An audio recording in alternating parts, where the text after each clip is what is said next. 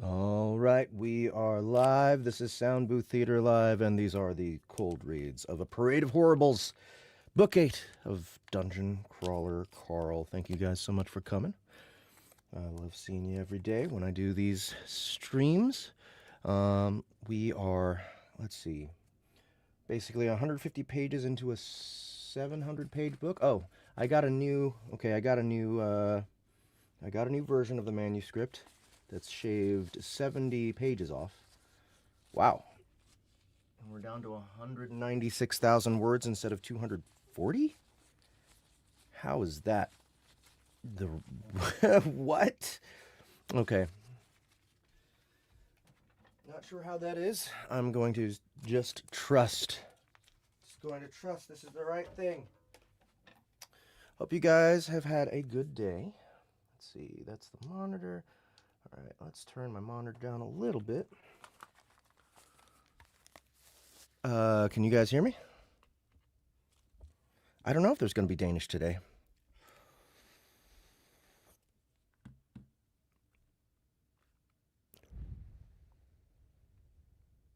But more sparkly. Oh, right. Okay, good. You can hear me. Perfect. And I've already got Instagram going. I didn't forget Instagram this time. 30 people on Instagram watching. Hello, Instagram people. Good to see you. So, I want to get right to it. Let's see here. Let's pull up Ableton. This is saved. Just tons of work, guys. I'm very tired right now. I've been, as well as having to work on Book 8 here, I'm also working on the Dungeon Crawler Carl audio immersion tunnel for Season 3. There's a lot of dialogue editing still to be done, and a lot of listening to what my boys in the sound effects and music department are doing, and the polishing, and the mixing and mastering. So there's all that, plus I have to narrate this.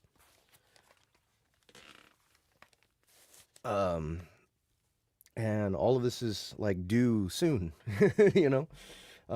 So if you guys want to understand exactly what it is I have been doing with the audio immersion tunnel, if you haven't listened to it yet, if you haven't checked out the Soundbooth Theater version of Dungeon Crawler Carl, you should go to soundbooth.app and check it out. The first episode of the Dungeon Crawler Carl audio immersion tunnel, Season 1. Season 1 covers all of Book 1, is available for free, and you can just check it out. It's like, I think, 2 or 3 hours long. And you can hear all the great extra stuff that we put around the voices. We've completely cast out most of the other characters besides our main ones, Donut, Carl, AI, Mordecai. And with the rest of the Soundbooth Theater crew. And we've added little bits here and there of like commercials, and you can actually hear the Dungeon Crawler World replays and stuff. So yeah, if you haven't already, go check it out. We also just got a new shipment of tapes in, of cassettes in for the Dungeon Crawler Carl Audio Immersion Tunnel Season 1. We're about to order Season 2 tapes. But we haven't put it on the website yet, so watch out. We're going to announce when we have a new batch of the books on tape for Season 1. And also, I would like you guys to check out on soundbooth.app, Theft of Fire. This is by Devin Erickson. He got brand new voice actors. Well, I don't know if they've been doing voice acting. Actually, I know the main narrator is a trucker. I'm pretty sure that Devin told me he's a trucker who happens to have a good voice. And he was able to... Devin directed all of these actors, all 3 of these actors, through the entire thing.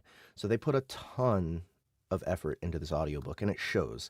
Go to soundbooth.app, check out Theft of Fire. It is on sale right now for $13.99. They want it priced at $17.99 regularly.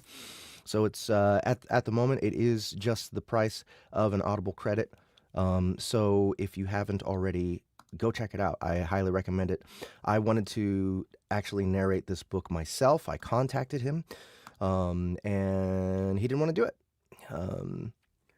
He wanted to do it himself, and I was like, okay, it's a lot of work to learn how to produce an audiobook.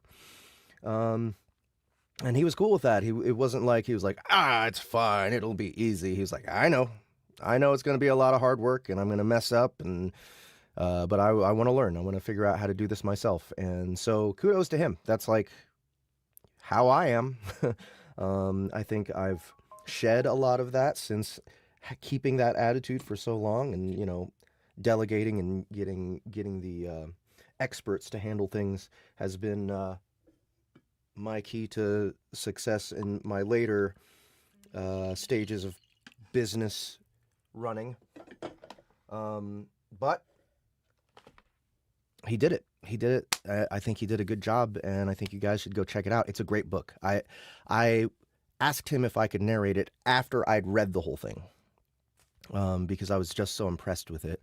If you guys check it out on Amazon, the Kindle version, it's got like 1,700 ratings, and this is his debut hard sci-fi novel. This is hard sci-fi, and it's really, really good. So please check it out on Soundbooth.app. Theft of Fire by Devin Erickson, narrated by Dane Little, with Emma Ray and Ashley Crossman backing him up as the female cast. So anyway, I will be streaming cold reads for the new Chrysalis books, 8 and 9. I'm going to be doing back to back. But that's going to be months from now, guys. I'm sorry it's taking me so long. You know what's going on with DCC. I'm kind of focusing as much of my energy as I can on DCC. I have book 8 here and season 3 of the Dungeon Crawler Crawl audio immersion tunnel to be working on right now. Right after that, we're going straight to Everybody Loves Large Chests, volume 12. So yeah, I'm very busy, and I really want to get to Chrysalis as soon as I can, but it's just, I think it'll be right after Everybody Loves Large Chests, and possibly Dungeon Lord 7 or 6. I can't remember where we're at now on that series.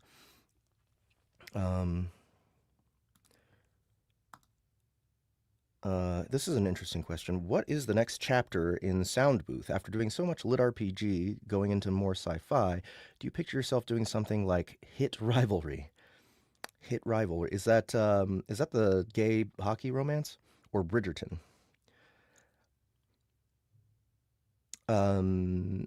Is Bridgerton, that sounds like an English drama of some kind.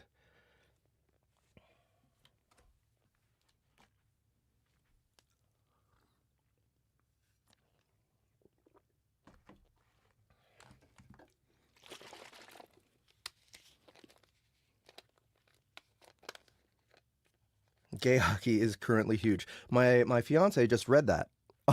What? My fiance just read the first book of that series while we were in the tour van with Matt. No, wait. Matt took a plane from Birmingham to Edinburgh, so she betrayed him by reading it in the van while we were on our way to Birmingham. And she said it was fine. It's okay.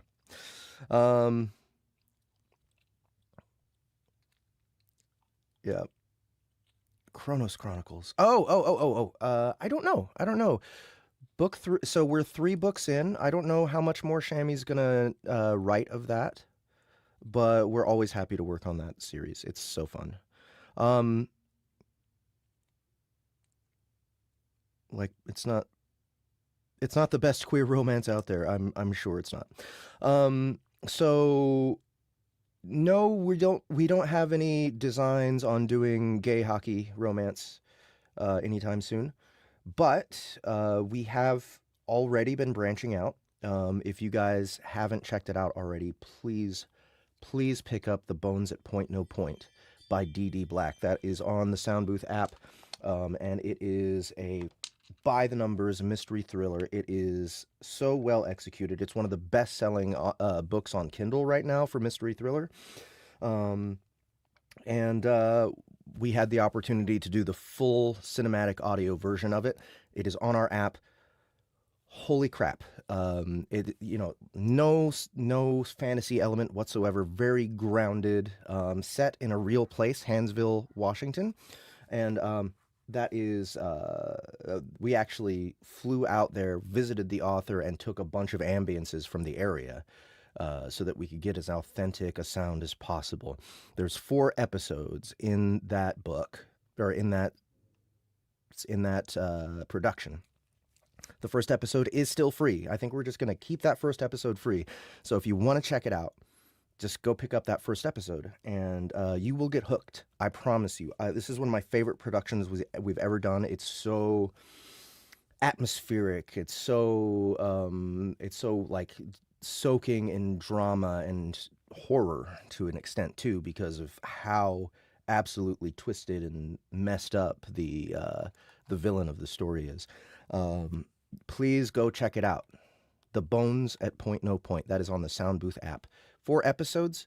I think if you get all 4 episodes, I think it's just $9.99. It's $3.99 per episode. It might be $8.99. Let me look.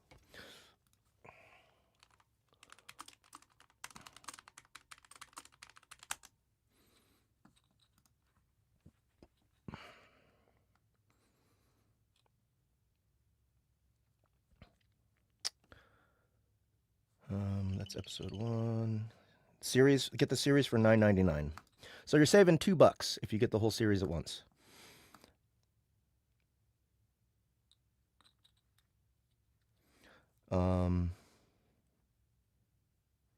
Bones at Point No Point.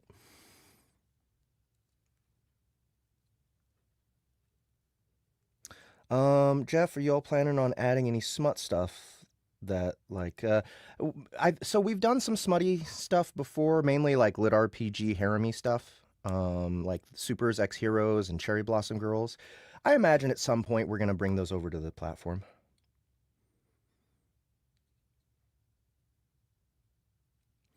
Yes, yeah, guys, please, no, seriously, The Bones at Point No Point. Please check it out. I mean, like, I don't know who's not into mystery thriller.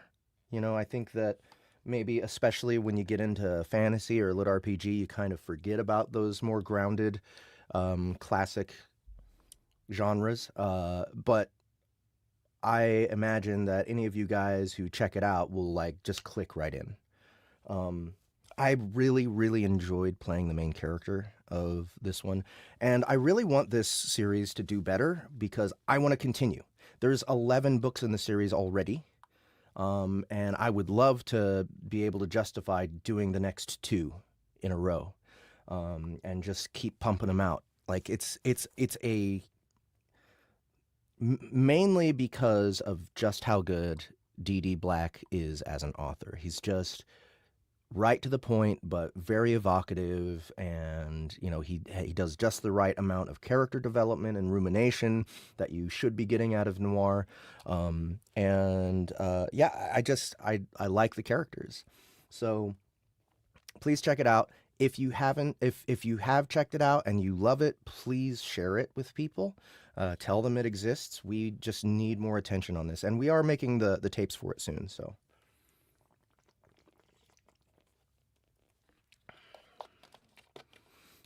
Okay, one more thing, one more little piece of speculation. I'm going to go ahead and start the rumors now. I know someone who is in my corner right now trying to help Soundbooth Theater get the, I'm trying to remember the name of the series. The first book is called Assassin's Apprentice. It's Robin Hobb. The author is Robin Hobb. And it's a pure fantasy. And I've read the entire trilogy. I'm obsessed with this author. Robin Hobb is,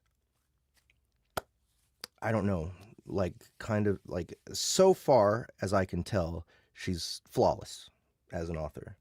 I love, love, love her work, and I cannot, like, I want this project so bad. So that is one thing to keep an eye out for. Maybe, if you guys want to, if you guys are also Robin Hobb fans, start making some noise on social media. Start some rumors. Maybe ask Robin herself if she's interested in me narrating her work. Farseer trilogy, that's it. That's it. But yeah, I'm obsessed with it. I could not put that series down. And it's mainly due to the character development and the amazing world building. Just I I I cannot express well enough how much I love that series. So if we get it, I'll be over the moon. Yeah, I haven't. So I'm having a hard time finding the hardcovers of Live Ship Traders, but I've read like the first few chapters on Kindle. I can't do it. I can't do digital books anymore. I'm so spoiled on having I have some disposable income. I can collect books now. And now that I do, it's just, I feel stupid reading on a phone. I have to have the book. So, yeah. Once I think I'm just going to bite the bullet, go on eBay and get like some like nice signed expensive versions of Live Ship Traders. I don't know.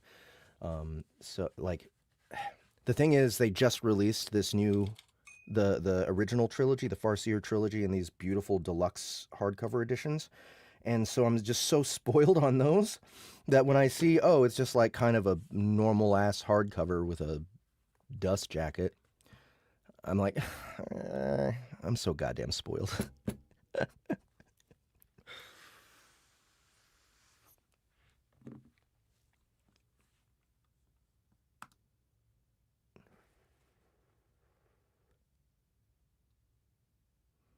It is not orange jam, it's peach jam.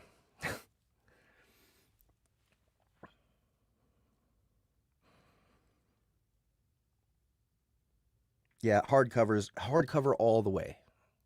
I'm actually another series I'm reading, guys, that I'm working on, trying to get Soundbooth Theater to work on. And this is rumor because no deal has been signed. We're still working out rights. We haven't negotiated a specific deal. Not sure if it's going to happen. The Sun Eater series by Christopher Rocchio. I'm almost done with book 2. I'm reading it right now. I'm reading it in paperback like a peasant. Um, because I just can't wait. I have like this amazing special edition. The first 5 books are coming in the mail sometime soon. But holy shit, that series is good. I met Christopher Rocchio, really, really great conversationalist, extremely well-educated person. If you guys know me well, you know that I like to talk about the deep topics. I like to go deep, exchange philosophy and really think about things, and he's a great person to talk to about that stuff. So anyway, it would be a cinematic audio of the Sun Eater series. Yeah, Rocchio, it's Rocchio. Yeah. Guys, if you haven't already, check out the Sun Eater series. It is the definition of epic sci-fi. It is like an epic fantasy in sci-fi form, and often you can forget that it's sci-fi just the way it's written. His prose is beautiful.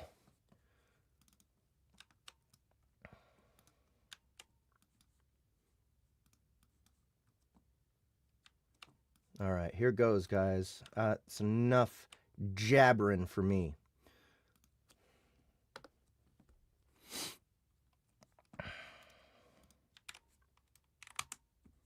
All right, we're on chapter 21. Let's go ahead and share my screen. Justin Thomas James has threatened to join the stream for a moment, just as a little visit, just to say hi. So watch out for him. He might just end up in the chat. I don't know. He didn't really say exactly in what capacity he'd be visiting, but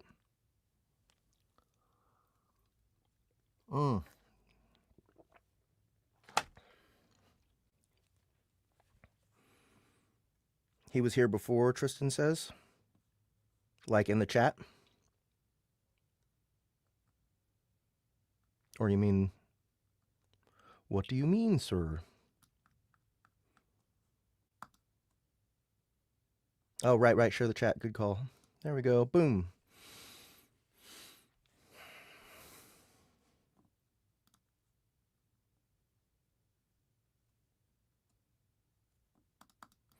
Yeah, please, guys, like, talk amongst yourselves. Talk about these books, please.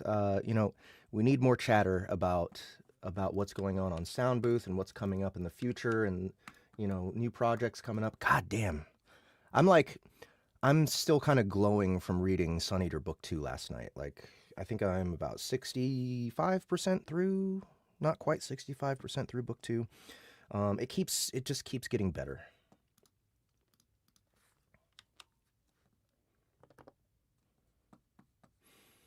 All right, here we go.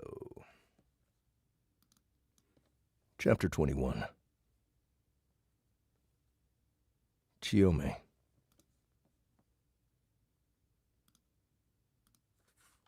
Let's see, let's grab chat notification.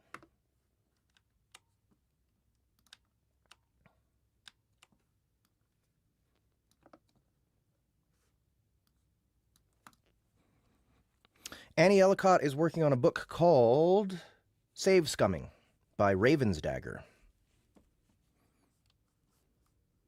Yeah, it's a time loop lit RPG.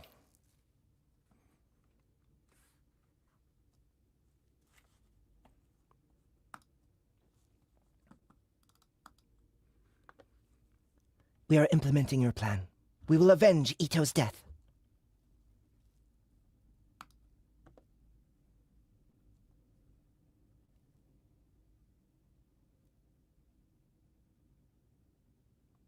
What is going on outside? One sec, guys.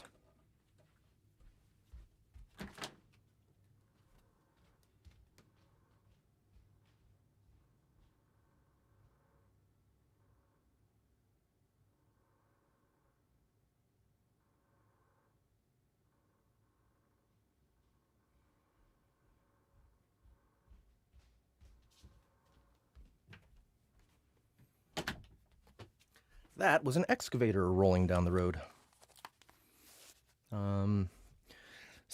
Yeah, like Time Marked Warlock. Yeah, but Time Marked Warlock isn't technically a lit RPG. Not at all a lit RPG. Will we have more physical copies of your audiobooks? Yes. Yes, you will. We just got a shipment of like 3,000 of them recently, and my fiance has been doing QC on them. So we will tell you more about that soon. But it's seven different audiobooks.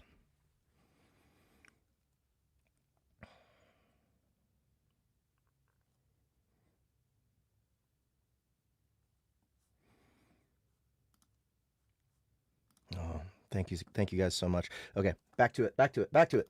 I could talk to you all day. Carl, how are they going to get a skin? I thought NPCs couldn't get into other people's inventory. Carl, how are they going to get a skin? I thought NPCs couldn't get into other people's inventory.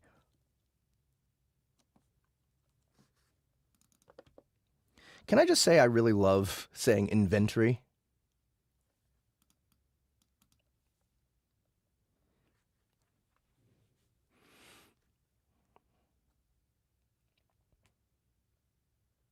No word on Time Marked Book 4 yet. We crept down the hill toward the giant kangaroo, who remained sitting there in the road, hollering at the other boss. Let's see here. Carl, how are they going to get a skin? I thought NPCs couldn't get into other people's inventory. Inventory? I thought NPCs couldn't get into other people's inventory.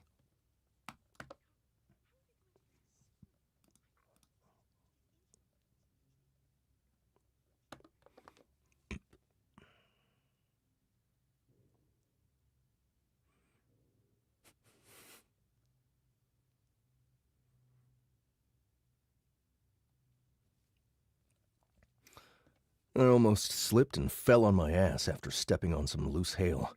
The ground shook. The hailstones were getting bigger. Mobs can't loot inventory, but NPCs can in certain circumstances. That's what Mordecai says, and nobody seemed to question it when I suggested it.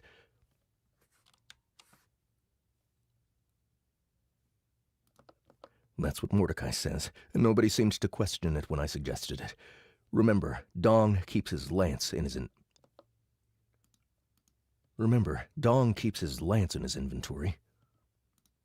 Okay, I'm gonna start over.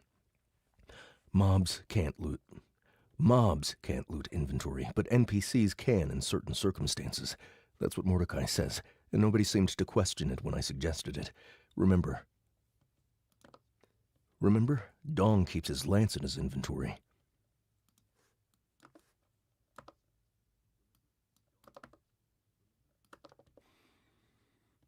Nico remained at the top of the hill with his pig. He was currently in a shouting match with his other partner, who didn't want him to bring Penelope to the boss fight.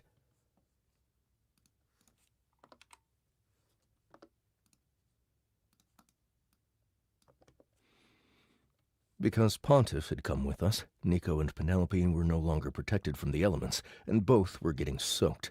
The pig squealed miserably every time she was hit with a chunk of hail, and I was starting to genuinely worry they were going to get killed by the elements. The last thing we needed right now was a pissed-off god randomly showing up.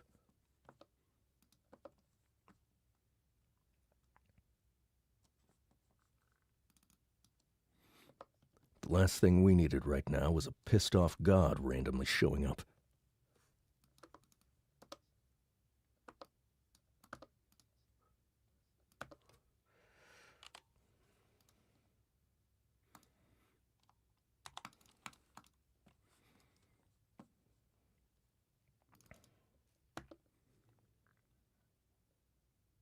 All right, Rapture, here we go.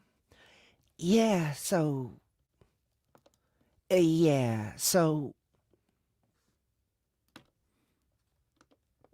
Rapture said to me. I'm thinking maybe we can do an alliance thing. You know, instead of us killing you next race. I know you're loser bitch meat weaklings, but we'll allow you to work with us. Maybe we should get those foxes. I didn't like the way the bear... Maybe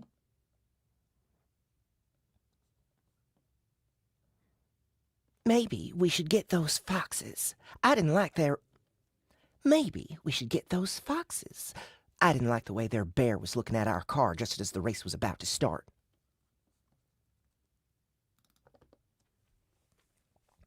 We were interrupted before I could answer.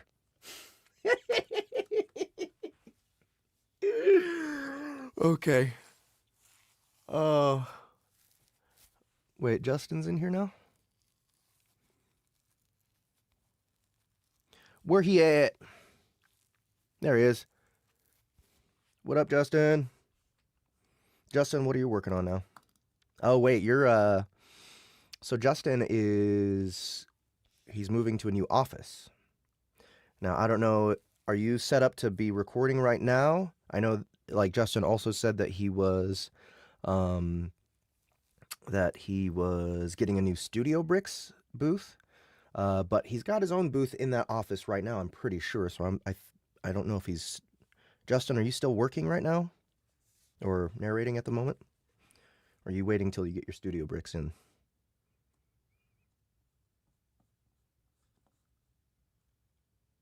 Yeah, I've rehearsed this in front of an audience twice, but I think that I could have. I think I have it down better, for sure. All right, let's see. Where is? So who was the monster I recorded earlier? I think it was Chris. Yeah, here he is. It's big.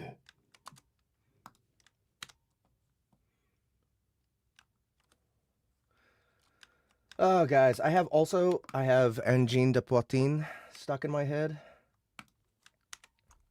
Prison pocket.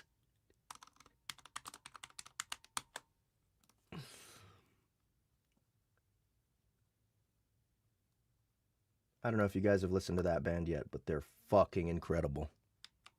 Engine de Poitin. Lots of hallway noise, yeah.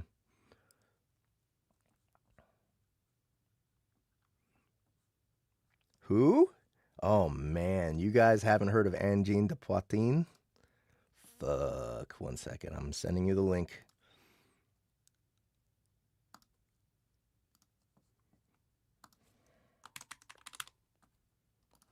Engine de Poitin.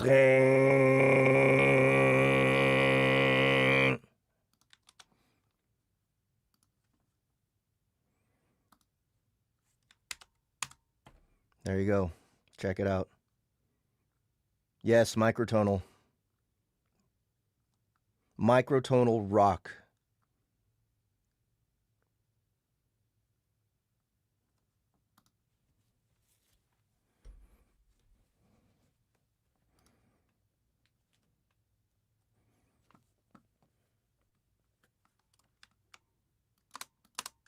As the race was about to start.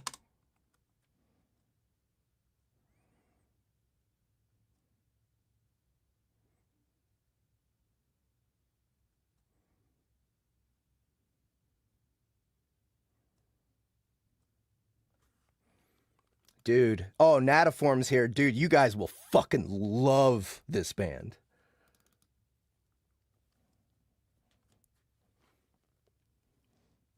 And I'm pretty goddamn sure it's Louis Cole on drums. No one is that good. No one is that good, except maybe fucking Louis Cole.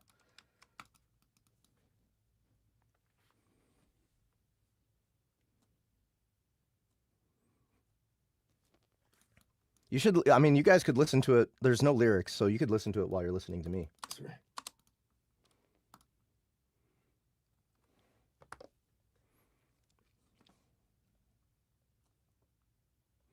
Okay, here goes. Here goes. Oh, shit. Prison Pocket.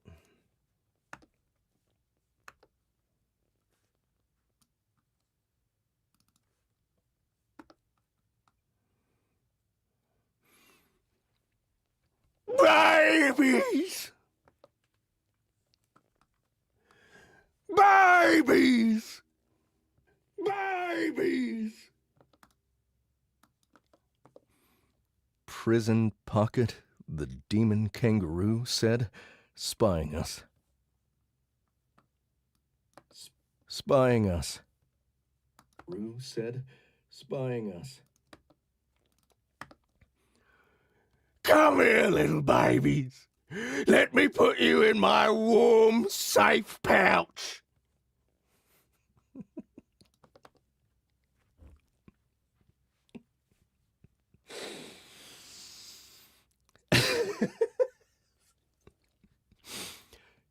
He had a comical, almost offensively fake Australian accent, like the sort of thing that would cause you to get your ass kicked by a real... Like the sort of thing that would get... Like the sort of thing that would cause you to get your ass kicked by real Australians if they heard you talking like that. Babies, let's get you out of this rain. Babies, let's get you out of this rain. He talks? Donut asked, incredulous. From the kangaroo's pouch, the engineer guy popped his head up. He was an older human, and he wore the skin of a dead Joey like it was a Halloween costume. His entire face was red and burned. He croaked for help, reaching out toward us. Multiple other dead kangaroo Joeys dangled from the top of the pouch like socks draped over a clothesline. I pulled up my emergency gremlin scroll, and I read it. At the same time, Donut read the same scroll. I quickly repeated the process 3 more times, and in moments, we had 8 bewildered gremlins in overalls standing in front of us. All 8 were different. All 8 carried toolboxes with them. One had goggles on his head. One only had one eye. One had a hook for a hand. Let me... Babies! Sorry.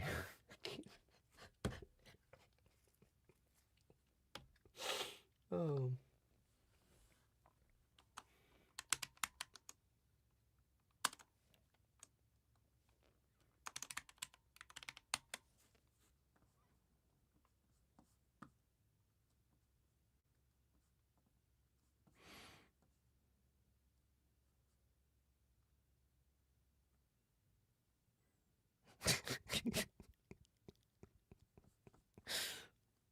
Rockio. Oh, let me. It's weird. Ruocchio.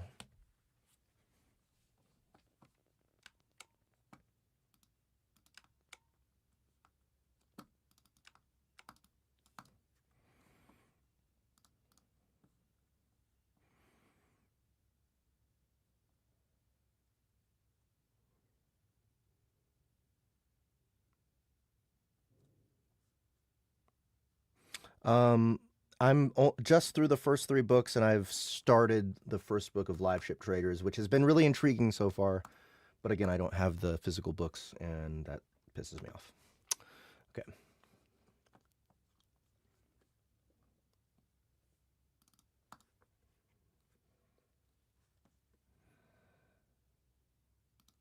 What are we fixing, boss? What are we fixing, boss? Yeah, I like that better for the eye patch one. The eye patch one asked me. The eye patch one asked me. Sorry, guys, I said. We all took a few steps back. What you mean? What you mean? Babies!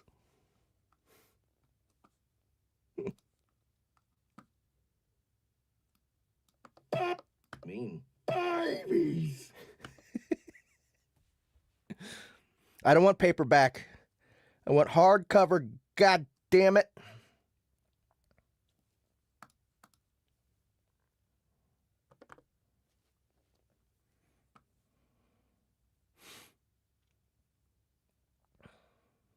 Babies! Prison Pocket repeated, reaching down. I think I'm going to keep the incredulity of the name in in Carl's narration constantly. Prison Pocket repeated, reaching down with both hands and picking up the 2 closest gremlins, who started to squeal. Small, stinky babies. Hush now. Papa's got you. No, quit your crying. Just a little dip in the old pouch will set you right. So many babies. Just a little dip.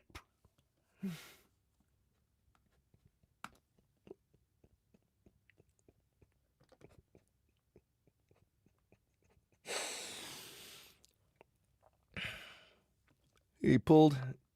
Let's do just a little dip one more time. Babies, just a little dip. Little, just a little dip. Just a little dip. He pulled the 2 screaming gremlins to his pouch and shoved them in. Even over the rain, I could hear the squelching noise. It sounded like... God damn it.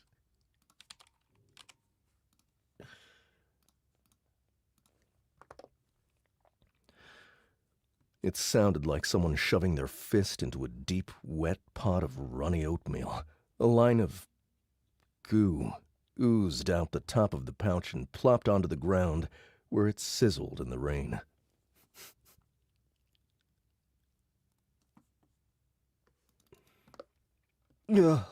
Okay.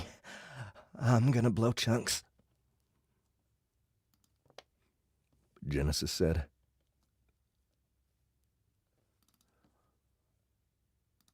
Yo! What the fuck? One of the remaining gremlins shouted as they scattered. No, little babies! Don't run! Don't run! Papa will keep you safe this time! No!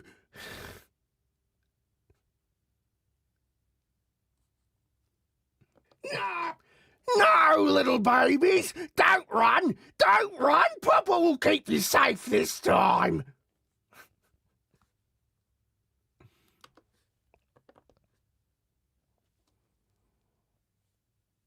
One of the gremlins jumped off the road and started booking it toward the hills, only to get splattered by a wrecking ball-sized chunk of hail. The red-soaked hunk of ice rolled away down the hill.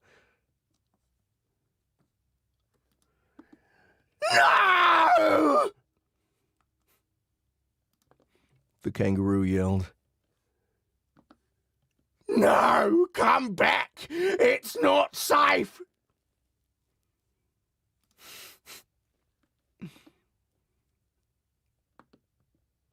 I really need a new job.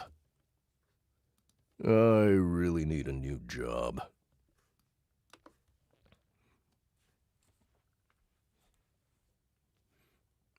Pontiff grumbled.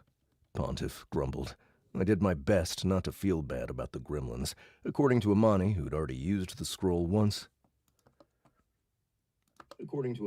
According to Amani, who'd already used the scroll once, they exploded when their summoning ended. According to Amani, who'd already used the scroll once, they exploded when their summoning ended anyway. Go! I shouted. To my right, the two woman-tars loped. To my right, the two woman-tars loped forward, astonishingly fast. Their job was to get me a dead Joey. They would use their arm chains to do it. Thwump, thwump, thwump, thwump. Donut shot a pair of magic missiles into the eyes of the boss, who squealed in outrage. His health went down a good bit, but he immediately brought a gremlin to his mouth, and his health fully returned. Naughty, fuzzy baby! The kangaroo said as he chewed. Carl, did you see that? That barely worked. He's level 170. Hang on, keep him distracted. He's level 170. Hang on, keep him distracted. I cast Run, Little Gunter, Run. The chunky, pig-nosed kid in lederhosen. The chunky, pig-nosed kid in lederhosen appeared. His lollipop had changed color, but he otherwise looked the same as last time.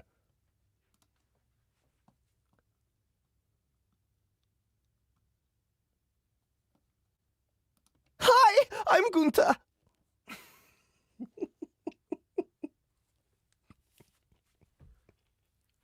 I think Gunter is one of my favorite characters.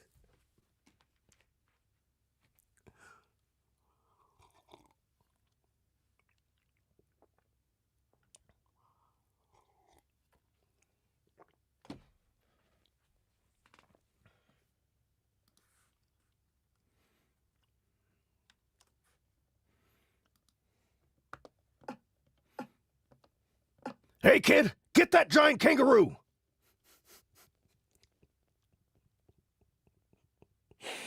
I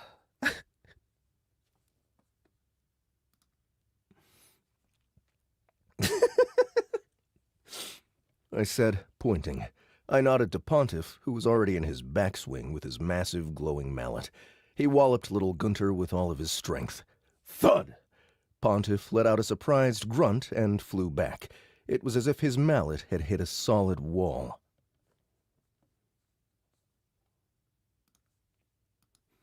Nine! Gunter shrieked, and he turned and ran directly toward the kangaroo, who had two more gremlins in one fist and was reaching for a third with the other. The little kid ran right between the legs of Genesis, who had her arm aimed toward the kangaroo's pouch. She fired, and pierced the screaming engineer guy right in the face, killing him instantly. She whooped and retracted, pulling his now-dead body toward us. Baby!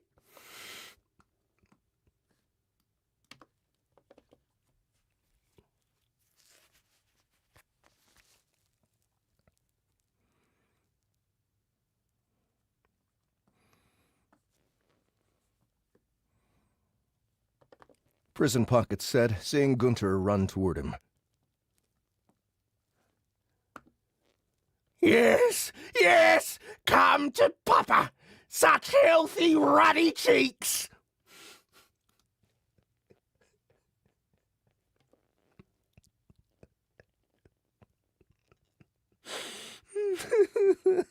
Oh, fuck. Wham! The moment like, you know how hard... Even live, I couldn't stop from laughing. Like, but I had to, live, I'd, like, try to keep my shit together much better. I think I do a better job. Jeff, are you going to have some sort of huge existential crisis when Matt is done with these books? Yes. Yes, I will. The moment Gunter reached the kangaroo, the kid suddenly rocketed forward, the effects of the mallet strike delayed until that exact moment. I mean, do you mean because I will miss it? Because that's what I mean.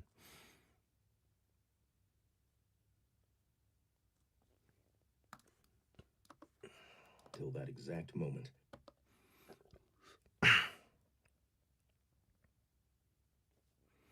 Yeah, that's true. Till that exact moment. I still have the AIT. Till that exact moment. The massive kangaroo completely flipped in the air, landing on its back with an earth-shattering crunch. We all dove out of the way of his long, ridged tail.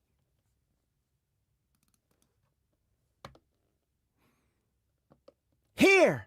Genesis said, dropping the bloody dead engineer at my feet. Here. Here. Genesis said. Keep it down! Keep it down! I yelled, pointing at the boss. Donut, make more gremlins!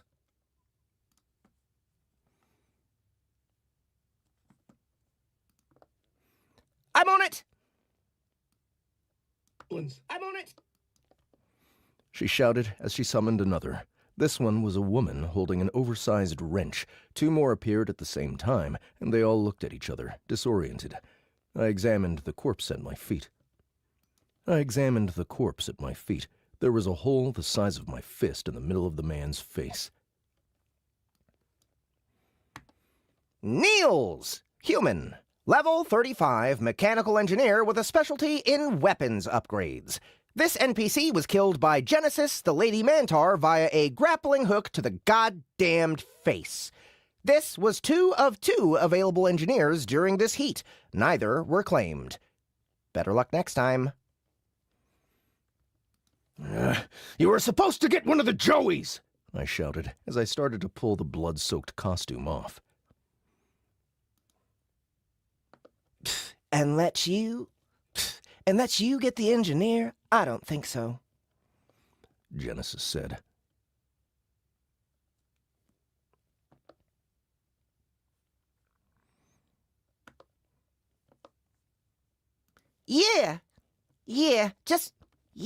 Just because we're doing the temporary ally thing don't mean we're stupid.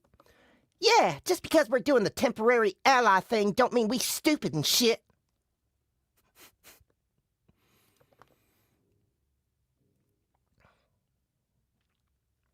Raptor added. Prison Pocket was already starting to recover.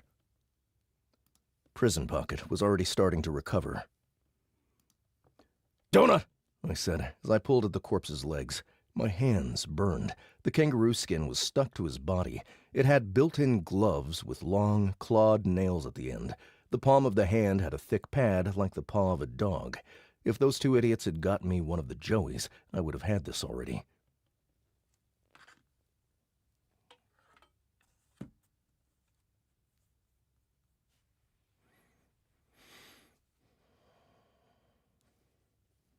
I'm sorry, what's his name? Says Niels. I would have had this already. Keep the kangaroo down!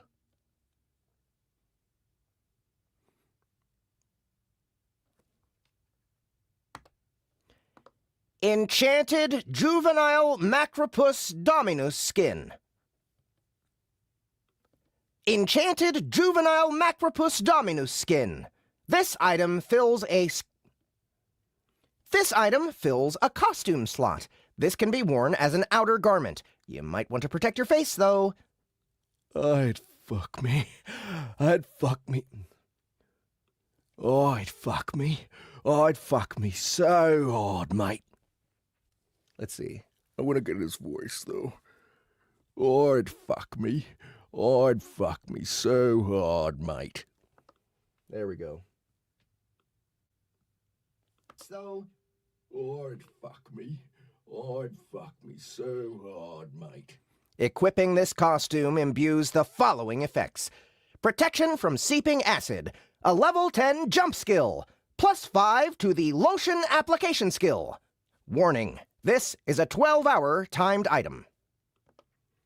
Warning! This is a 12-hour timed item. Lotion application skill. Warning! This is a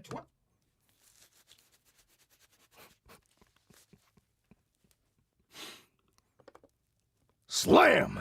A giant hailstone smashed into the groaning kangaroo, who remained crumpled off the side of the road. My babies!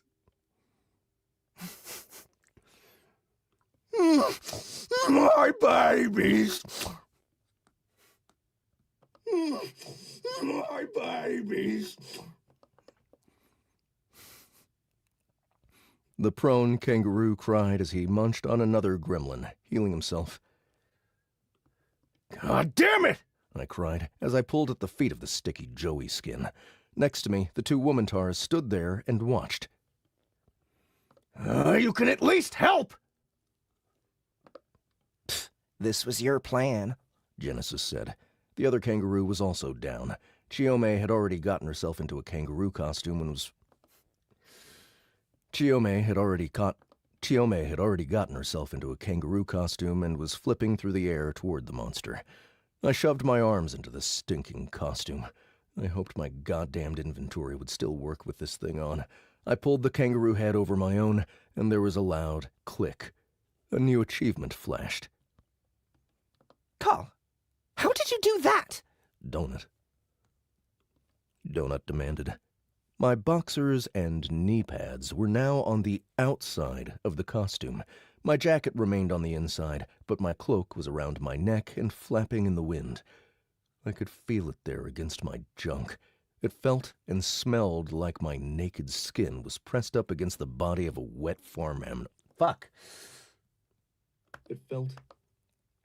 It felt and smelled like my naked skin was pressed up against the body of a wet farm animal.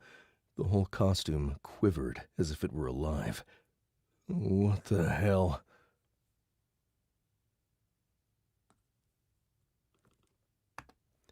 Warning! Your boxer effects have been negated by your costume. Warning! Your pedicure effects have been negated by your costume. I pulled a banger sphere from my inventory, praying it would appear outside the costume and not in my hand, under the covering of the skin. Thankfully, the sphere appeared in the paw, though it immediately rolled away. The boss was trying to get up. Donut hit it with another magic missile. Even prone like this, the boss continued to heal itself. It seemed to have a never-ending supply of dead Joeys to consume. It had one of the gremlins in its grip, but he squeezed too tight, and the poor monster exploded. Baby! Prison pocket, called forlornly. Prison pocket, called forlornly. It grasped for the scattered NPCs. One of the original gremlins dragged himself across the hail-covered. One of the original gremlins dragged himself across the hail-covered grass, trailing blood. I'd missed how he'd been injured. I'd missed how he'd been injured.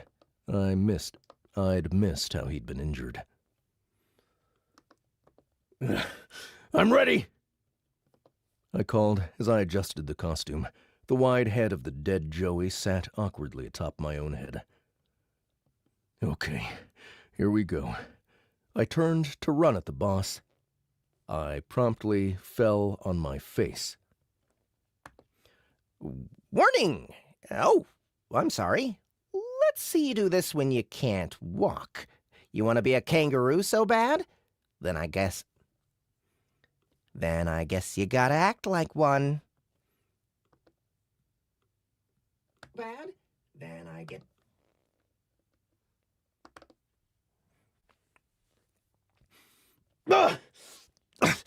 This was your goddamn setup!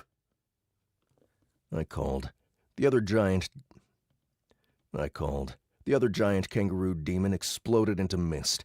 Dwight the unicorn, still at the top of the hill, was cheering so loudly I could hear it from here. His bundle of vines burst off the hill and rocketed away along their track. He was followed closely by the dog, chasing after his lost riders. I pulled my bandana up. I prepared the 2 hobgoblin big boom satchels in my inventory. I looked down at my feet, at my large, sagging kangaroo feet. I hopped.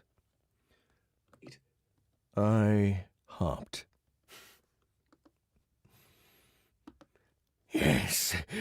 Yes, little Joey!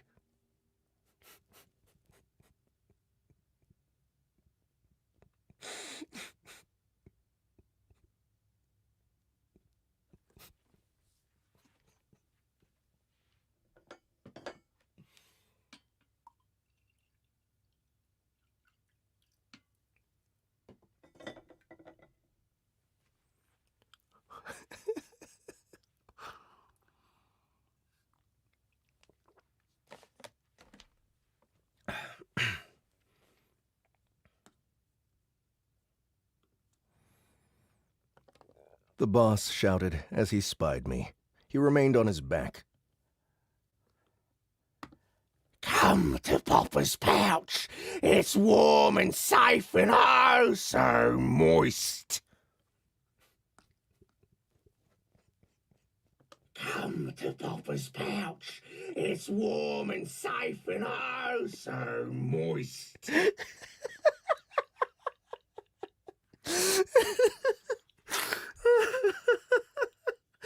Oh my God.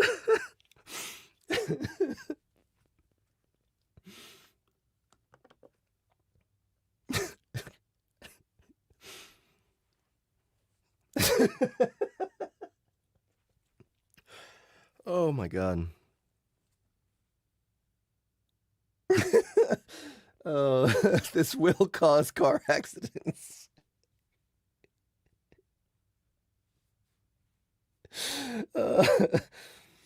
Oh my God. Okay. I leaped one more time, flying higher and farther than I'd anticipated.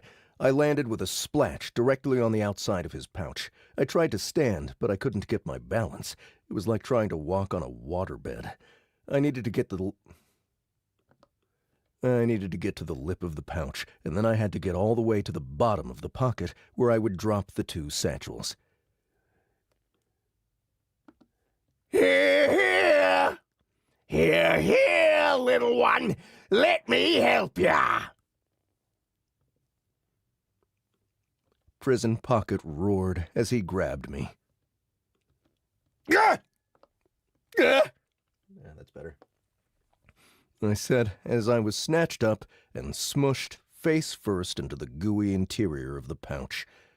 I choked, and my face started to burn. I couldn't see anything.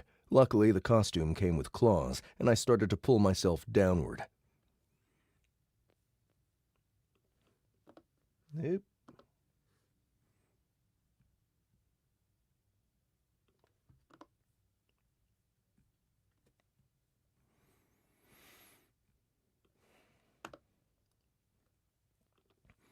Donut.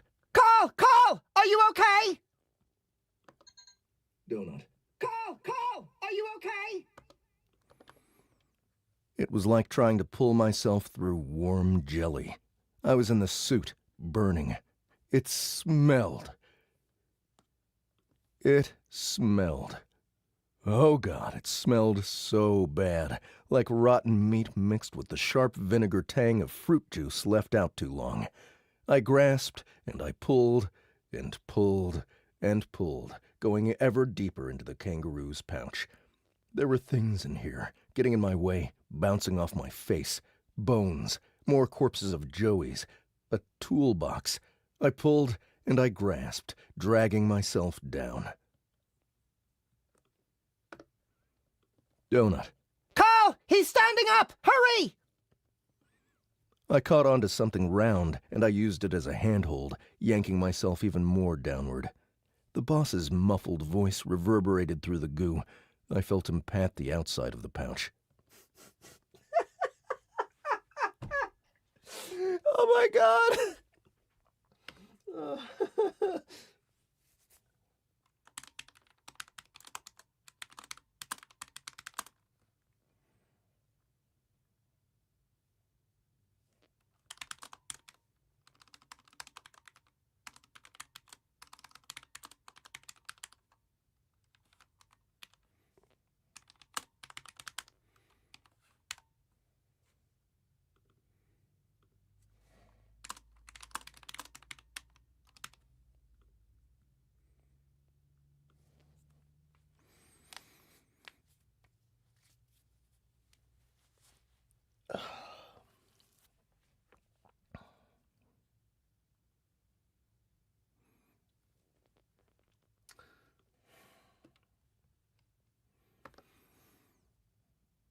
Oh, you must be hungry, little lad.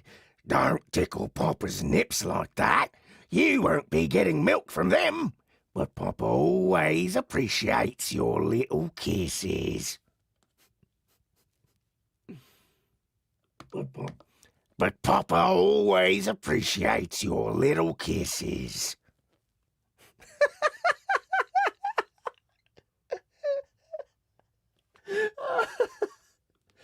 Oh my God.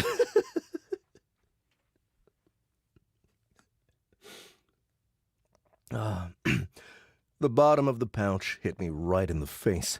I released the 2 satchels from my inventory. Where'd it go? I released the 2 satchels from my inventory. I couldn't see anything, but I could still sense them there. They started to quickly degrade.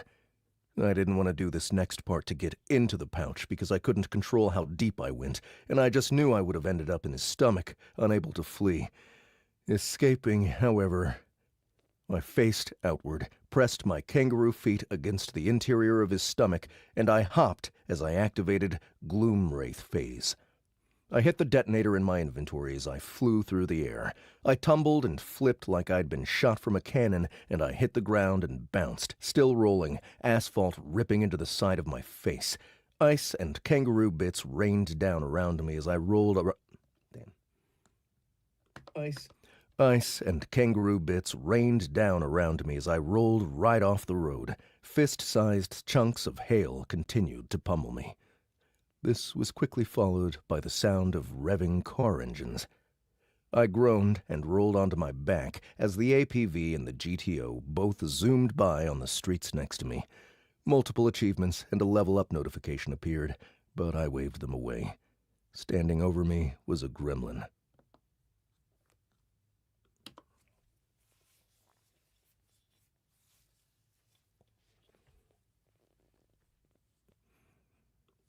You can go fuck yourself.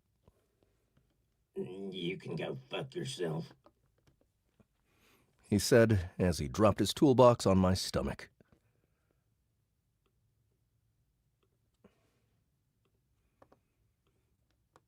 I probably deserved that.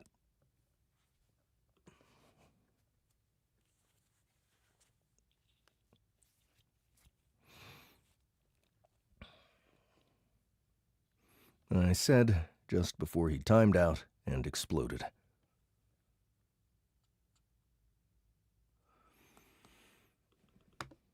Carl. Carl, next time we have to work together, make sure we don't do it to our own detriment.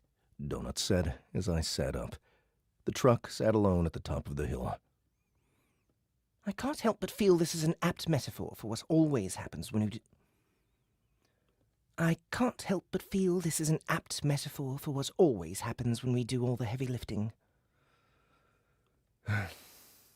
Could be worse, I said, as I started to pull the kangaroo costume off. Warning! Warning! Oh, I'm sorry. Didn't you read the description? I'm pretty sure I told you. This is a timed item.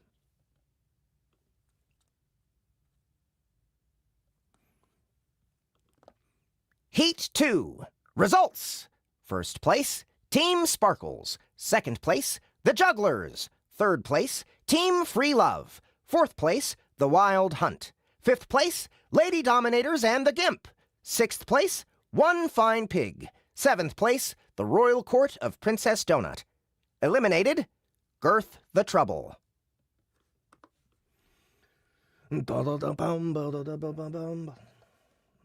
Dude, I'm tempted to listen to that while I narrate this. It's so stuck in my head.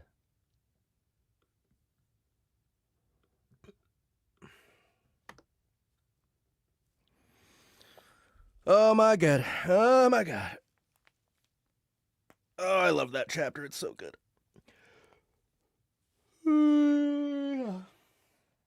Yeah, most weirdly rapey kangaroo ever.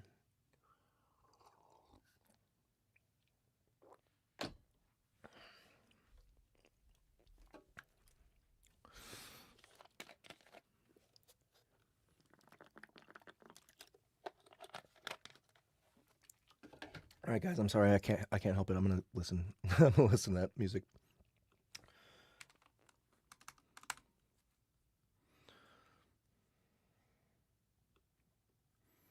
I think it's pretty appropriate for DCC as well.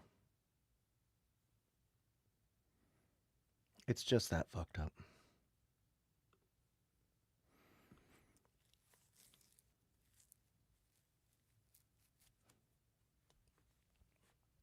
That chapter needs a warning label.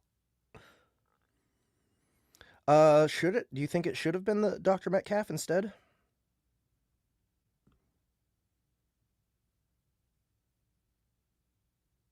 Yes, that is water kangaroo.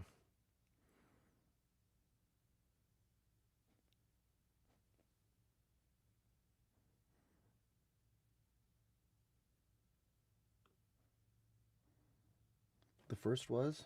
Let me make sure.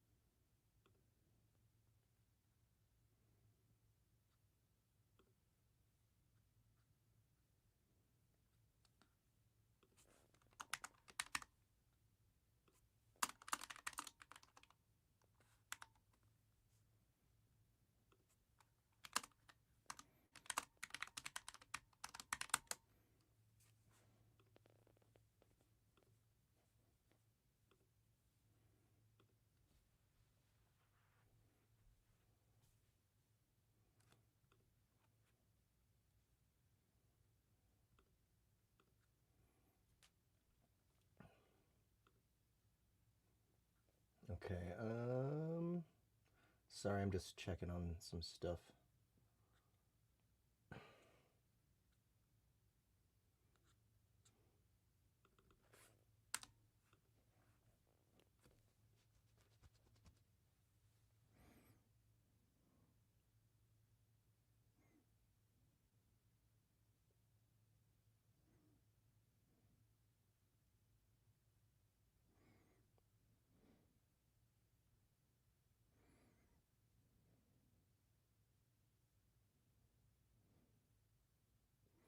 Yeah, I'm rocking out to Angine de Poitin.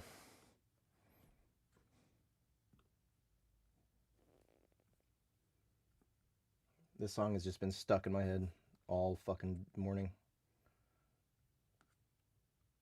All right.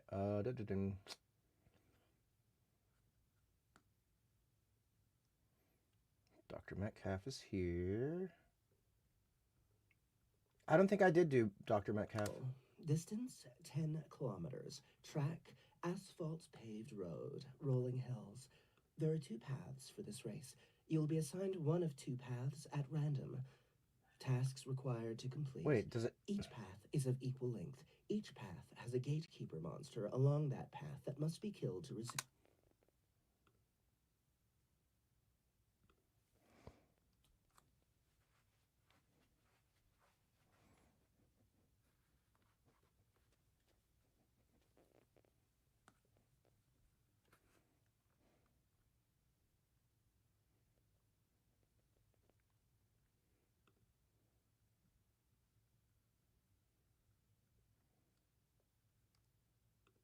New quest.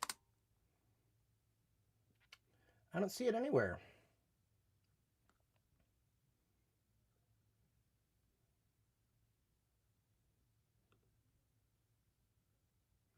All right, this is an issue.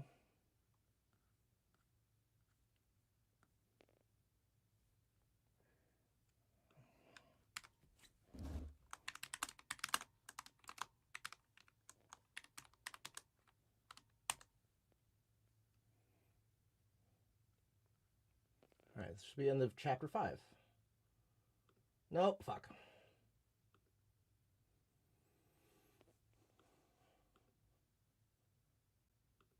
Ah, come on.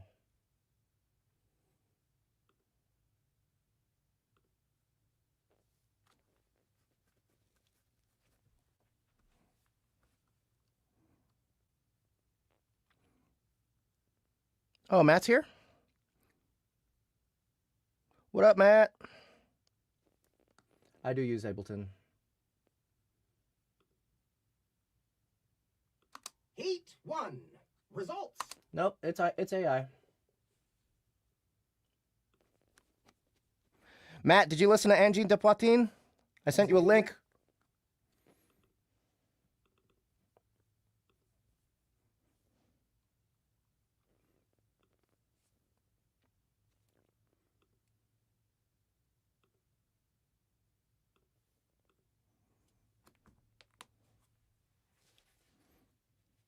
Download the video I linked you to on YouTube before you forget, dude.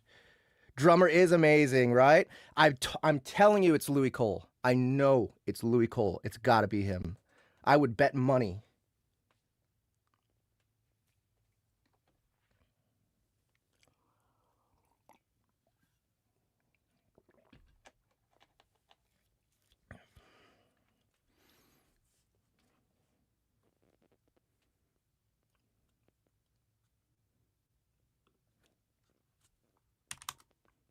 Oops.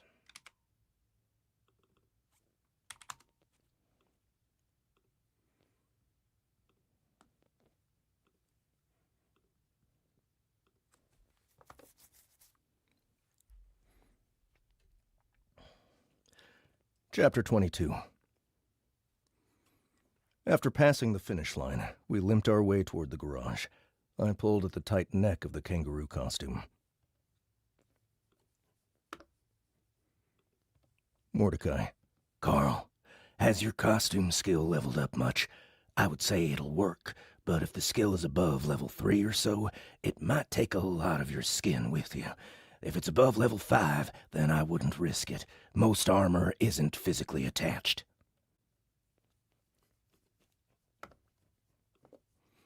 Carl, it's level 6. There's a bunch of other skills associated with it, too. I want to license some of this music for the AIT.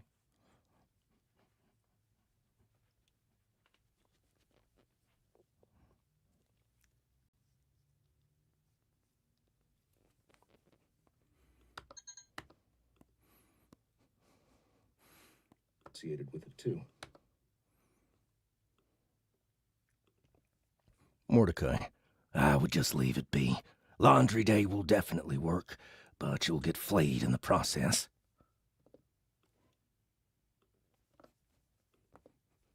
Carl. God damn it. Bucket Boy sobbed with joy as we approached the garage.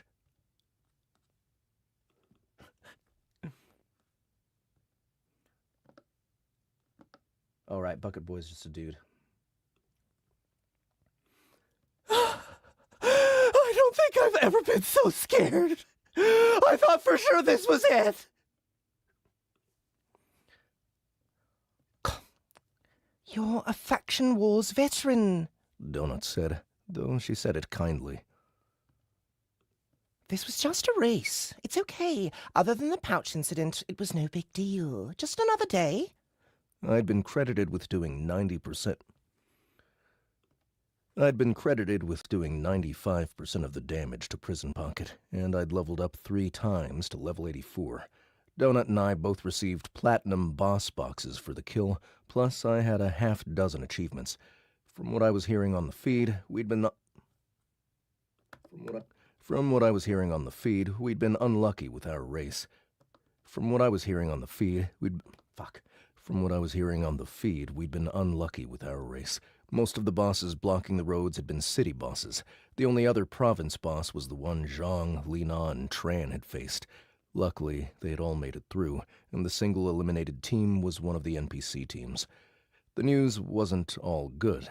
Both Ellie and Amani's team and Louis, Brittany, and Batista's team had lost 2 teams, meaning for the next heat, they were all in danger of having to face off against other crawlers. We had our own problems. We'd come in last, earning an audience vote upgrade. We'd come in last, earning an audience vote upgrade. I just knew it was going to be something awful. Even though the general public seemed to be on our side, I knew from experience trolls almost always won when it came to audience polls. The garage door rumbled up. Hetty stood there impatiently, her arms crossed.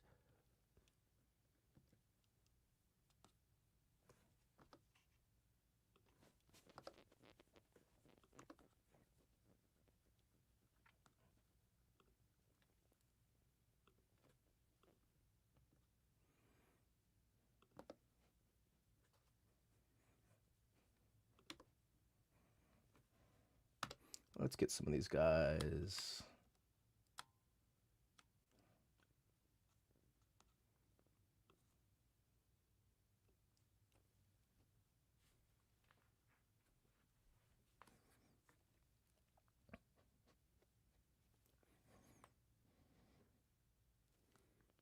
Arms crossed.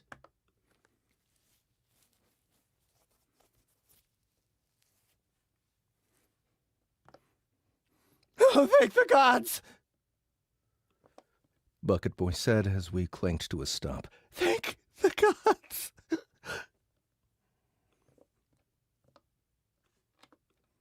He was still trembling. I had the urge to reach over and give the poor kid a hug.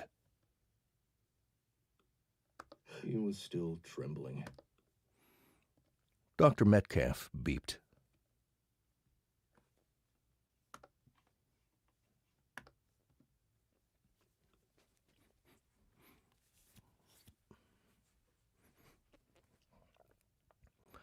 Limited details on the next race are now available. Distance, 30 kilometers. Track, wide asphalt-paved road. The entirety of this race will be at a steep decline. There's one path to this race. Tasks required to complete. Survive. Special rules. You will be sharing the racetrack with waves of generated mobs. Hazards. I don't yet know what waves of generated mobs means, but based on our performance for this race, plus the fact Captain Kangaroo here is still going to be stuck in his Halloween costume for this one, I would say we are our own worst enemies. I would suggest we get a weapons upgrade to protect ourselves, especially since the time limit is so short. Oh, wait, we came in last place. We don't get to choose our upgrade. Maybe we can fight off the mobs with frozen tater tots. I hate you all. Time limit, 20 minutes. The next race starts in 8 hours.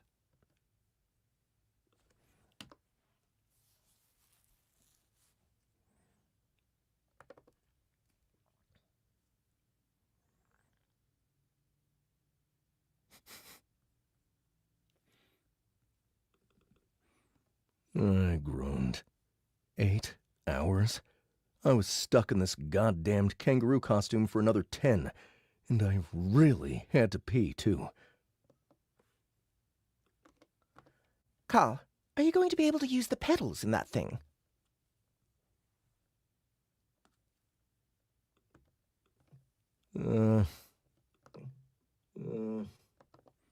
I looked down at the massive feet of the Joey corpse. I'll take that as a no. I'll take that as a no. I'll take that as a no. It smells, Carl. You know how sensitive I am to the smell of dead marsupials. I gotta get one more reminder of Hetty.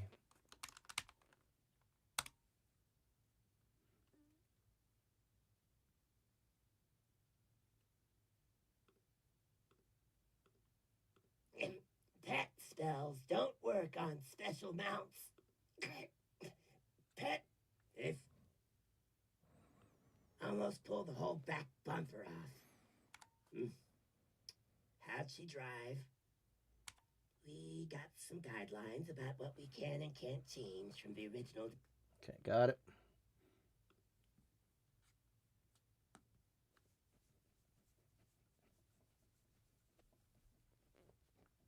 Fuck, dude, this music is so good. You know how sensitive I am to the smell of dead marsupials.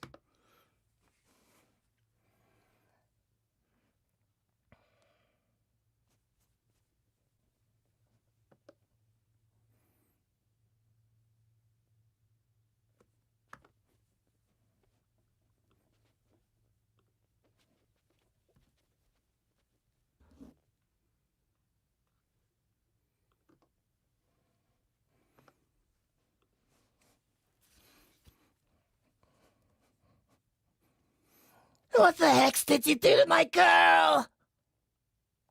No, that's not right.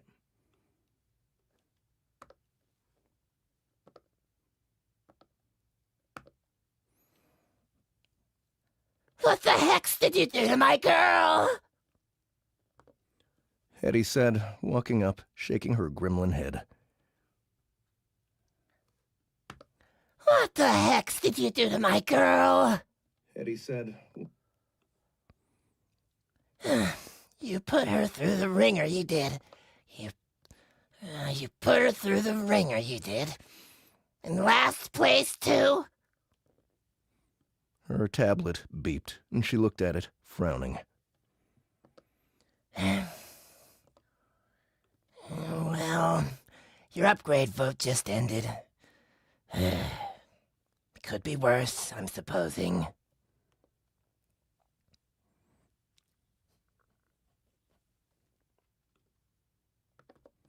I had the distinctive feeling I was forgetting something as I stepped out of the truck.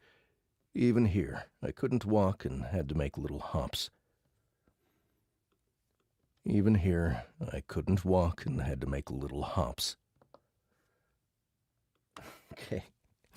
Okay, I'm gonna do my best to make it to where you can hear him having to struggle to hop. What did they vote for? Make little hops. What did they vote for?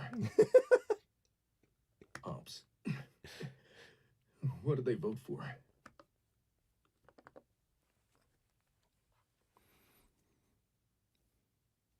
I asked, girding myself. I pulled Rend out, and he appeared next to me. The meatball looked up and down and gave me a giggle that seemed to say, "What the hell are you wearing?" He turned to the truck and tried to get himself in through the passenger door, but he couldn't fit. Mongo screeched at him from the inside. The just-released dino was already in the back and had an entire bag of frozen chicken patties in his mouth. Mongo, no!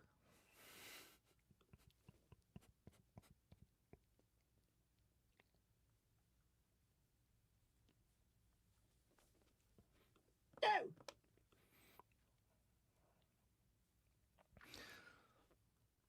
Donut shouted as Rend scuttled around toward the back of the truck. He'd still fit through the back door, but it was closed. Hey, Dong's here.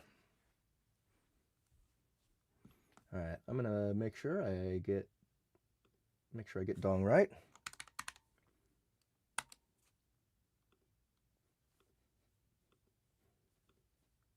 The new concierge says he hasn't seen them at all. Clarabelle says she hasn't seen them either. Are you certain you saw him? Because Mr. Jefferson says that in high-stress environments... He said you would say that. Carl. My goodness. Jefferson and I have been talking, and I believe he is correct. We should seize this opportunity and make haste to the Madness Castle while the enemy army is gone. This one. Okay. And we can proceed with the... All right, I got it.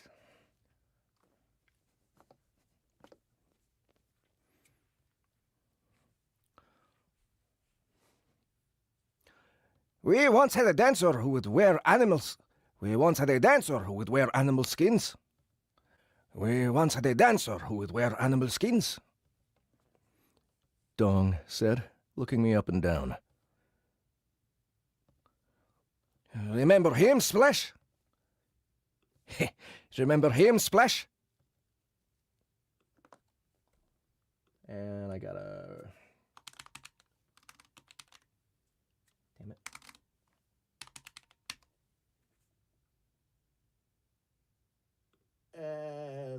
What is that?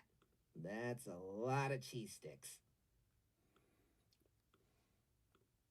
We did once have a dancer named Tart at Bitches. We did once have a dancer named Tart at Bitches. All right, got it.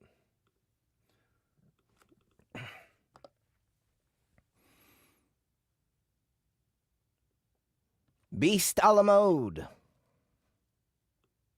Splash. Beast a la mode.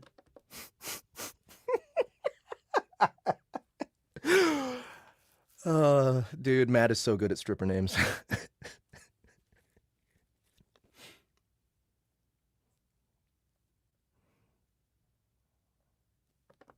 Splash Zone said. I remember. Died of E and D. Oh. Died of E and D. coli after they opened up that salad bar over at Bitches. I remember. Died of E and D. coli after they opened up that salad bar over at Bitches. Oh, yeah. Oh, yes, yes. That's right. Quite sad. Oh, yes, yes. That's right. Quite sad. Oh, yes, yes. That's right. Quite sad. Dong said. We warned him. They had the lettuce too close to the stage.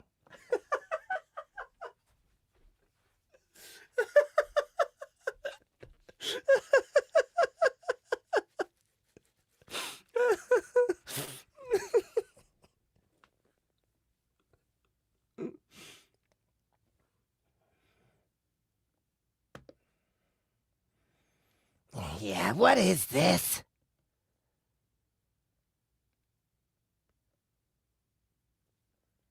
Yeah, what is this? Hetty asked. She tentatively touched my kangaroo leg. Gotta say, this has just about... Hetty. Gotta say, this has just about ruined my lady boner for you, boss. I'm not into this roleplay stuff.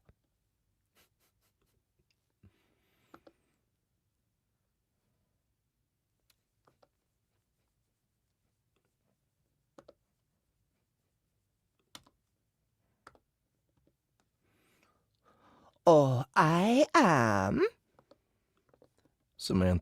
Samantha said, rolling around. Samantha said, rolling around me, snuffling.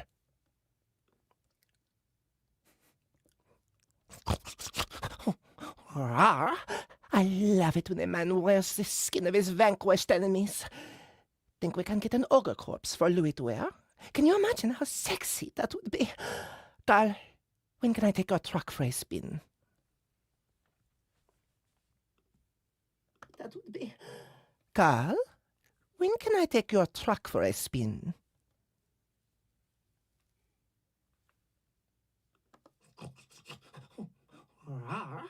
I love it when a man wears the skin of his vanquished enemies. Think we can get an ogre corpse for Louis to wear?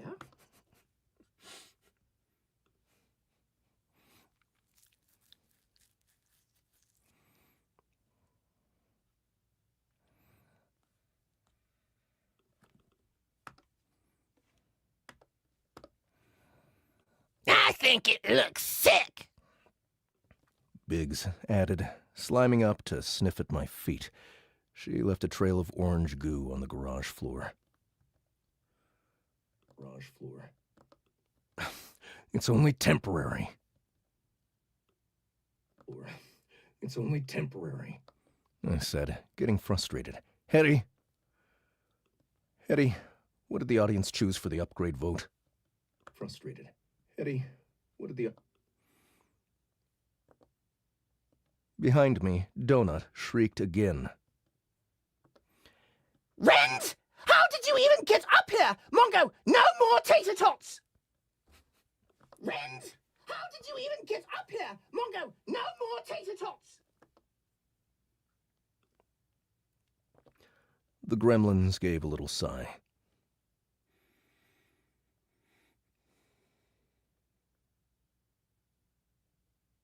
The gremlin gave a little sigh.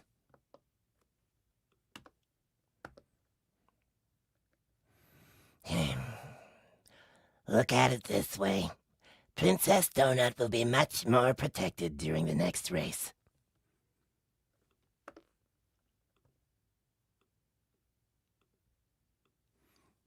Donut. I just remembered something. We should probably tell Bucket Boy not to...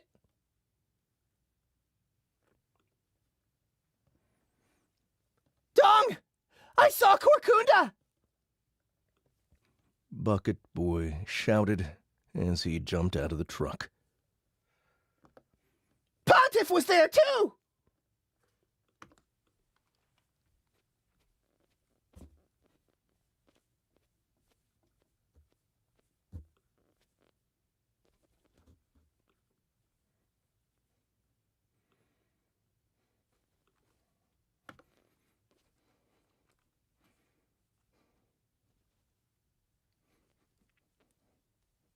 All right, chapter 23. Here we are.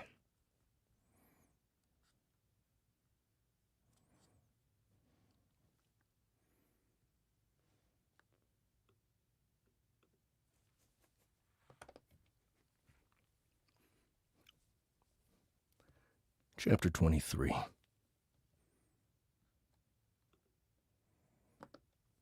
Oh, shit. Splash Zone said. Nope. Oh, shit. Oh, shit.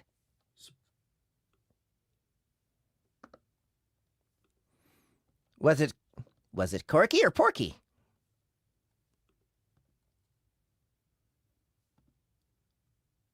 We need a dude for.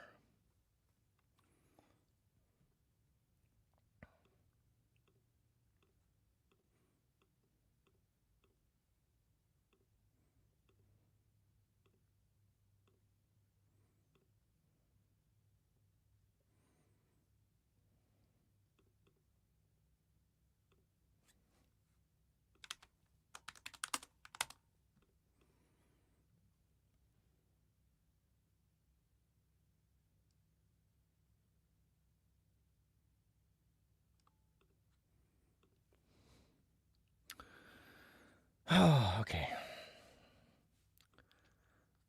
Very short piece of music, only 27 minutes long.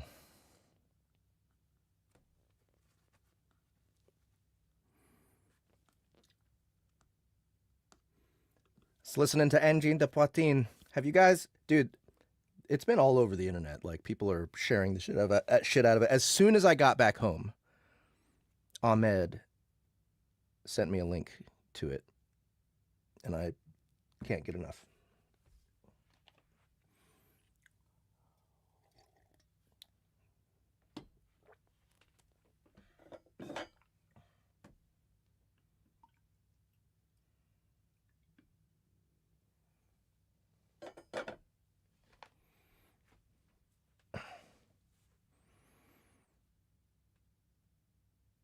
Still sounds like a dial-up modem to me. The dopest dial-up modem ever. Oh, Louis Cole's Nothing is ridiculous. That dude is infinitely talented.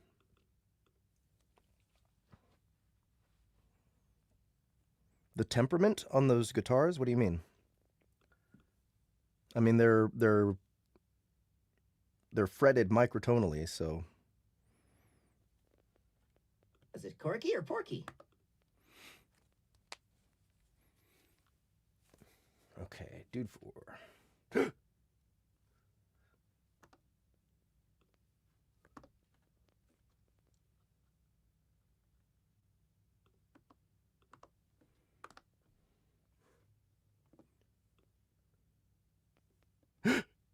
My Kurkunda? Oh, god damn it, I do that every time. My Kurkunda? My Kurkunda? My Kurkunda? Dong asked. He dropped his ever-present crust sock and rushed up and grabbed Bucket Boy and started shaking him. The right side! Are you sure?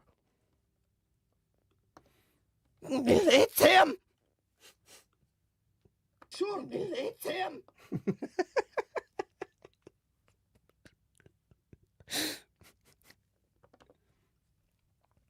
Bucket Boy said. Corky! He's on another team! The one with the weird ladies! The announcement said they came in 5th place, so he's in the garage door 2's over... Corky! He's on another team! The one with the weird ladies! The announcement said they came in 5th place, so he's in the garage 2 doors over with a 5 on it! They had him drugged, I think! I called out, but he didn't wake! Pontiff was on a different team! God damn it. God damn it. I muttered. This was exactly what I wanted to avoid. It wasn't that I wanted to keep Dong from his friend, but now it was going to be a huge complication.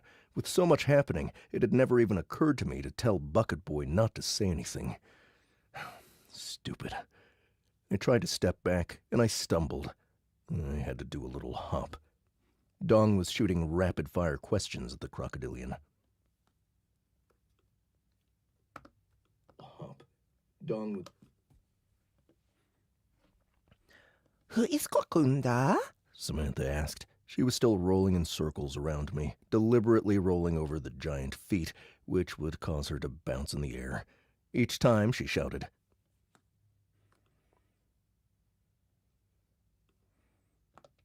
Speed bump! Speed bump! Speed bump! Is this a thing that someone else... Is this a quote of something else?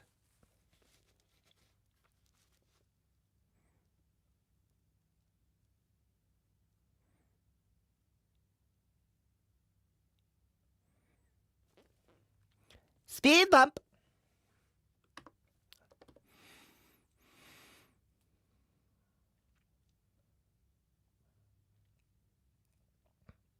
And... oh yeah.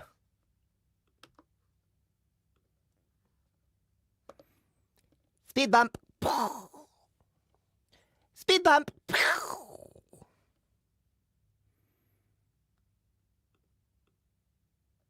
Speed bump! And made an explosion noise with her mouth when she landed.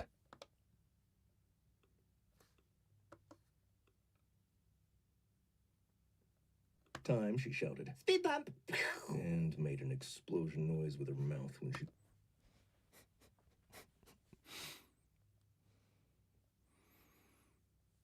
Dong rushed over to the chain of the now-closed garage door and started to pull on it. Dong, wait! I called. I shall not wait! Dong shouted as the garage door started to rise. Would you wait, Carl? Would you wait, Carl, if you know the most beautiful man to have ever lived, your best friend of all eternity, your partner, your most loyal steed, was right there on the other side?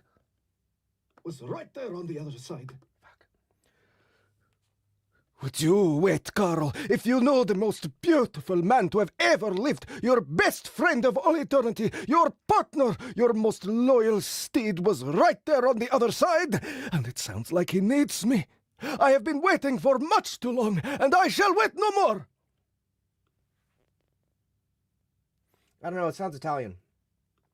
Would you wait, Carl, if you know the most beautiful man to have ever lived, your best friend of all eternity, your partner, your most loyal steed was right there on the other side? And it sounds like he needs me. I have been waiting for much too long, and I shall wait no more. I have been waiting for much too long, and I shall wait no more. I have been waiting for much too long, and I shall...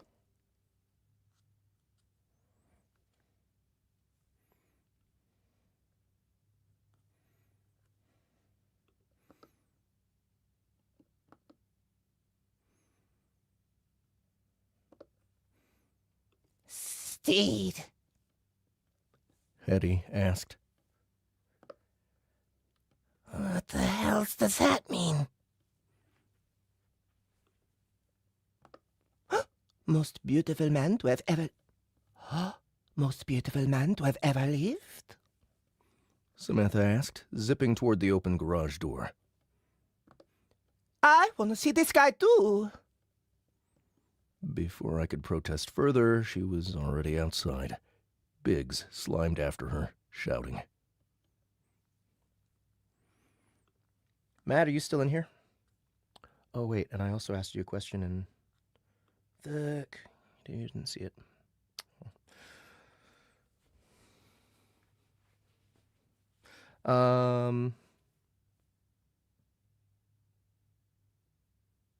Isn't Biggs supposed to be spelled G-G? B-I-G-G-S?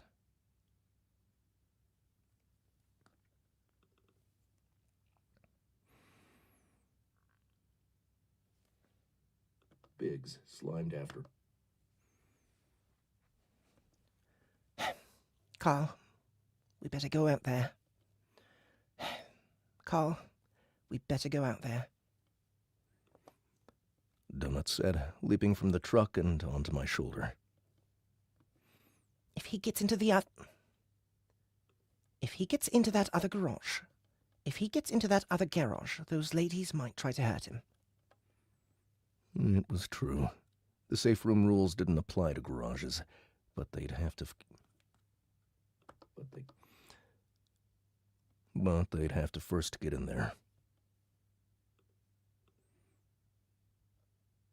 Generated gremlins were suddenly everywhere, crawling over the truck. Mongo and Rend were still inside. One of the gremlins, standing on the roof, pointed at me and whispered something to another. That second gremlin gibbered something and threw a wrench at my head, but it went wide. It clanked off one of Jamal's spider legs. The hammerhead shark, who'd been uncharacteristically silent this whole time, let out a little shout. Okay, just 1G. 1G.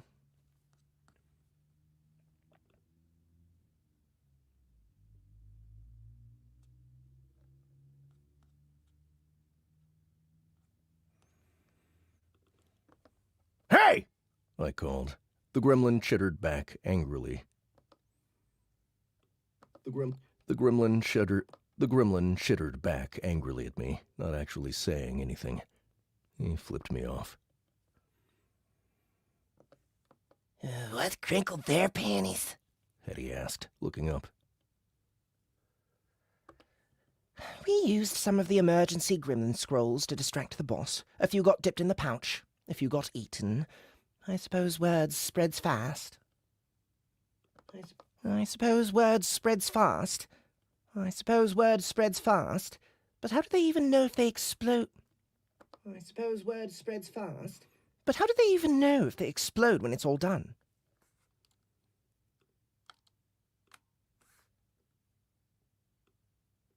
I suppose words... But how do they even know?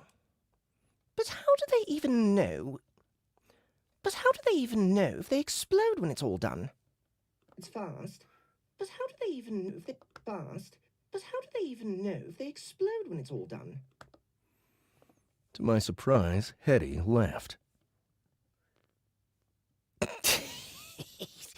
Serve the little freaks right. Don't you worry about that. They'll still fix the truck true. Probably. I better double-check their work extra good. And I gotta supervise the installation of your new princess throne seat. Princess throne? What's that? Seat? Is that what they voted for? A chair? Yeah. Sort of. Yeah. Sort of.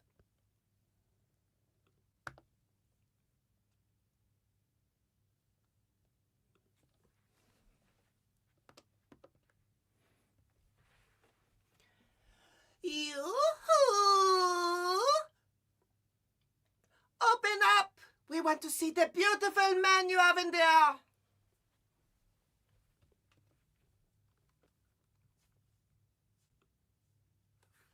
Sort of. Yoo-hoo!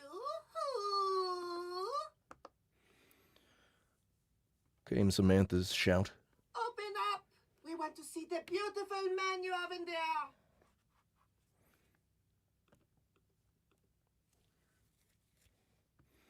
God damn it, Samantha. God damn it, Samantha. God damn it, Samantha. Yeah. God damn it, Samantha.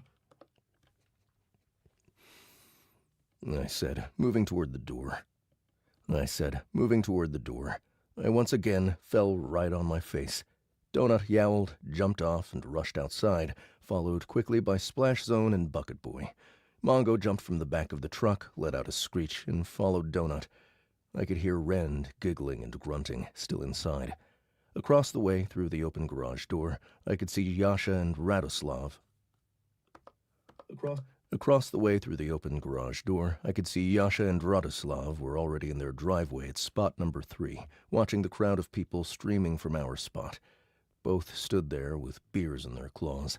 Faint music wafted out. Hetty moved into the truck and started yelling something at the gremlins on the roof. I remained on the ground, suddenly feeling overwhelmed. I rolled onto my back, looking up at the ceiling of the garage. Underneath me, the tail of the kangaroo costume felt unwieldy. There was blood up there on the tall ceiling. It was from when that first gremlin had exploded. I couldn't even remember what his name was. We'd come in last place. If that other team hadn't been killed, we'd be dead right now. No fuss, no epic fight. We'd just be gone. We'd been the ones to solve the problem with the boss, and it had come at a terrible price.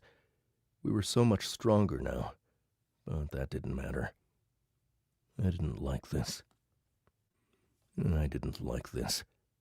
Earlier, I'd felt such relief that I was no longer responsible for the lives of so many, but now that was replaced with this terrible realization that I was barely responsible for myself, too. It made me feel helpless in a way I hadn't felt since the beginning of the dungeon, like I was regressing, losing ground. It reminded me, strangely, of that day my father had smashed the fish tank with his motorcycle helmet. That day all my mollies had died, despite me doing everything I could to keep them alive. Li Na and Zhang were in the same group as Tran, and I just knew we were going to get more of these matches soon. It was too much. Faction wars had been such chaos, but despite all that, I'd always felt like I was in a little bit of control. Just a little bit. That had been large-scale war, and it was so different than this.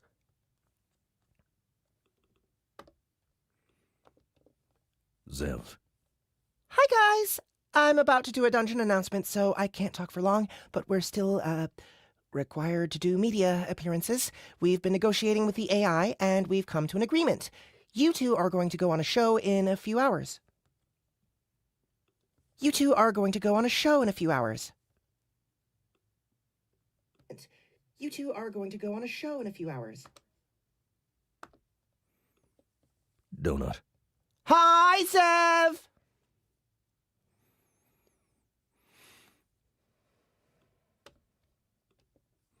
Carl. In a few hours? You mean before the next race? We're very busy, Zev. We have like 7.5 hours. We have like 7.5 hours. Zev. I know, Carl. Every surviving crawler team will be required to do at least one show between races. It won't take more than 2 hours. Donut. Carl will still be stuck in his kangaroo outfit. It smells funny, Zev.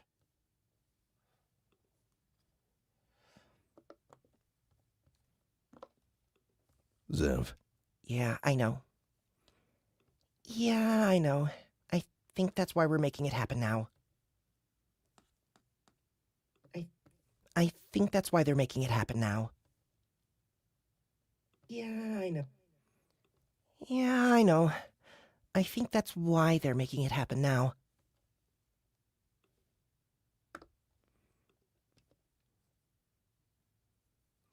Donut.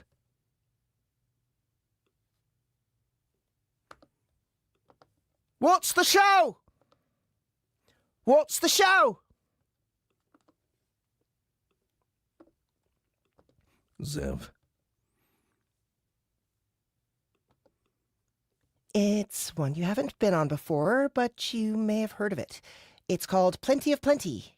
Gotta go, guys. Cascadia is not feeling well, and I'm required to do the announcements. The AI is making me read a script. Donut. Okay, you better do what it says. Bye, Zev! I remained on the floor. Clink, clink, clink. Jamal appeared above me, looking down. My goodness, Mr. Carl. It appears you have fallen. How far can you hop with those feet? I was about to answer when Rend was suddenly there, too. He let out a giggle, and then... He let out a giggle, and then barfed frozen chicken all over my face.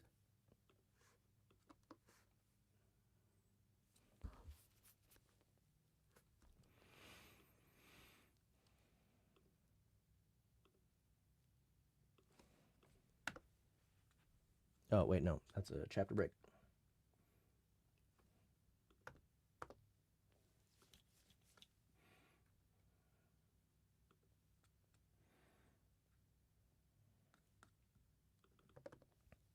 Duck. I hadn't done that in a long time.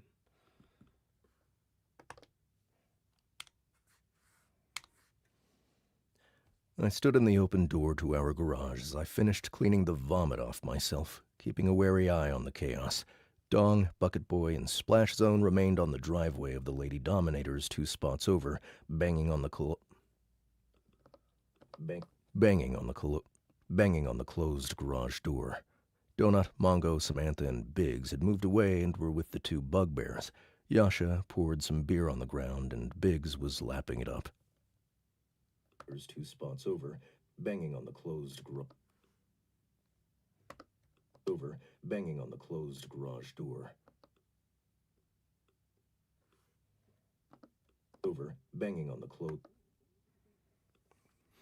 Mongo shrieked and waved his wings, wanting a go. Mongo shrieked and waved his wings, wanting a go. Donut was shouting something at the howling bugbears and yelling at Mongo to stay back. From behind, Donut was shouting something at the howling bugbears and yelling at Mongo to stay back. From behind, Hetty let out a shout. Hoy! Get away from him! Get back to work! I felt a tug at my waist. One of the generated gremlins had left the truck. The thing had a massive wrench in his hand. I was about to hop back, as I was expecting the thing to attempt to kneecap me.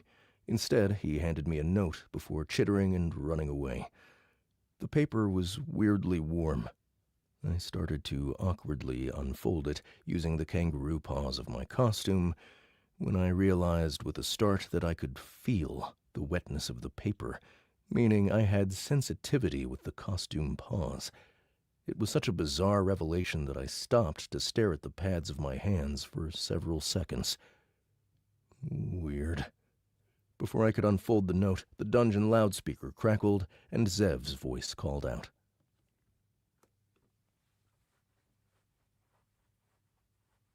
Okay, so I should not have deleted the Zev stuff.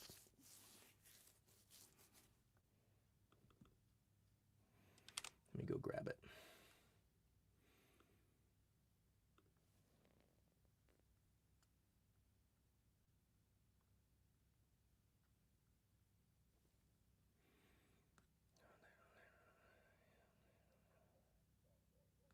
Oh. Maybe I didn't.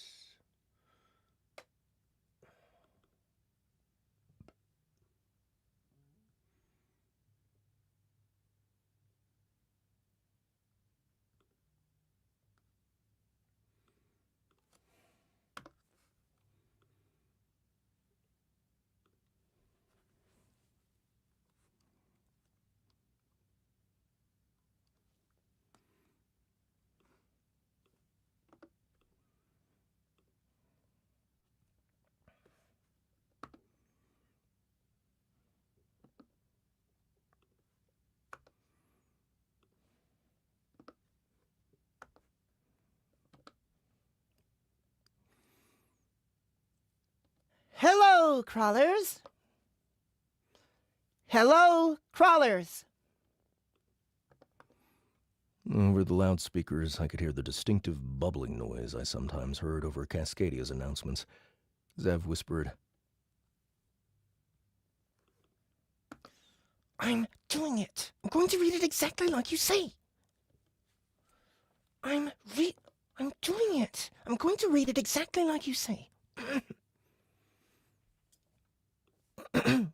Exactly like you say. Exactly like you say.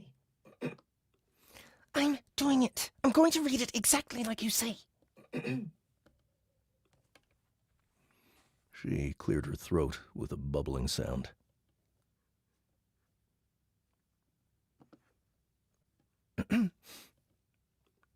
Sorry. Good day, crawlers. Great race, everyone. The AI would especially like to commend crawlers Jurgen for his amazing bare-handed kill, Osvaldo for the stunning sacrifice of his hired mercenary, Carrick for the disgusting chainsaw thing, and Carl for satiating yet another unbirthing fantasy.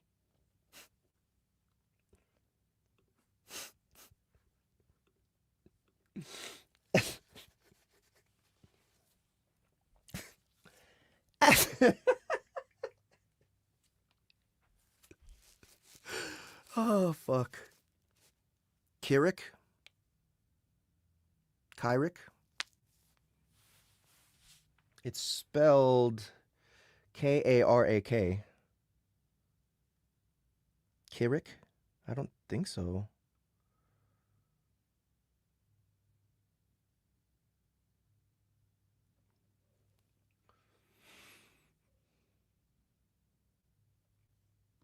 As we prepare for the third heat, Mudskipper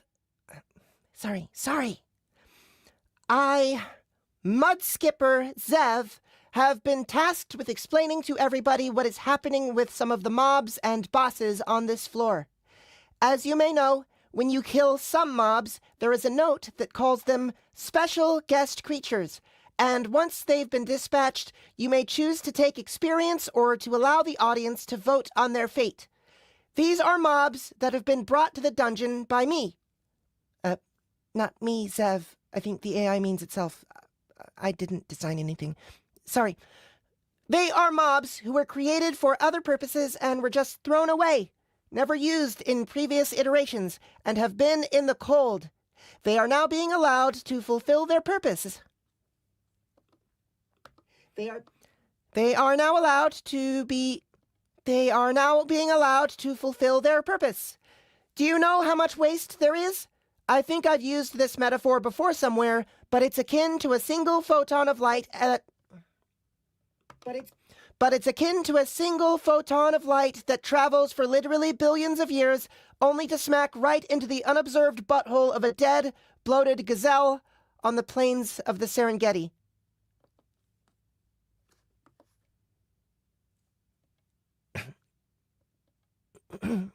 That's like a weirdly specific analogy.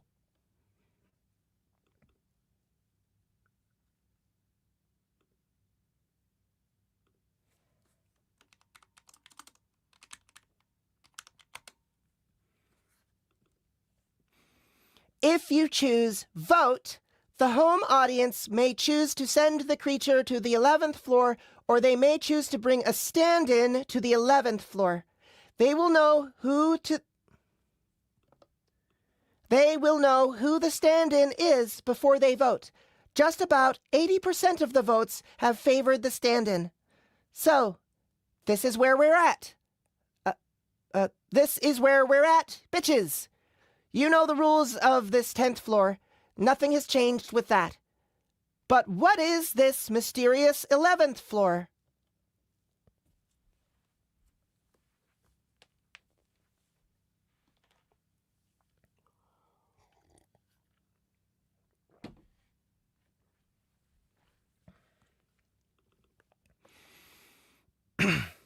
There was a trumpet fanfare noise that startled me.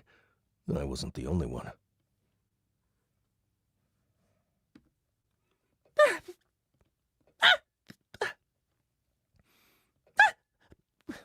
What the hell was that? What the hell was that? Zev whispered. I was pretty sure she didn't realize her whispers were being broadcast.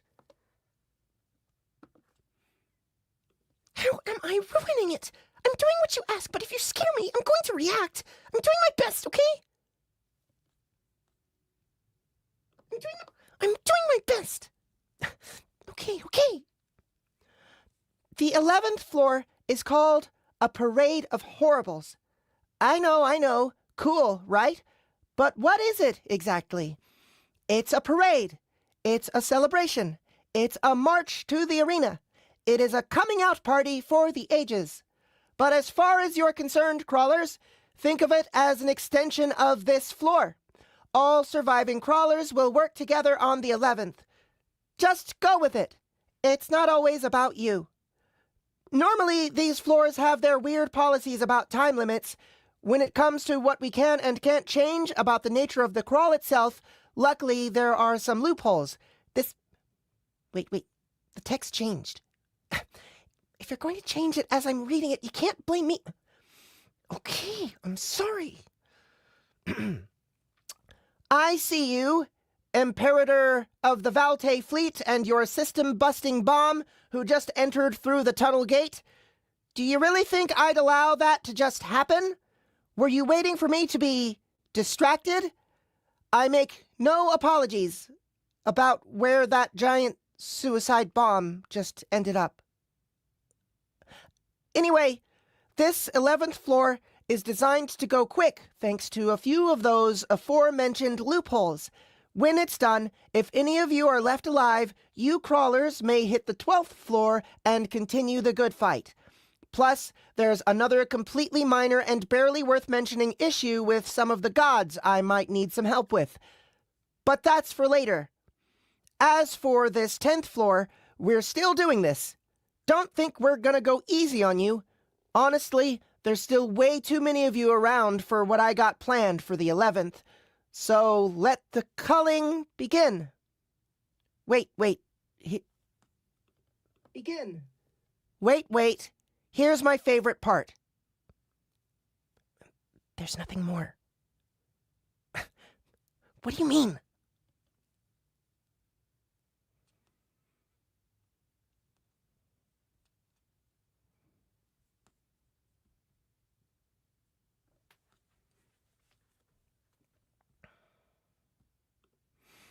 Okay.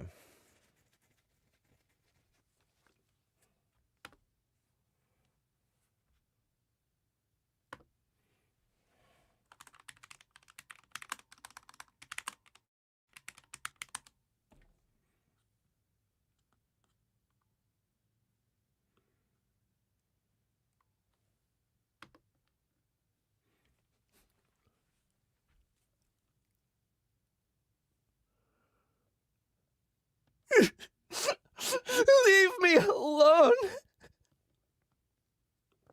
A new voice said.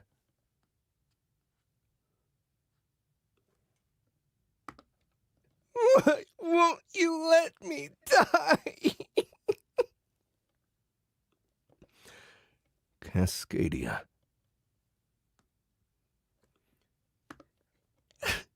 Say what? What catchphrase? Fuck you!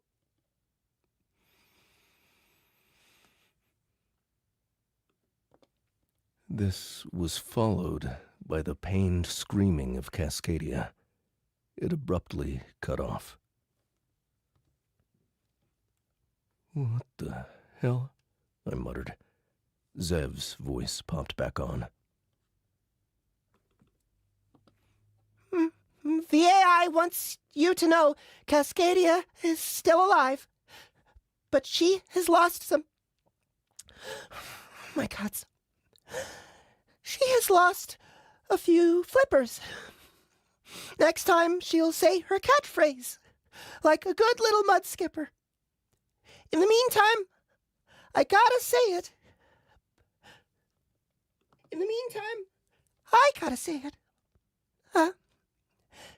Get out there and kill.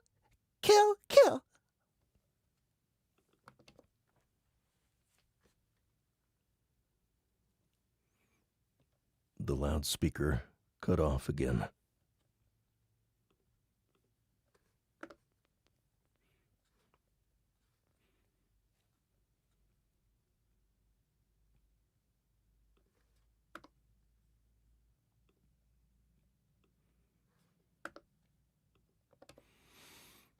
Donut.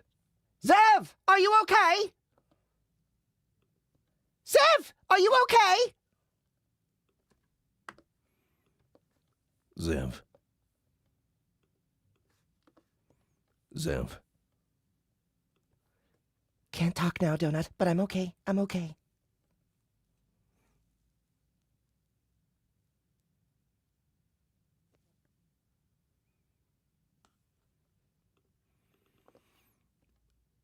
Jesus fucking Christ, I thought. Just breathing. I cursed myself for thinking everything had gotten simpler. My attention returned to the paper still clutched in my costumed hand. I hesitantly peeled it open. The paper was an old blank invoice for the place called C&W&U. I remembered seeing it in Hungry Eyes. The paper was an invoice similar to the ones we used in the shop for boat repairs. The line under the shop name read, "Shop opens after the third heat." Underneath that, it was a crude drawing. It showed a stick-figure woman showing her poorly drawn breasts. It showed a stick-figure woman showing her poorly drawn breasts to a group of cheering stick-figure gremlins. There was a note that said, "Your mom," with an arrow pointing toward the woman. The gremlins on our truck burst into laughter.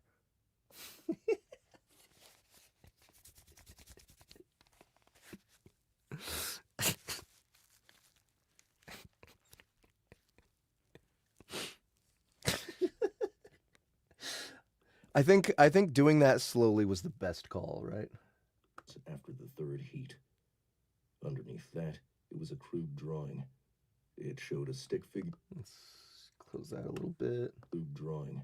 It showed a stick figure woman showing her poorly drawn breasts to a group of cheering stick figure gremlins. There was a note that said, "Your mom," with an arrow pointing toward the woman. The gremlins on our truck burst into laughter. Just like you can hear him like slowly looking over at them.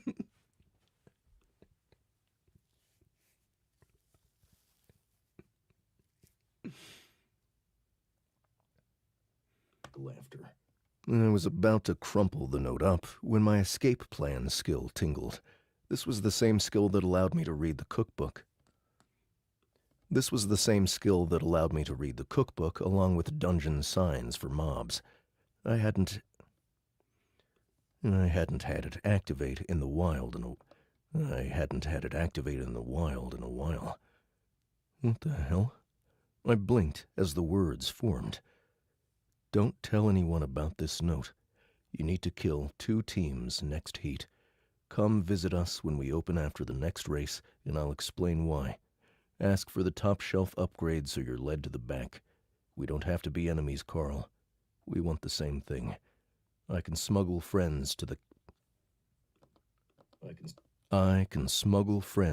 Pineapple Cabaret. We can escape this chaos. Come alone. Akuma.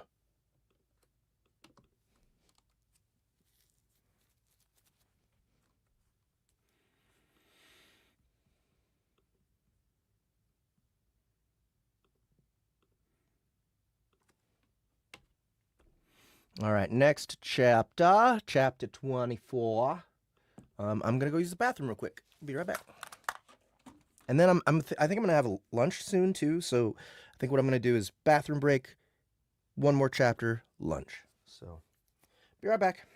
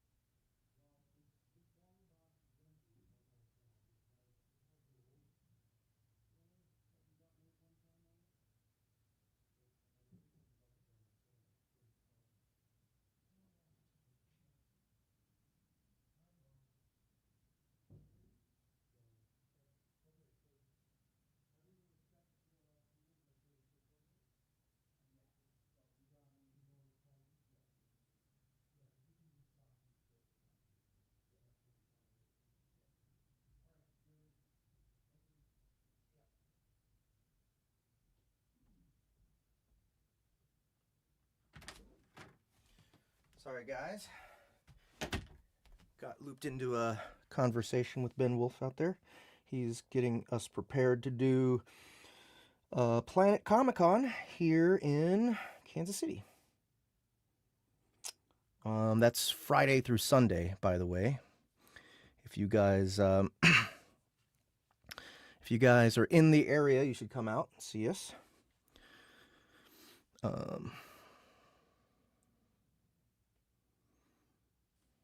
see.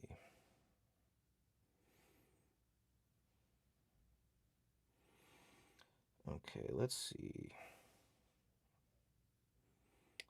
Oh yeah.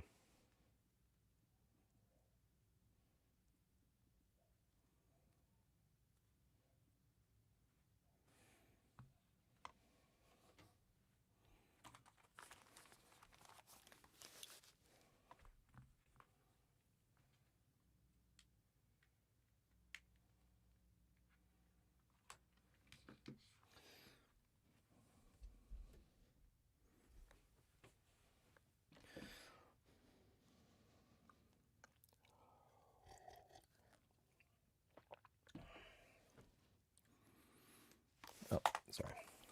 Sorry. Be right back.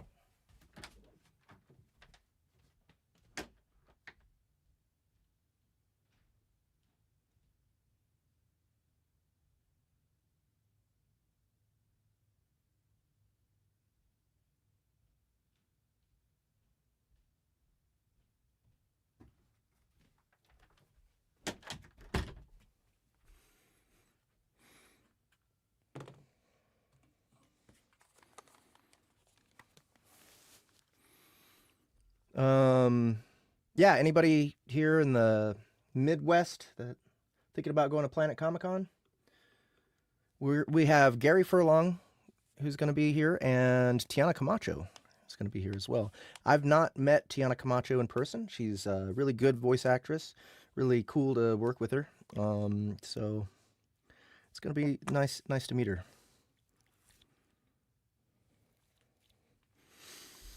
And since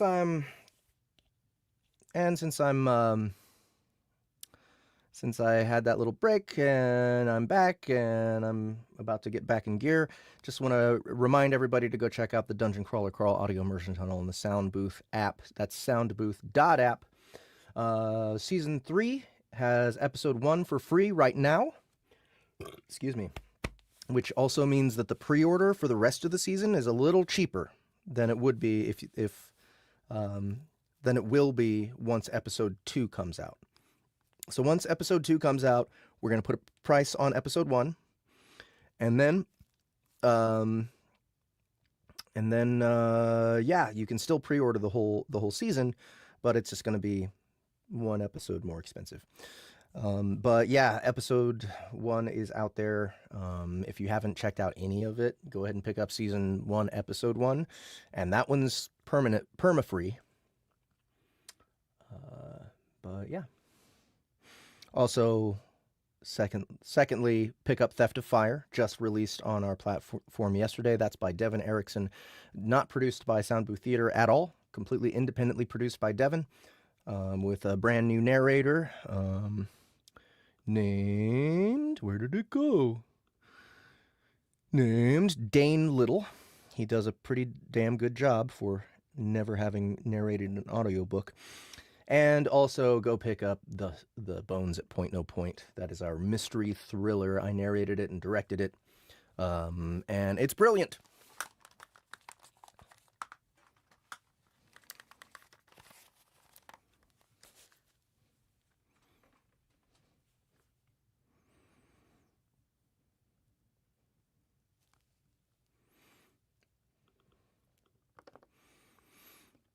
Chapter 24.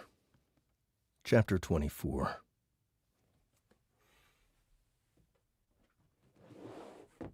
I had to do Akuma's voice on tour, and I forgot what he sounds like. So let me go check. Nice shoes, asshole. Hey, underwear boy. Do me a favor. Kill that old lady for me. Kill that old lady for me, and I'll forgive you and your pet for killing off so many of my brothers. Is Ellie the one on the Four Seasons path? Not her, dipshit. Keep her alive if you wish for us to Okay, I face did them all British and villainy when I was on tour. I did it wrong.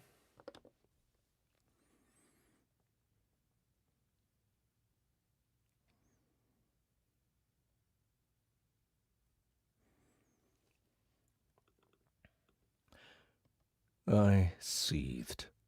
Akuma, the leader of the War Mage Rebellion from Faction Wars. The magic-based creature who'd almost ruined everything. He'd killed Stalwart and stolen the Gate of the Feral Gods. He'd disappeared after they'd taken the castle and tasked me with killing Agatha.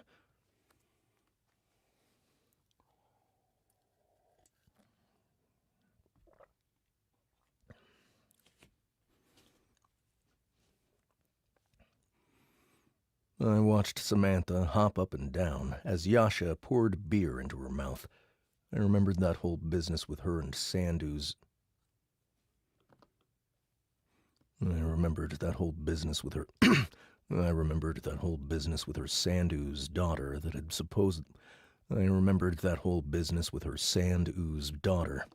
I remembered that whole business with her Sand-Ooze daughter that had supposedly... I remembered that whole business with her Sand-Ooze daughter that had supposedly been hiding in the castle. The same castle the war mages had been searching.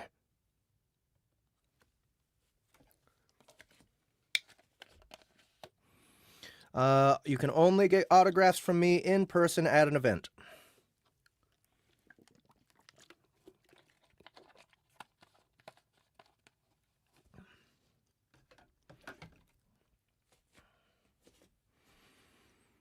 Mystery book is The Bones at Point No Point. Had been searching. Samantha, her daughter, the scavenger, Embers, the murder of his son, Gaerun, the memorial crystal Prepotente now had. It was all connected somehow, and I had no idea what the fuck any of it meant. I reread the note, putting the words into my notepad. I can smuggle friends to the Pineapple Cabaret. I'd only heard that term one time before. The Pineapple Cabaret. The Pineapple Cabaret. It wasn't mentioned anywhere in the cookbook that I could recall. The AI, in possession of Growler Gary's body, had offered the Orc Princess Formidable backstage at the Pineapple Cabaret as one of the location options for her banishment after she'd tried to trigger the failsafe. She'd ended up choosing the Earth's surface, and apparently the AI had dropped her in the ocean somewhere, implying all the locations on that list had been bad choices. The War Mage wanted me to kill two opposing teams. I didn't know why, and if I didn't know why, I wasn't going to do it. At least not deliberately. Shouting interrupted me. Dong! Dong! It was Splash Zone. The three strippers remained on the driveway of the Lady Dominators. The garage door hadn't opened, but Dong was on his hands and knees with a health bar. Bucket Boy was over him, giving him a potion. What now? I rushed up. Dong moved to a sitting position in the driveway, looking pale. I examined him, but there was nothing that I examined him, but there was nothing that indicated what had hurt him. I examined him, but there was nothing that indicated what had hurt him. I examined him, but there was nothing that indicated what had hurt him. I examined him, but there was nothing that indicated what had hurt him.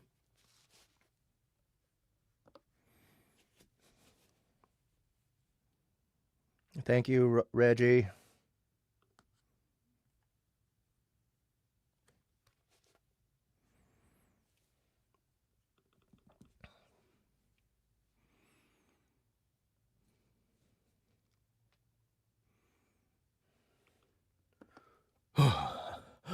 I do not feel so well. Oh, I do not feel so well. Dong said. Corky! He called, reaching for the garage door. Do you hear me?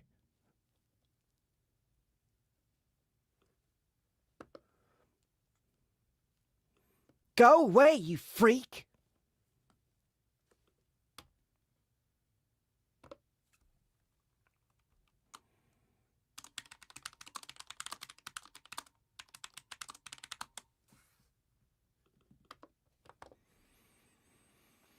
Came a shout from inside the garage.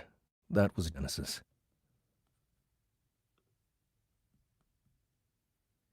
Yeah! He says he hates you now!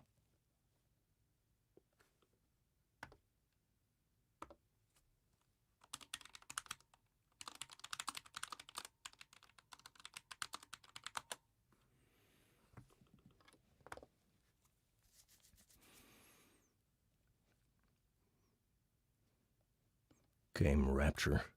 This was followed by peals of laughter.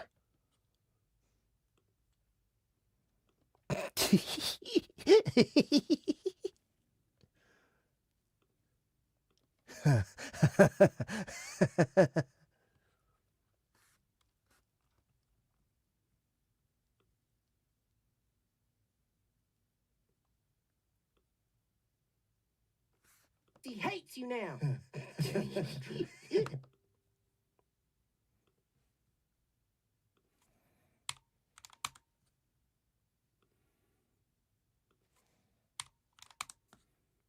He hates you now! Came rapture. This was followed by peals of laughter.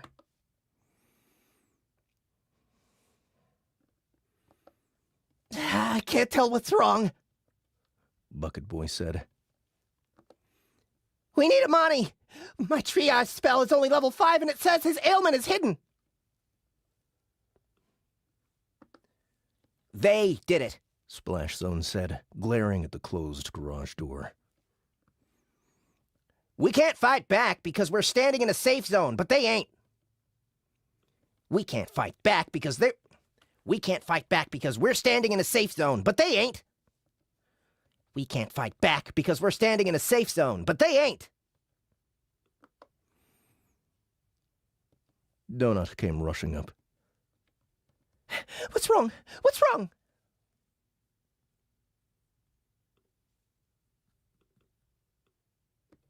What's wrong? What's wrong?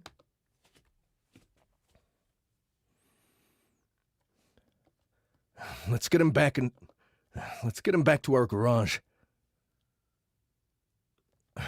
Let's get him back to our garage, I said, picking the old stripper up.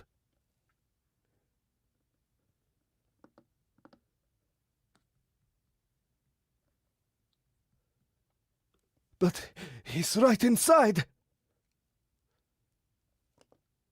Dong said. Bucket Boy had given him a fine healing potion, and it was keeping his health stable, but there was clearly something wrong. Do you think he hasn't forgiven me? Do you think that's it? Do you think he truly hates me? Come on, I said.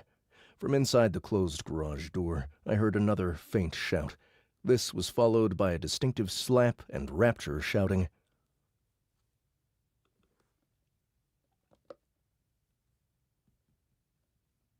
Shut up!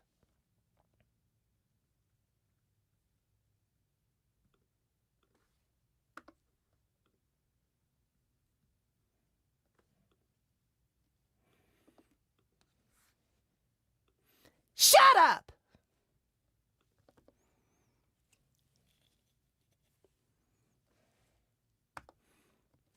Quest completed. I have dreamed thee too long. Okay, technically you were supposed to reunite them. This is close enough. We'll say it's complete. Reward? No reward yet. That was only part 1. Be patient. New quest! Half a prayer, half a song. Part 2 of 2. Don Quixote and his best friend in the world, Corcunda, are now aware that the other still lives, despite terrible forces, looking at you, Carl, trying to keep them apart. But now there's a serious conundrum. The Corky half of Corcunda is on another team, but we're done here on the 10th floor.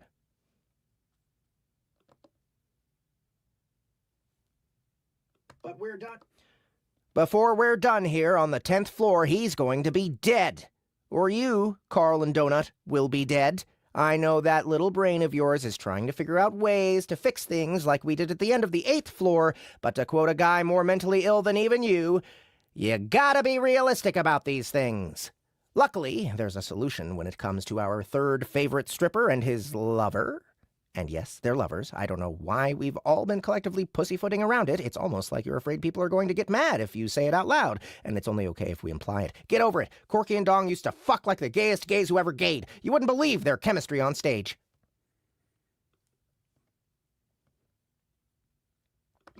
You wouldn't believe their chemistry on stage. It's perfectly normal, as long as you don't think too hard about what needs to happen for a man and a half mantar. It's perfectly normal, as long as you don't think too hard about what needs to happen for a man and a half mantar in a body containment suit to actually do the deed. Stuff spills, if they're not careful. Corcunda, a long time ago, was hit with a spell called Split Personality. Both halves were put into gimp suits in time. Both halves were put into gimp suits in time. Both halves have the same memories up until the time of the split. You'd think that would result in two very similar personalities, but it's kinda interesting how quickly people change once they're split off. It's a truly fascinating study on nature versus nurture. Anyway, Corcunda exists in two halves. Before the split, the Mantar had a pair of dreams. He wanted to be a dancer, and he wanted to be a singer. One half remained at the club and continued to dance. That's the half that became quite close to Dong. The other half, called Porky, has a strong dislike for Dong. The person, not the appendage. The person, not the appendage. He has moved on to a position where he can fulfill his other dream, to be a singer. If you find a Fleshmancer and combine the two, the newly reformed Corcunda will no longer be a part of Lady Dominators. But which of the two personalities will remain? That's an interesting question even I want to know the answer to. It's not like the entire fate of all biological life in the universe hinges on what happens or anything, so don't worry about that. That's just silly. It's not even the same thing. Anyway, reunite the two halves using a Fleshmancer, and Corcunda will be removed from his obligation to race for the Lady Demo... Reunite the two halves using a Fleshmancer, and Corcunda will be removed from his obligation to race for the Lady Dominators. Bonus difficulty. If Don Quixote dies before this quest is complete, it fails. That might be a problem, considering his current ailment. That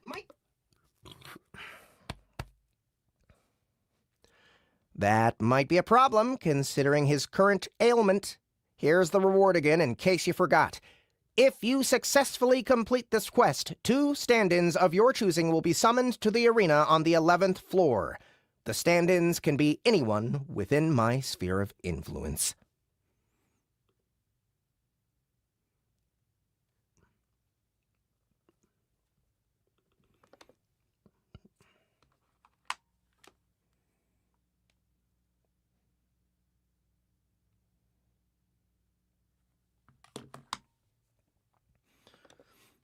Before my brain could even dissect that, Donut turned to Splash Zone. You said the other half of Corcunda. You said the other half of Corcunda, this Porky guy, is in a guild somewhere. Do you remember where?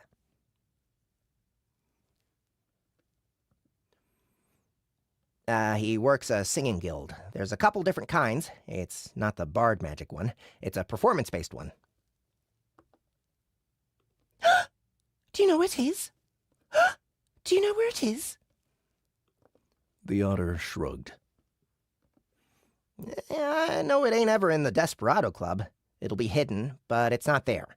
Probably not in Club Vanquisher either, since they have a stick up their asses about everything. Probably not in...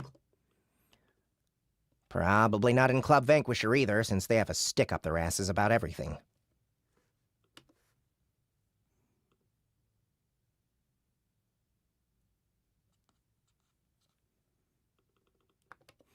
We gently set the groaning dong down. We gently set the groaning dong down.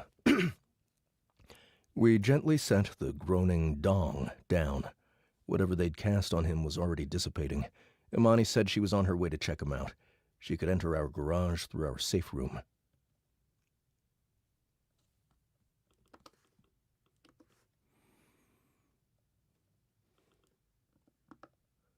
Do you think he hates me? Dong asked again as Bucket Boy handed him water. What happened? How did you two get separated? What happened? How did you two get separated? It started several seasons back. Splash. Oh, no. Splash Zone. It started several seasons back. Splash Zone said. There was a fight in the Desperado Club between two crawlers, and it spilled into the penis parade. One cast a spell that ended up hitting Corcunda while he was on stage. Luckily, the Ponyboy Guild was attached to the club that year, and we got them both in gimp suits. For a while, both Corky and Porky worked the club, but when Corky started getting close... For a while, both Corky and Porky worked the club, but when Corky started getting close to Dong, Porky got mad and left. So it was just Corky and Dong for a while. But then one day Corky said he wanted to go find his other half and left. And we hadn't seen him since.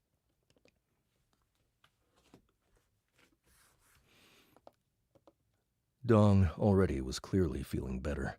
He was now sitting on his giant, stinking nickel sock, muttering something about IRAs. I was still...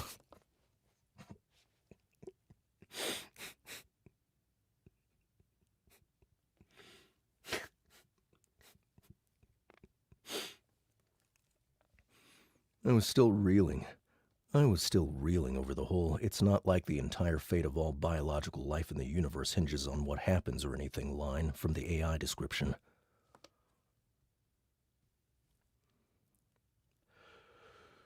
I was still reeling over the whole "it's not like the entire fate of all biological life in the universe hinges on what happens or anything" line from the AI description.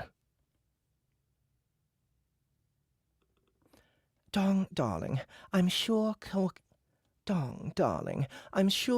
doesn't hate you. The women who have him are clearly keeping you two apart, and we will get to the bottom of it. But we must do it quickly. It sounds like we have a way to get to... It sounds like we have a way to get the two pieces back together. If we do that, then he won't be a part of the Lady Dominators team, and then we can kill the ladies. Imani came into the garage. She paused at the sight of me.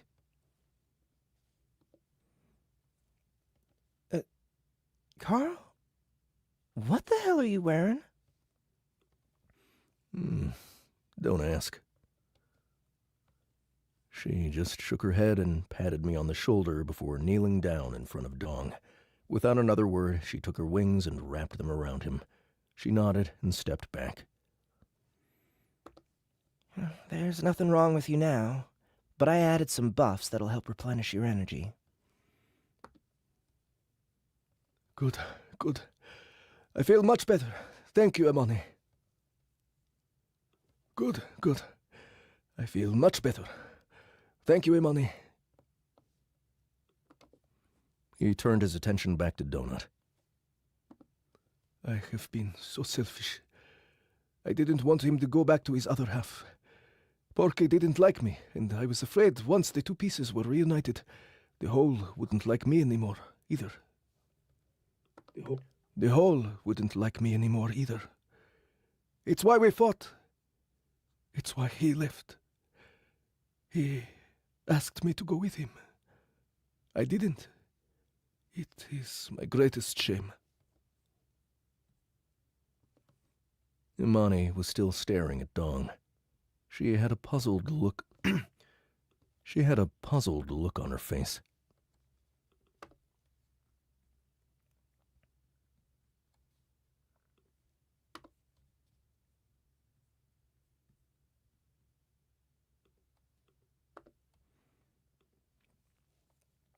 Carl, what's up? Imani. When he was outside, did he have that sock with him? Donut. Oh, no! Carl. No, he left it here in the garage. Imani. I don't think the other team cast anything on him. I think it's the sock. He's getting actively healed by its proximity, but his health isn't actually going up, which implies it's sustaining him. Rosetta and Mordecai were worried about that thing. Neither have good things to say about sapient weapons, but if he's addicted to it, I don't know what to do about it yet.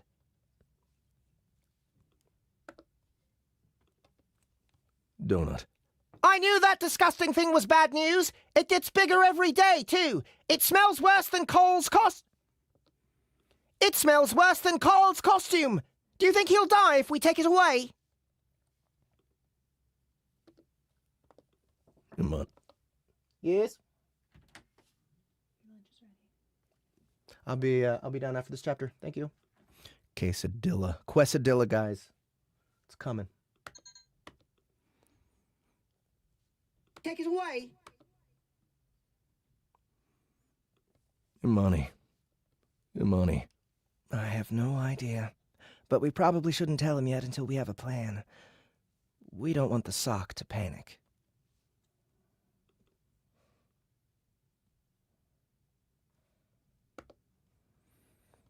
Imani! Biggs shouted as she returned to the garage.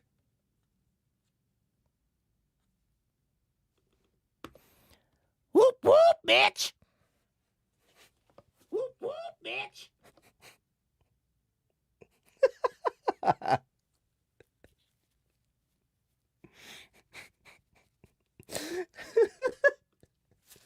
We don't want the sock to panic.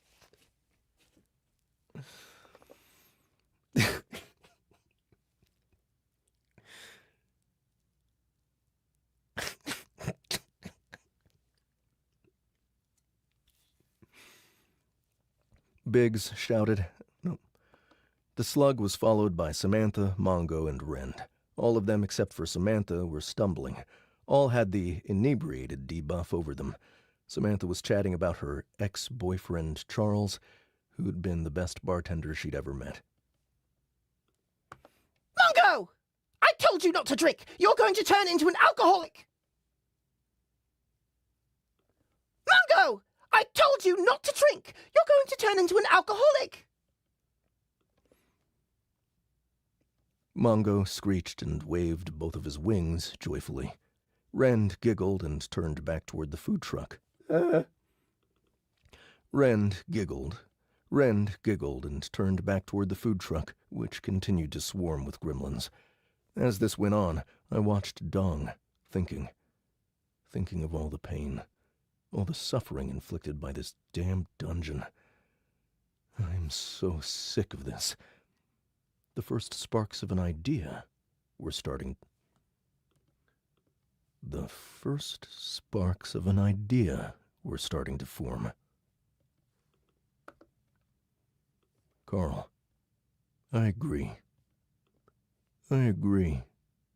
Let's keep an eye on him and make sure he's safe. We still can't let him go on races. This is now a priority. We still can't let him go on races. This is now a priority. He's safe. We still can't let him go on races. This is now a priority. Go on races. This is now a priority. This is now a priority. There we go. All right, guys, be right back. I'm going to have a real quick lunch.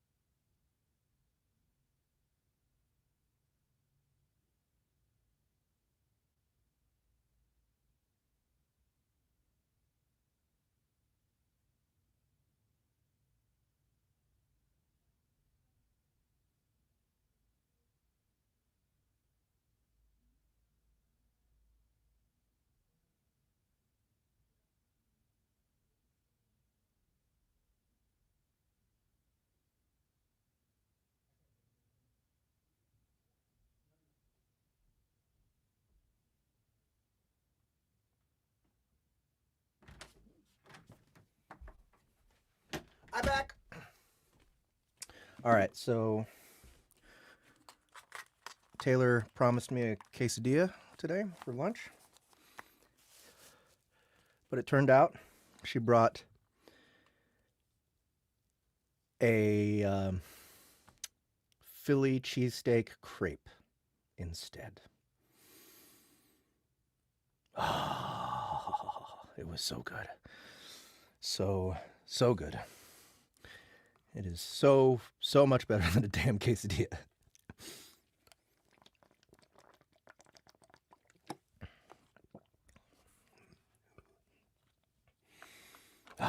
Oh.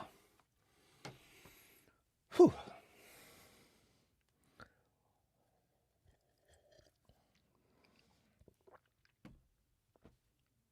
All right. Next chapter.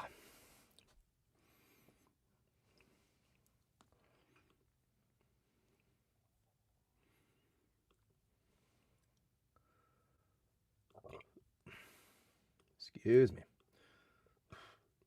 All right, might be 1 or 2 chapters left for this set. And I still have almost 2 hours left. I'm going to get a lot done today, guys.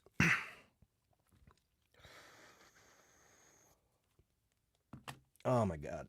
What an awesome lunch. Here goes.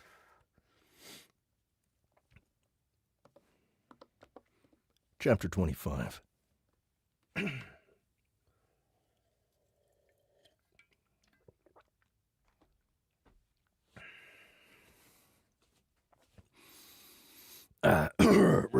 After I eat, I always have to work it out a little bit. Chapter 25. Chapter 25.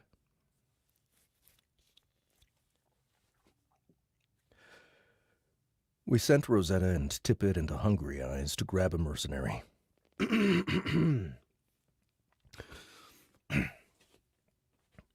We sent Rosetta and Tippett into Hungry Eyes to grab a mercenary, if any were left, while Donut and I returned to the safe room to quickly open our boxes. My blood bar had refilled with the death of the kangaroo, but Donuts had barely budged up, and we needed to make sure it didn't run too low. We only had a few hours. We didn't have time for any of this. The safe room was completely spotless now that the cleaner bot had finished sorting through all the crap I'd received from my fan box. He'd sucked up most everything, but there was a small pile of items of interest that we had in the corner. One was a broken communication device. One was a broken communication device. There were multiple items of makeup Samantha had already rooted through, a few random odds and ends, and a pile of papers that looked like legal documents. Some were scorched and in a language I didn't understand. Tippett had been in the process of sorting through them when we sent him and Rosetta into town. A group of strippers, NPCs, and sluggalos circled around the view screen. They were taking turns playing the Wii version of Mario Kart, all screeching, laughing their heads off, as they had 4 players on at once. Bucket Boy sat on the couch with Dong, watching him with an unreadable look on his face. Biggs was in the corner, vomiting, while the cleaner bot shrilled at her.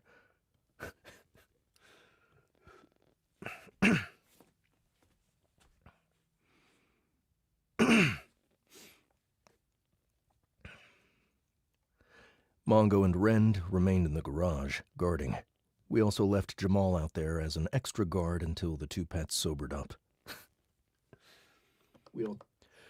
We also left Jamal out there as an extra guard until the 2 pets sobered up. Samantha was controlling one of the cars. She was playing Princess... Samantha was controlling one of the cars. She was playing Princess Peach on a pink motorcycle. She had the controller in her mouth and was hovering just a foot off the ground, spinning back and forth. She was literally pressing buttons with her tongue. She made muffled zooming noises as she played.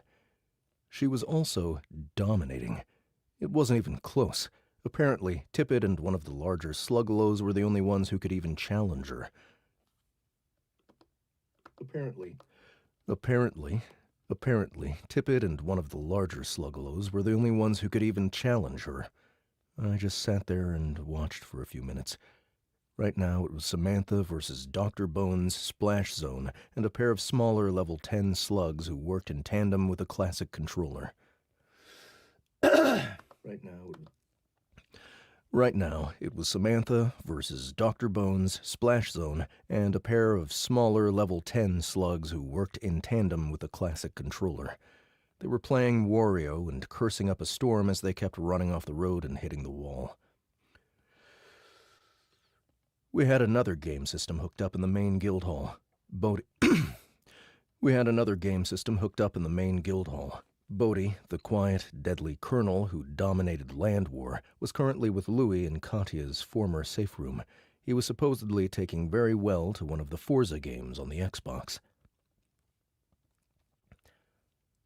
It's absolutely appalling, Donut was saying as I tried to grab something out of my broken food box. She was talking about the lack of good prizes in her loot boxes.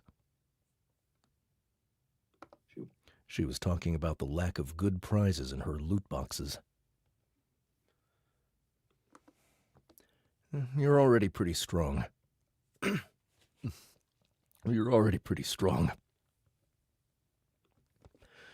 said, trying not to choke.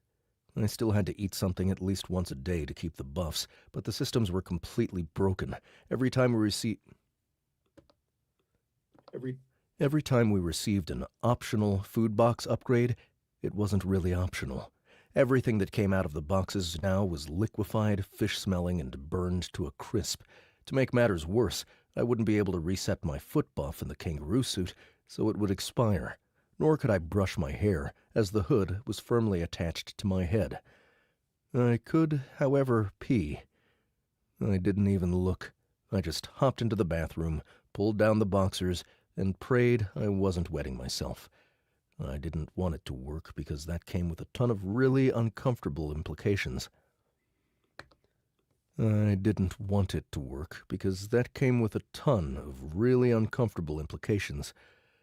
But it did. Or at least, it worked once I hit level 5 in my new Fursona skill.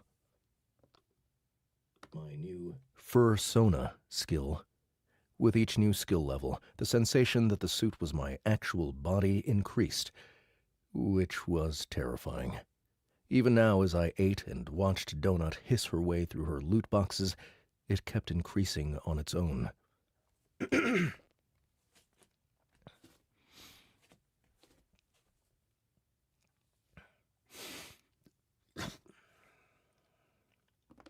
Whoops. Your fursona skill is now level 8. Yiffing is unlocked.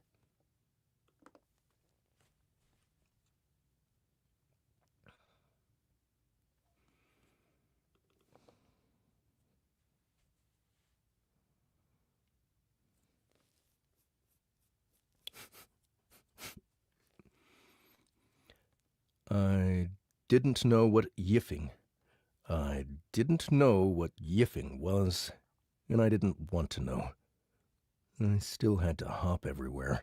We'd replaced the broken kitchen table with a bar counter that Ellie had in her inventory. We sat at it now as Donut powered through her boxes.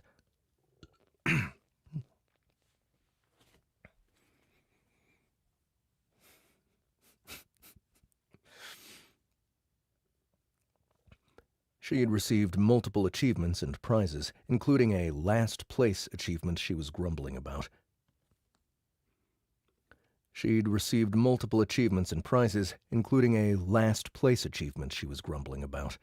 Most of the scrolls we received were more of the emergency gremlin ones, and there wasn't anything else very good. Imani sat with us. She said she couldn't handle another minute of Ellie's fan group guy, Linus, hanging around their garage and wanted to stay here. But as usual, whenever Imani was around, multiple sluglows had come out to say hello. Victorious again! Samantha announced, spitting out the Wii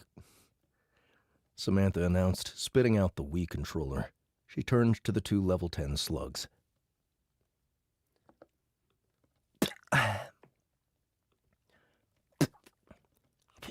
Hold on.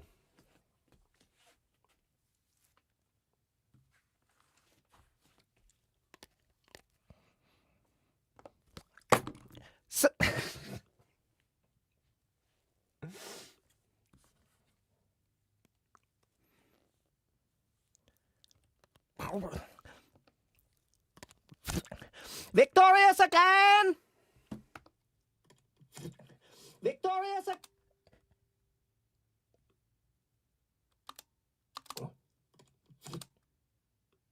Say hello. Victorious again! Samantha announced. Victorious again! Samantha announced, spitting it.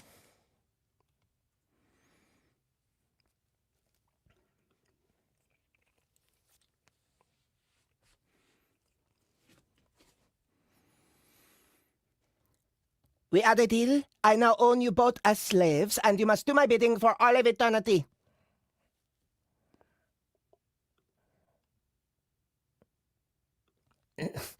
Yo, that wasn't the bet. One of the sluggalos said.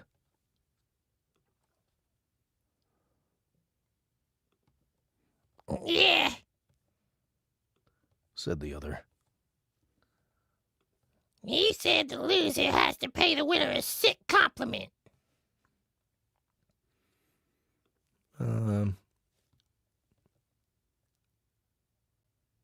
Yeah! Yeah. Yeah. You said the loser has to pay the winner a sick compliment. There we go. I like that better.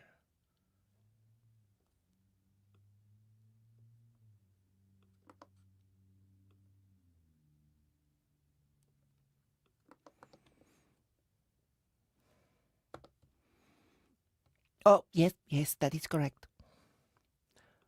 Oh, yes, yes, that is correct. Well?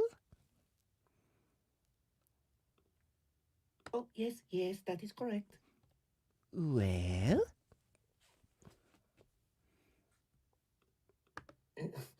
Yo, that wasn't the bet.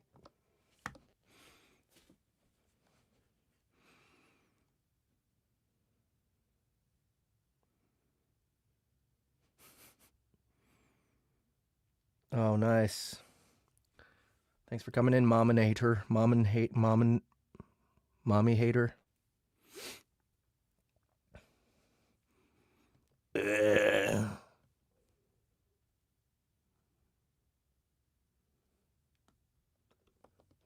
first one said.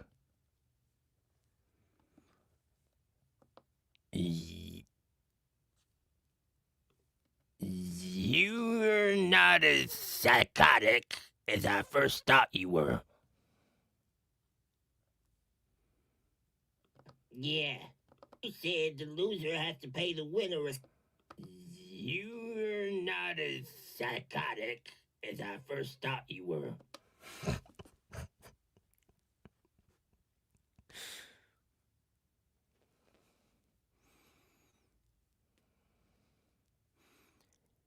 Yeah. You said the... Yes. Yeah. You smell good, too. If you was a strawberry... If you was a strawberry, I'd nibble you right up. First thought you were. Yeah. You smell good, too. If you was a strawberry, I'd nibble you right up.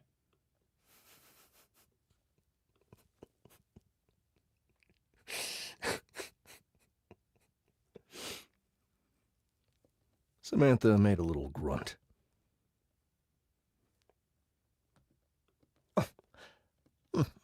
There's a difference between complimenting and shameless flirting, but I suppose it will do. She turns to Splash Zone. She turns to Splash Zone. And you? I didn't make a bet. I didn't make a bet. He said, crossing his arms. I forget what Dr. Bone sounds like.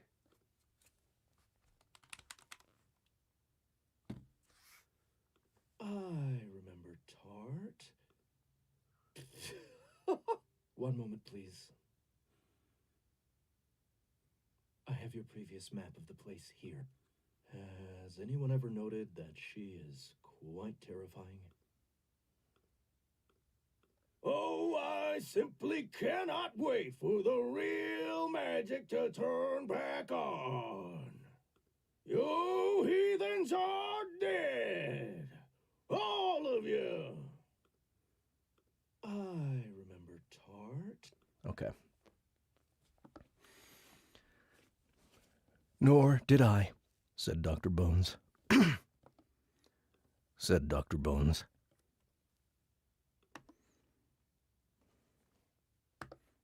Well, I didn't promise not to kill your mothers either then.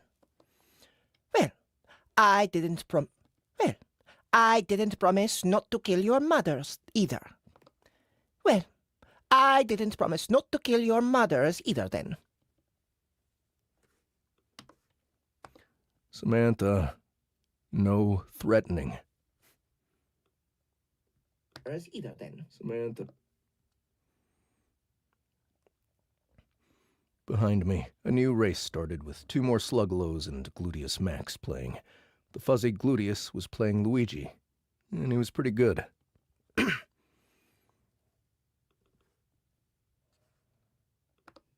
didn't make a bet. Yeah. You're not as psychotic. Yo, you gonna give it a go?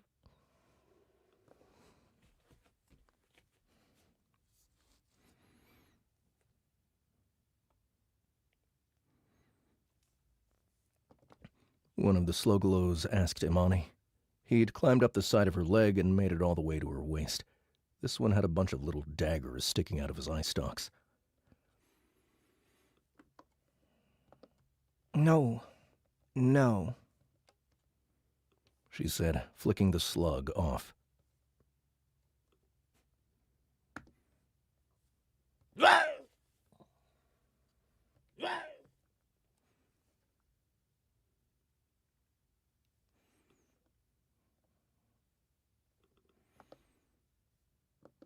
I played enough against my brothers back home.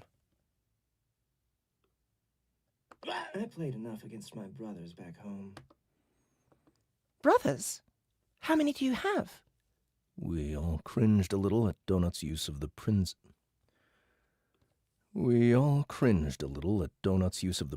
tense. I remembered that moment when I was briefly connected with Imani's mind. I remembered how invasive it had felt that I could see her thoughts. But I also remembered that deep sadness she had when it came to her own family. Good question. She said to Donut. But full siblings, I had 2. I was the youngest and only girl. I have multiple older brothers, too. I have multiple older brothers, too. All were scattered all over the place. The Queen Anne Cattery sure loved selling off the boys to other families. The Queen Anne Cattery sure loved selling off the boys to other families. Miss Beatrice's mother always said boys were meant to be used as a means to an end and never as the end. Miss Beatrice's mother always said boys were meant to be used as a means to an end and never as the end, whatever that means. I had this one brother, Charleston Chew, who got sent all the way to Australia, and the people who bought him used a private jet to...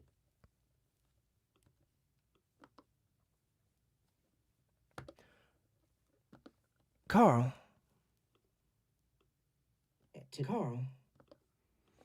Imani said, interrupting. You should open your boxes. We don't want Donut's blood bar to drain too much. You know what? I think I will play a round or two. You know what? I think I will play a round or two before I go back. Guys, move aside. We gotta unlock Funky Kong if you want to beat Samantha. She moved to the group while the Slugalows started chanting her name. Donut. Did I say something to make Hermione mad at me? I didn't mean to. I reached over and gave Donut a pat. Carl. No, it's okay. I don't think she likes talking about her family. That's all. Fuck.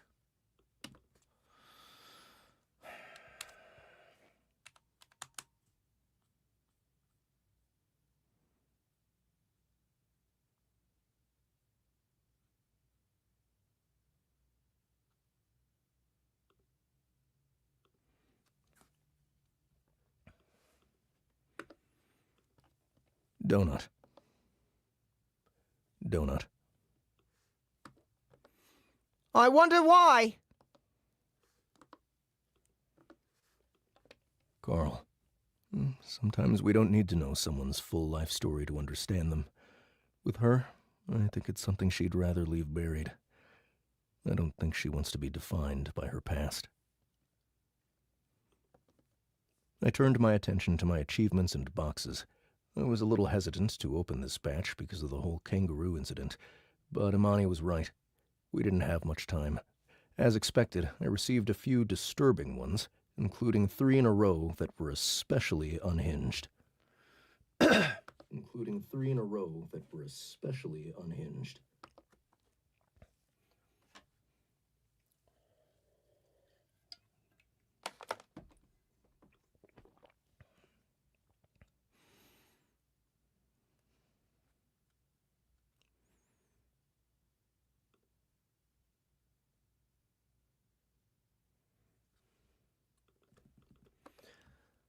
New achievement! Weaseler! You've donned the corpse of an enemy in an attempt to fool another creature, and then you entered that creature. Oh my goodness. Oh my goodness. It's like transitory vor. This is fucking delectable. Don't get me wrong, the main show is on pause because of that suit you're wearing, but it's okay to order the hamburger every now and then at the Chinese place. Reward? Temporary classes while wearing corpse suits have been unlocked. You will now receive benefits and buffs associated with the suit you are wearing. These skills will go away once the suit is removed. Current temporary class, Fursuiter. I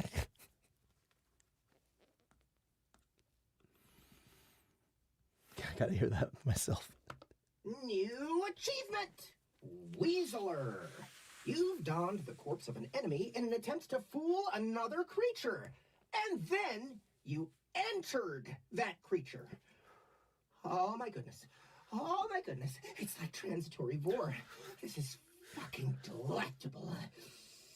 Don't get me wrong, the main show is on pause because of that suit you're wearing, but it's okay to order the hamburger every now and then at the Chinese place. Reward? Temporary classes while wearing corpse suits have been unlocked. You will now receive benefits and buffs associated with the suit you are wearing. These skills will go away once the suit is removed. Current temporary class, Fursuiter. That hamburger line is really good. it's really good.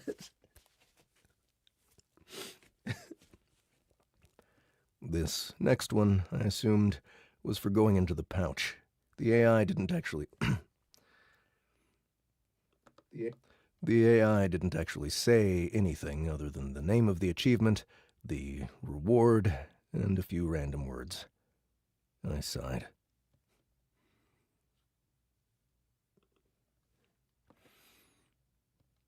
New achievement! Slip and slide! Warm. So warm. So tight! Reward? Why, yes. That was rewarding, wasn't it?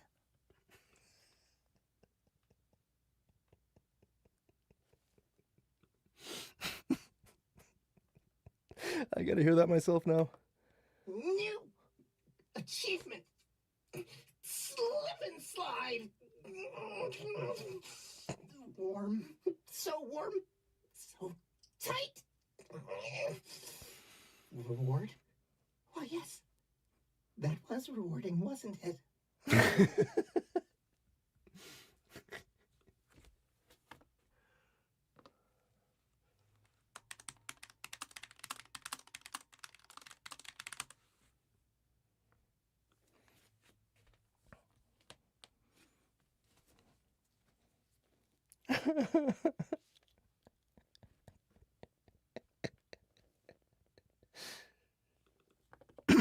No!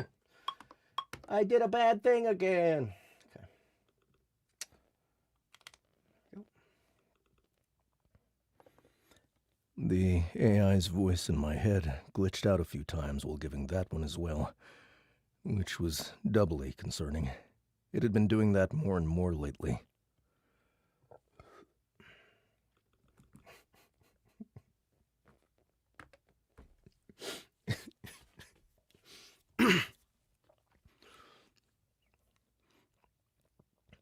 New achievement! Protein!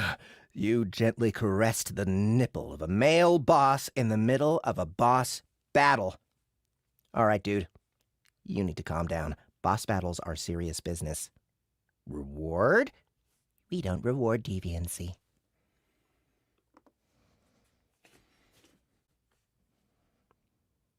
Yeah, my guys will take care of the glitching.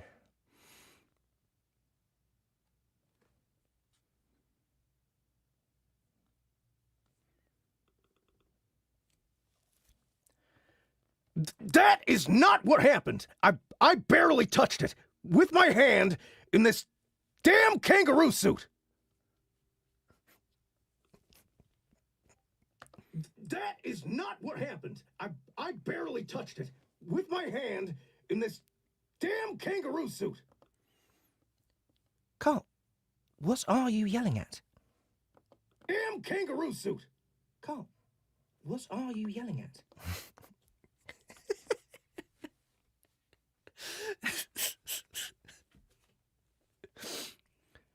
Everyone paused to look at me. Nobody else had heard the achievement other than myself, so I knew I had to look absolutely insane.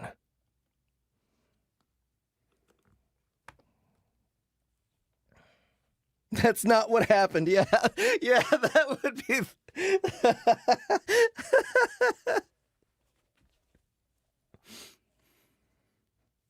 New achievement! 76 Buccaneers. So, you're not dead, but you came in last place in your heat. You're not doing so great at this racing thing. You do remember this is a death game, right? Is it too late to consider a career change? Reward? You've received a job application for Big Shot Chicken. You've received a job application for a Big Shot Chicken location in Tucson, Arizona.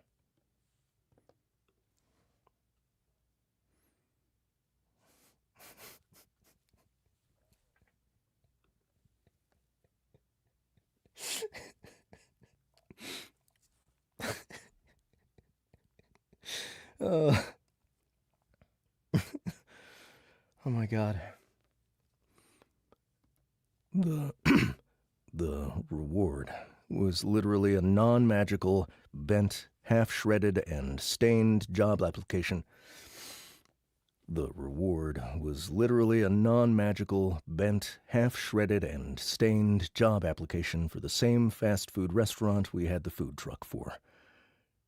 At least I still had the Platinum Boss Box. That ended up being an upgrade potion. Skill Potion! Platinum Hot List Expansion. Drinking this potion will expand your 20-space hot list into 25 spaces. It also unlocks the Contingency skill, which allows multiple actions and reactions for items in the hot list based on a predetermined set of circumstances.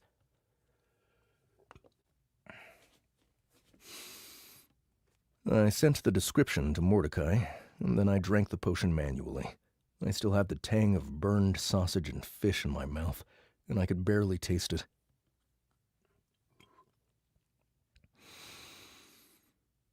Behind us, the crowd cheered as Imani won a race.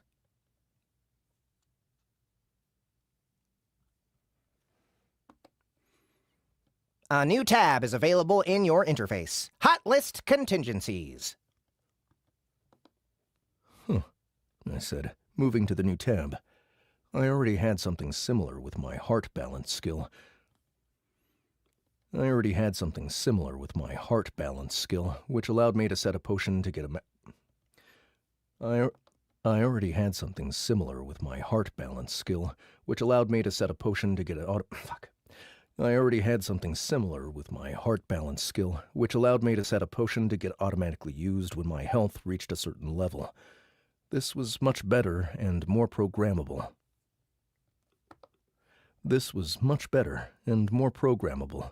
I was pretty certain Lucia Marr already had this.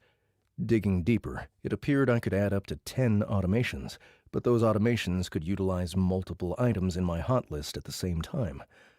I would need to spend some time playing with this.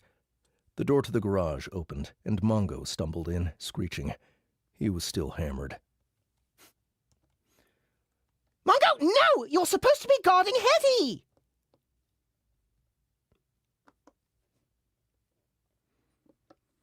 No, Mr. Mongo!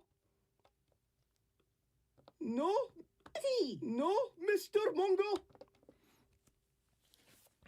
Jamal called from behind at the same time.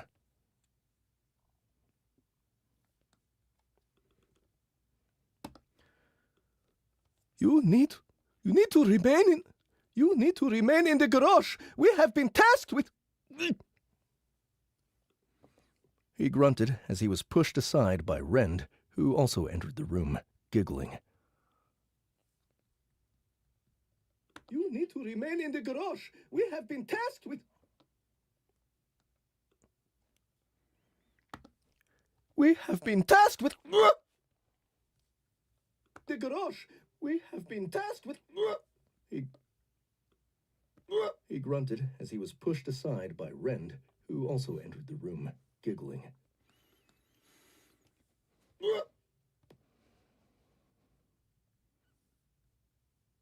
He grunted as he was pushed aside by Rend, who was also... He grunted as he was pushed aside by Rend, who also entered the room, giggling. And that's when Mordecai entered the room, holding an armful of empty potion balls.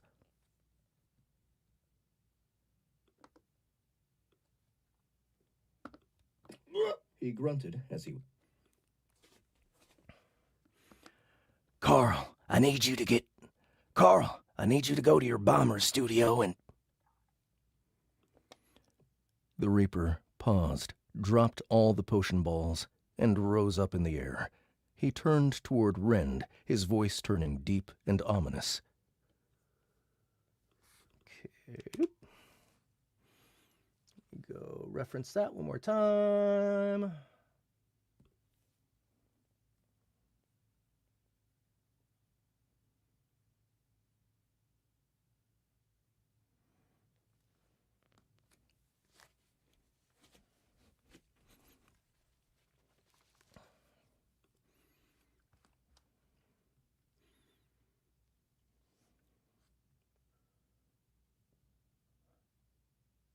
I think it's after the first heat, right?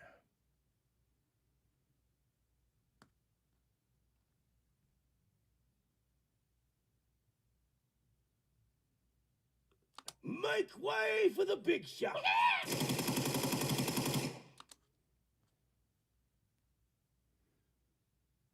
Death awaits you at every turn.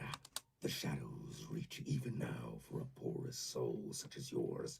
It is unquenchable, this thirst. You are reached for by both sides. Who will entwine you, the tree or the abyss? All right, got it.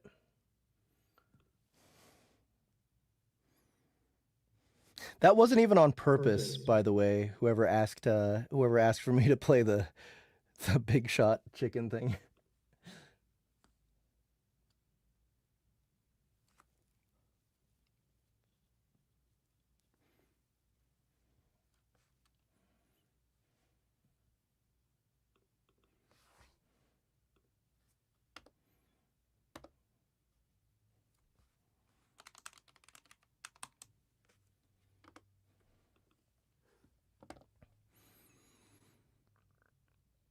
And now you perish once again. The next time will herald... The next time will herald the beginning of the end. And now you perish once again. The next time will herald the beginning of the end. The next time will herald the beginning. Rend dropped dead right there in the safe room. Rend dropped dead right there in the safe room. Damn it. Rend dropped dead right there in the safe room. Your pet has died.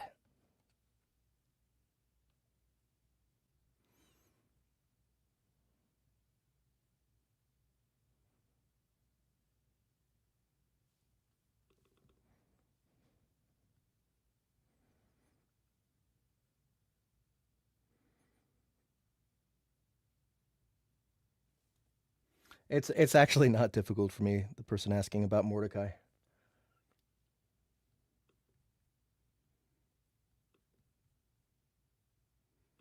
I just remember his personality and his accent, and that's pretty much it. Change the timbre, don't change anything else.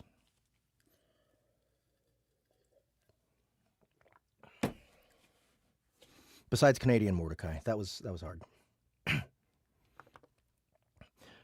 Chapter 26. Chapter 26.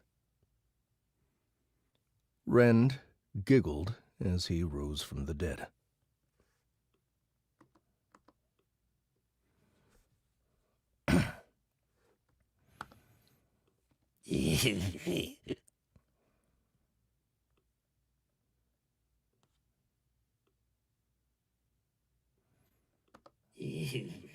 Rend giggled as he rose from the dead.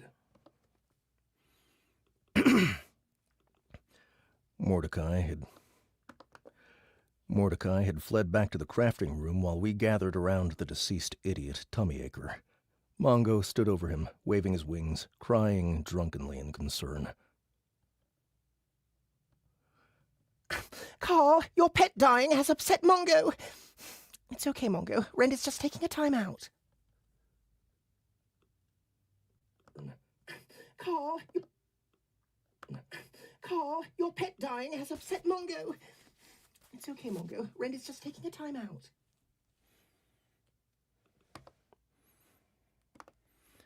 Your pet has resurrected. As this was the 6th death, your pet will retain his memories and identity. Your pet is now 25% stronger than before. Your pet has gained a new random weakness. Your pet's weaknesses: Sylvan Crystal, consuming hobgoblin sweat, the bite of a rivenwing, consuming undead flesh, Reaper gaze. New potatoes.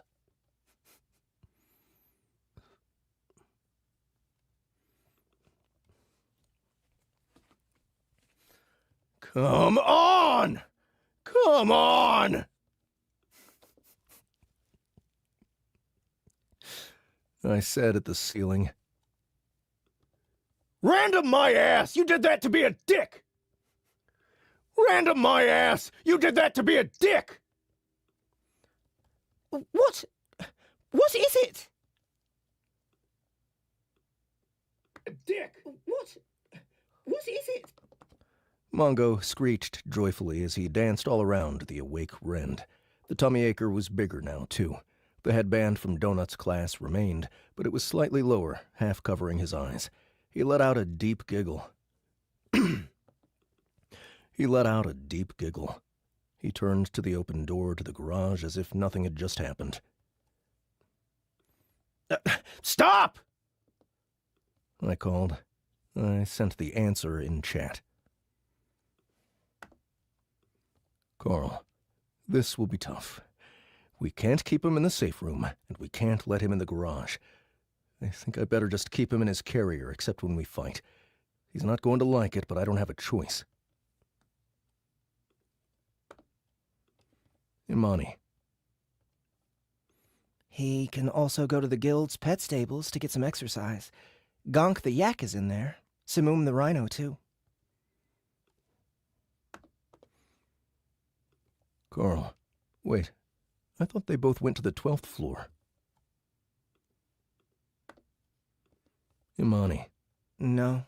When we started preparing for Katya to leave, we didn't have much time, and we had to move everything around with the guild system on the fly. No. We didn't have much. We didn't have much time. We didn't have much time, and we had to move everything around with the guild system on the fly. Simoom kinda got lost in the shuffle, so she's in the stables. Simoom loves Gonk.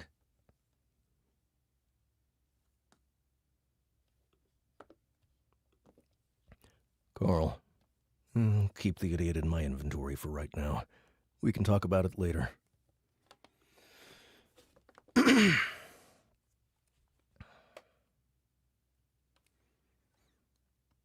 I pulled out the pet carrier. Come on, Rend. Let's take a nap.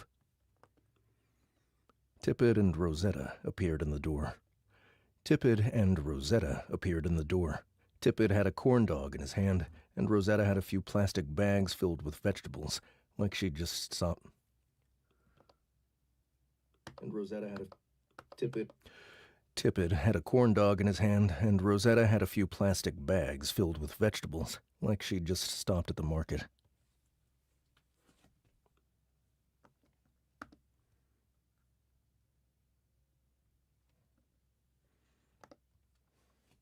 I think we found a...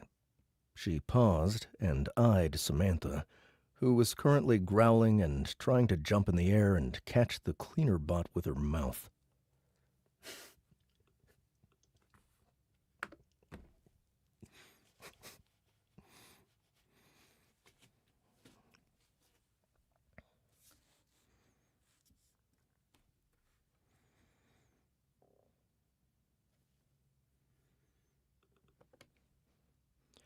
Rosetta. I think we found a Fleshman, sir. As for the Performance Guild... yeah. Tippett?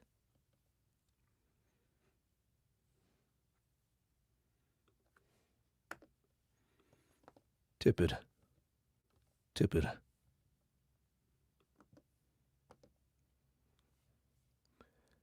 So, I think I know how to find it. But you're not going to like what is required to get in. I'm pretty sure it's hidden in the bar you've already visited.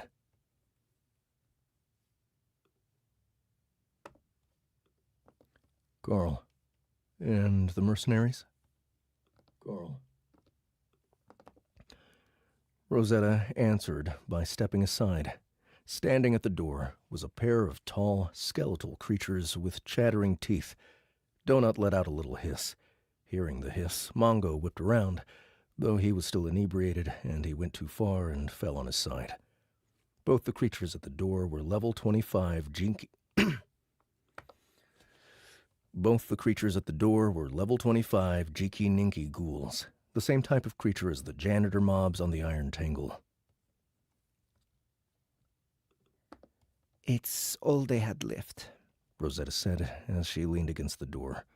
She pulled a celery stalk from the bag and started munching on it.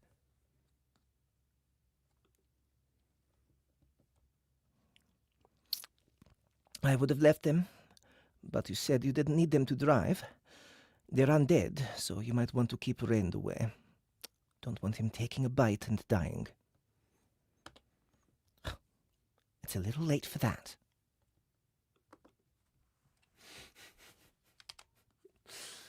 Oh my god, I love this series so much.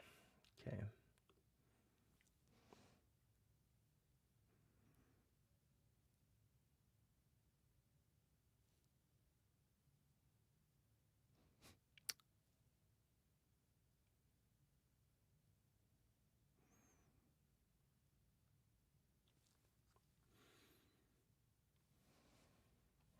Okay, next set. Chapter, what, 27? Yeah.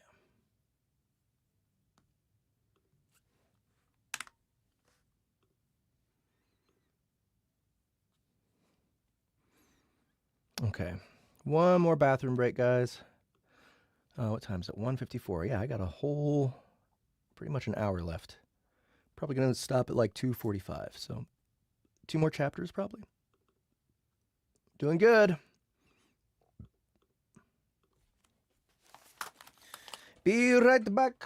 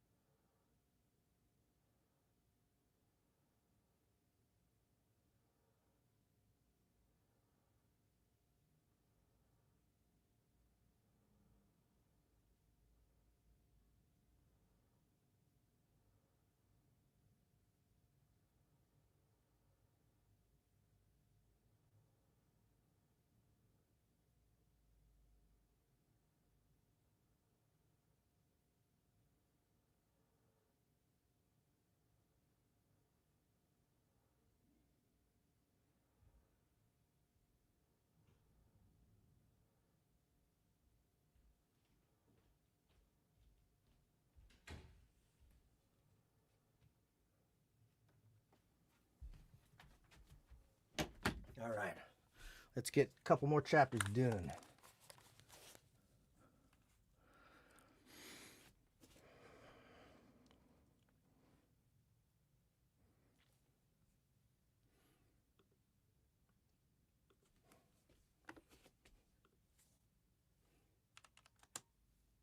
Oops.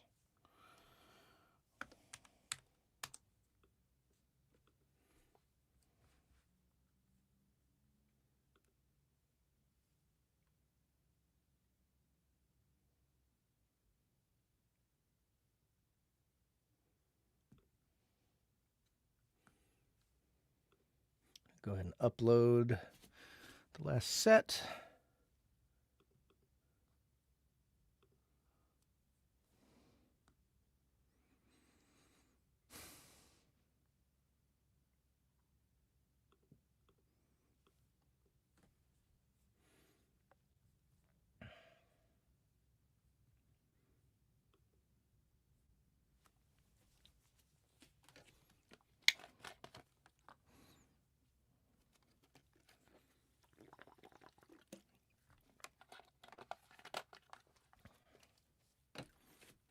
Instagram has disconnected. Fuck you, Instagram.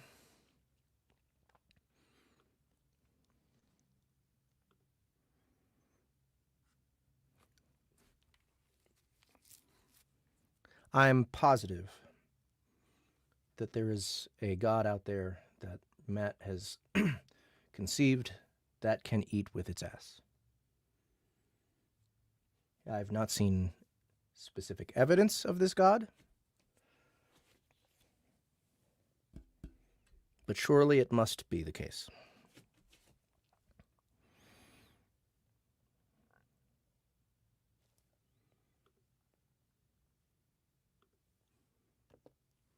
Chapter 27. A few hours later, Donut and I were yanked away to go on our live appearance of the show Plenty of Plenty.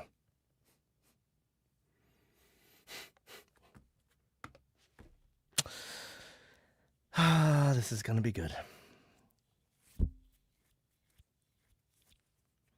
Hey, Corgi Buns. We want more bread, thank you. Entering production facility. We didn't get taken into orbit. There was a pop, and we were suddenly in a green room on the ocean's floor. Donut landed deftly on the couch without so much as a yelp. I tried to sit next to her, but the tail on my kangaroo suit made it awkward. I stayed standing. Prepotente told me he hasn't been on the show in a while, Donut said. She moved from the couch to the counter, looking for snacks. There was nothing. He said it was like a party. I don't know what that means. What do you think we're going to talk about? I don't know what that means. What do you think we're going to talk about? Oh man, Lexus.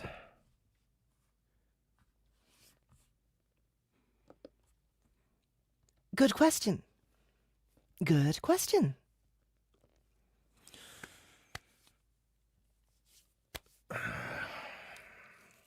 Do you guys remember what the last book Lexus was in was?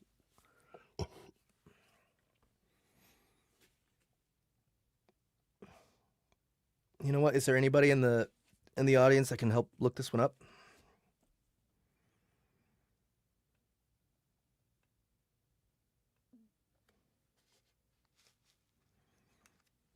Bye, Broken Joker.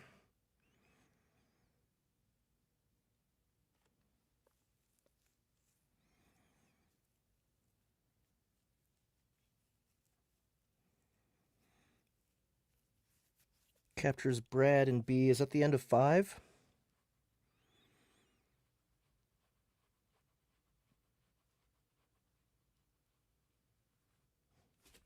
It's like the epilogue of 5.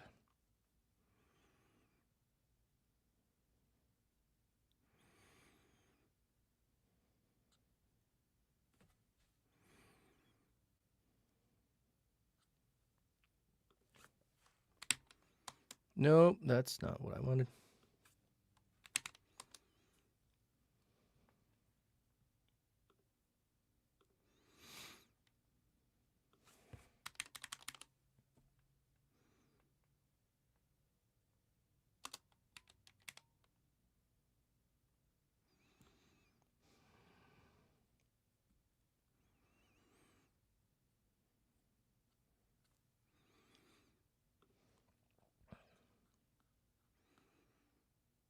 Chapter 20, Book 5.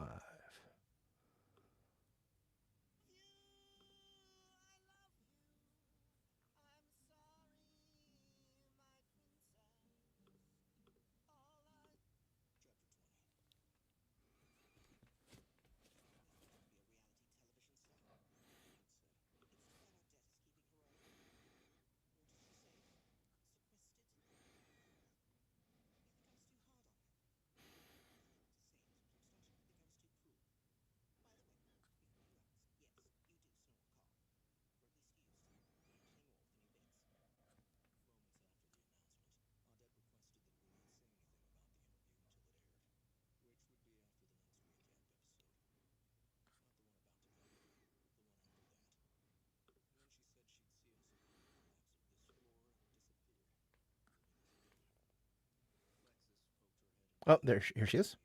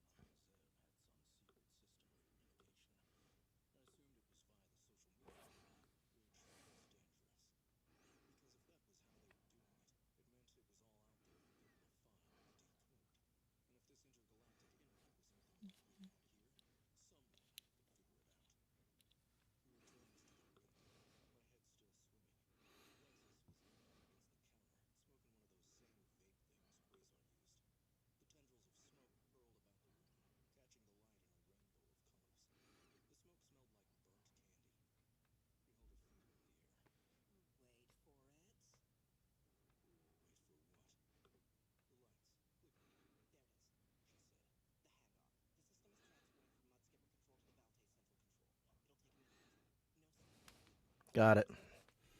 She sounds kind of like Dr. Metcalf, just faster.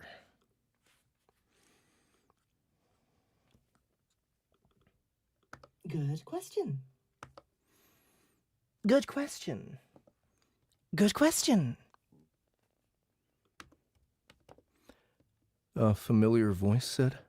A thin human walked into the room. Lexus! What are you doing here? You don't work here. The thin human, with her ever-present datapad, smiled as she stepped fully into the room.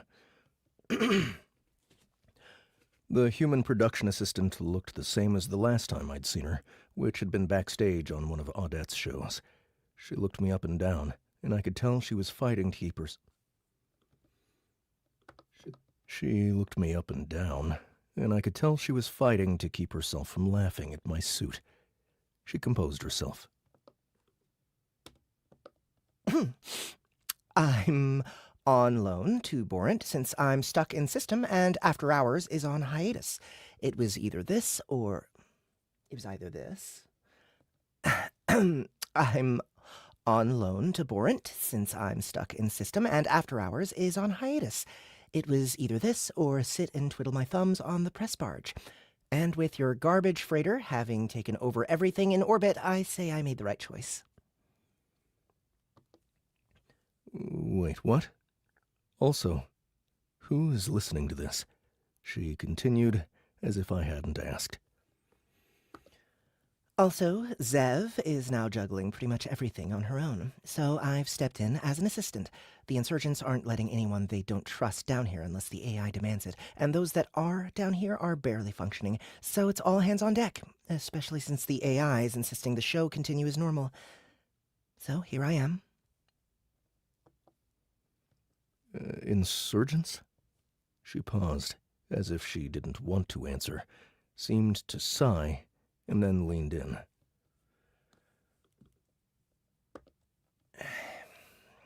The Open Intellect Action Network. You know, those people you won faction wars with, those insurgents. They sent a boarding crew to pretty much every major ship in orbit and took all of them. It happened very fast. That homecoming queen is decked out in a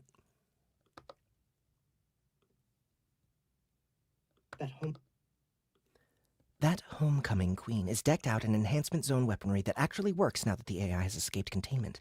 It's the equivalent of a fully armored ogre fighting against blind toddlers. They achieved total system domination in a day.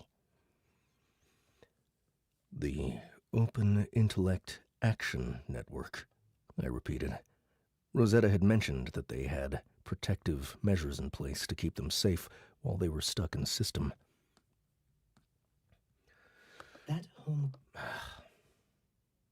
Rosetta had mentioned that they had protective measures in place to keep them in... Rosetta had mentioned that they had protective measures in place to keep them safe while they were stuck in system, but it sounded like she was seriously underselling it. Wait, can you tell us what's happening on the surface? Do you know if Cotier is okay? Lexus paused again for the briefest of moments. She pressed a few buttons. Okay, we have a minute. Borant doesn't have manpower to watch the feeds anyway. Everything is in shambles, but the AI is still likely watching. Prime Minister Victory and the staff of the new temporary headquarters for the Syndicate's presence in the system are on the... Prime Minister Victory and the staff of the new temporary headquarters for the Syndicate's presence in the system are on the eastern... Prime Minister Victory and the staff of the new temporary... Fucking hell. Prime Minister Victory and the staff of the new temporary headquarters for the Syndicate's presence in the system are on the eastern seaboard of your North America. In theory, they can be watching too, but I doubt it. Most of the flooding from the tsunamis has receded, and they moved into an area that they thought had minimal surviving native life, but the moment they set down, they had natives up their ass. So they're dealing with that, somewhere in the state of Florida. As for Katya and everyone else in South Asia, we don't have a lot of information. That is considered OIAN territory. But last I heard, they have not taken back the Kinder facility, but they have been in contact with Katya herself. As far as I'm aware, something strange happened there soon after the end of faction wars. What do you mean by strange?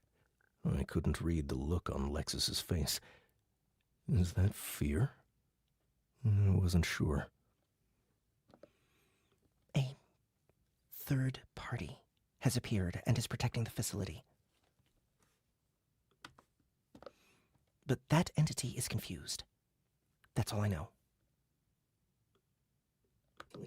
But that entity is confused. That's all I know.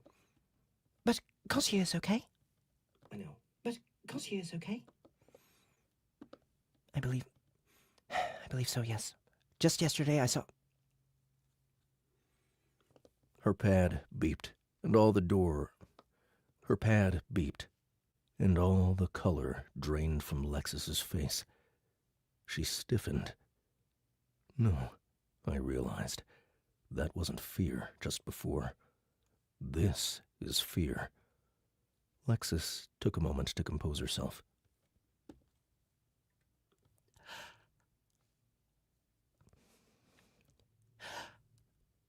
We need to focus on this program you're about to go on. The crawl is moving forward as intended, and that's all there is to that. But I need to brief you a little on Caprid customs.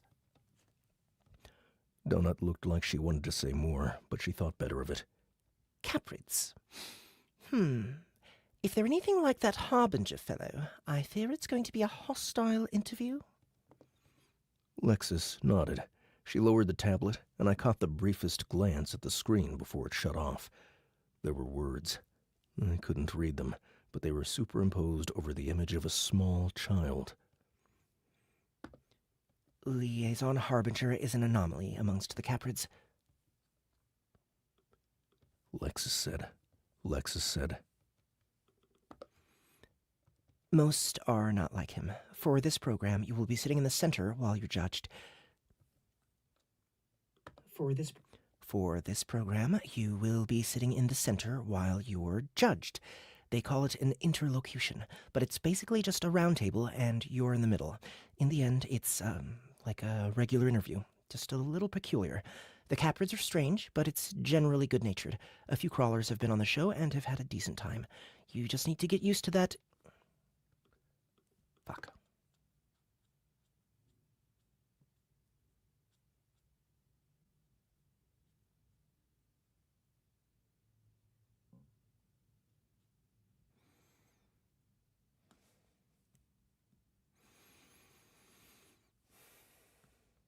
You just need to get used to their eccentric affect. They're not a collective mind, but they are a herd, and sometimes it's hard to tell the difference. I remembered those creepy kids from the art show contest.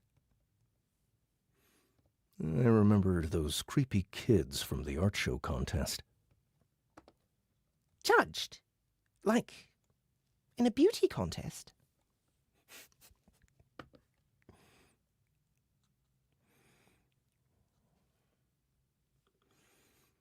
Sort of.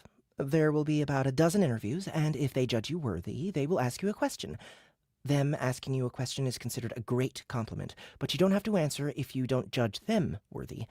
Though for this thing, it's pretty much all for show, so you should probably answer. And once that's done, you exert yourself.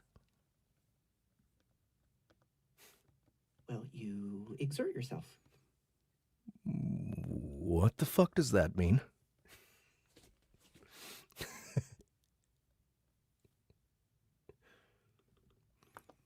She made a sort of grimace. Just go with it.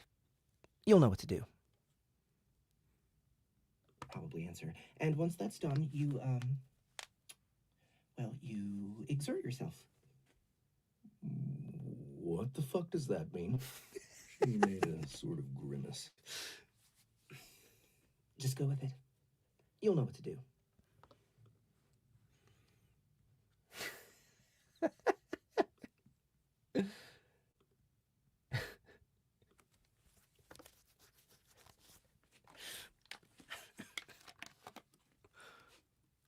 My favorite book to voice so far has been Butcher's Masquerade.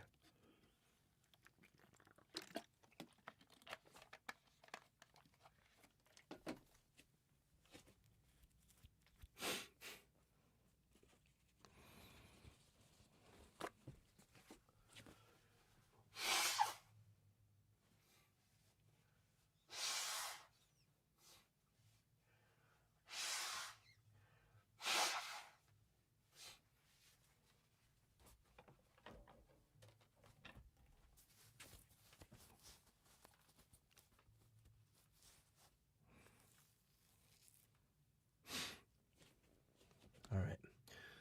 One more chapter, guys. Really great to end on this chapter. Okay, where are we? 1 second. Let me do the maths. Whoops.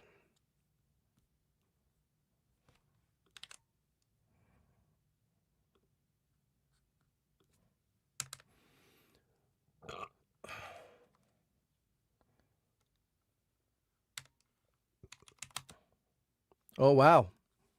We're at 30%, guys. Tell you what, just going to let you know what's happening now. I'm going to do one more cold read tomorrow on YouTube. Technically, I should be stopping here because I usually do just 30%, but I'm going to do just one more. But then, after that, no more cold reads, going back to Discord. And then it's going to be kind of up in the air when my schedule is. I'm not going to be like jumping in, telling you guys exactly what time or whatever. I'm going to get in whenever I can. You're probably going to miss some. It's going to be a little chaotic because I have to put the pedal to the metal. Like this this amount of narrating per day isn't going to get me where I want to go in time. So it's probably going to be like 6 to 7 hours a day which is going to be tough for me, but I think I can handle it. My voice is feeling really healthy right now. So I'm hoping that I can maintain that through the next couple weeks as I finish this book. But yeah, thanks again for coming, guys. I'm doing one more chapter tonight, and then I'm going to get going. I hope you all have been having a good time. You guys, don't forget to check out the DCC AIT, the Audio Immersion Tunnel. Seasons 1 and 2 are complete and on the Soundbooth app. Episode 1 of Season 1 is free, and Episode 1 of Season 3 is free until we release Episode 2, which will be April 23rd. We're switching to Thursday instead of Tuesday. Thank you guys so much for coming and hanging out. Go pre-order that Season 3 if you want to be able to jump right into it. Hey, it's Trekkie Girl 82. Good to see you. So yeah, thank you guys. It's been awesome. One more tomorrow. I'm not exactly sure what time. I'm gonna have to check my schedule and stuff, but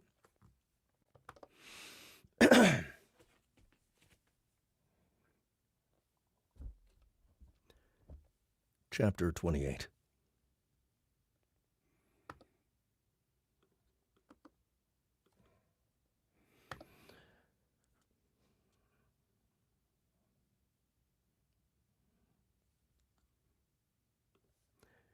Well met, stranger!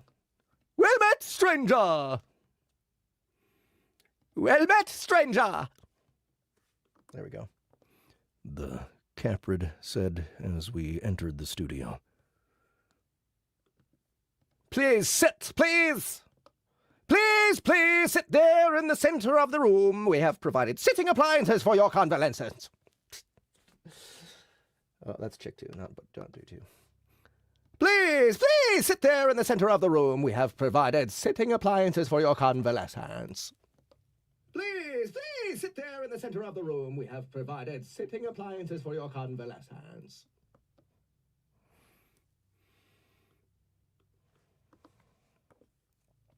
Despite the creature's demonic appearance, he had a ridiculously goofy look on his goat face. He was bouncing up and down giddily as I hesitantly approached. He reached out to touch me, like he wanted to shake my hand, but his hand went right through me, giving the illusion he was sticking his hand into the pouch on my costume. Lexis hadn't entered with us. She'd said she needed a moment. The woman was literally shaking. A spotlight appeared, shining down on a pair of chairs on a turntable in the center of the dark room. They were just 2 regular stools, which would allow me to sit properly with my tail. I attempted to examine the smiling goat creature, but my interface had stopped working the moment we stepped in here. Still, this wasn't a zero zone. I hadn't lost my buffs, and the kangaroo costume was still firmly attached to my skin. I looked the black goat creature up and down. I knew there were different kinds of these things, mostly mirroring the various breeds of goats we had here on Earth, but this particular one looked a lot like the same satanic demon goat breed as Harbinger, though not quite as tall. This one had that same goofy yet deadly earnest look as Prepotente on his face, which was an odd combination. I could also see the shadows of several other goats in a circle around us. They were of all sizes. They murmured amongst themselves.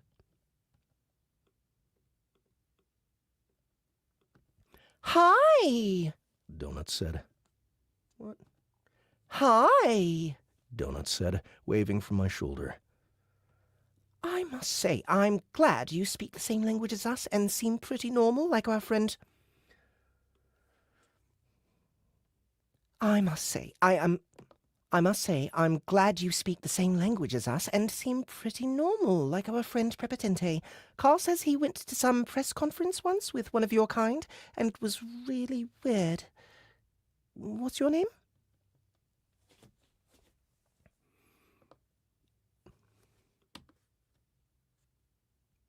Please sit there. Well met, stranger. Provided sitting appliances for your convalescence.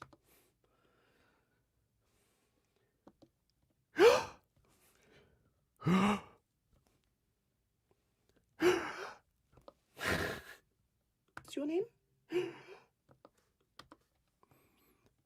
goat gasped and smiled at Donut. He reached out in an attempt to pet her. I am Botus, and I am the magistrate of tonight's tunnel event. Are you Carl? I am Botus, and I am the magistrate of tonight's tunnel event. Are you Carl? Am I Carl? Donut asked. Don't need to say that. Carl. I'm Princess Donut. Carl. I'm Princess... Carl. I am Princess Donut. Carl. I am Princess Donut. A pleasure! Please, sir, you sit at the chairs and we will begin. We are live! We are live! Princess Donut. A pleasure! Please, sir, you sit at the chairs and we will begin. We are live! We are live!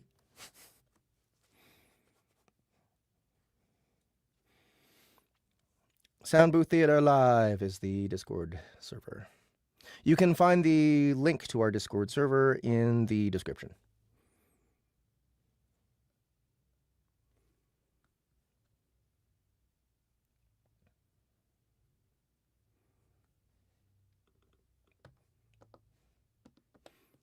Already? Oh, already?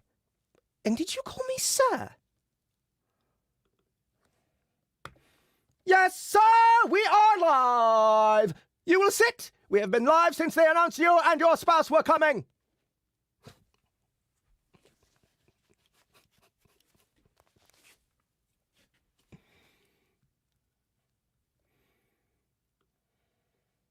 And did you call me sir? Yes, sir, we are live! You will sit! We have been live since they announced you and your spouse were coming!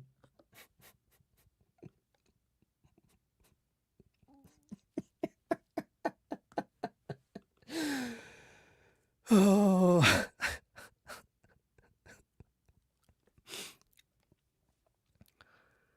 I sighed and moved to the stools.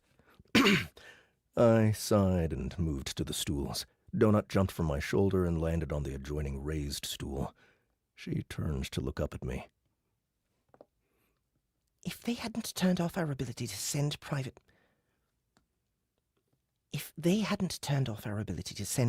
messages, this is where I'd say something very not nice. Let's just get it over with. Nice. Let's just get it over with. Let's just get it over with. Donut appeared as if she was about to add something caustic, but I had thought... Donut appeared as if she was about to add something caustic, but had thought better of it. We waited for the host to say something. He didn't. He just stood there a few feet to our left, looking at us, really staring. We sat there in awkward silence for a good 10 to 15 seconds. The only sounds were the breathing and guttural noises from the circle of goats in shadow. Well, it's certainly a pleasure to be invited on your show. Because you clearly don't know, my name is GCBWR. You have been sentenced to death!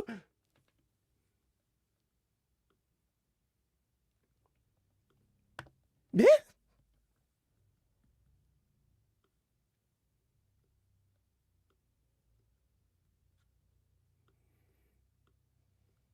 You have been sentenced to death!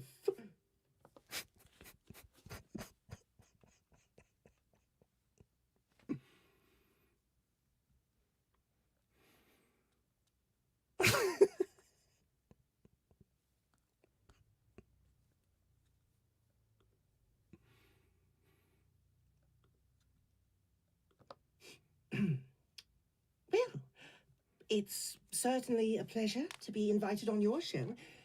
Because you clearly don't know, my name is GCBWR. You have been sentenced to death.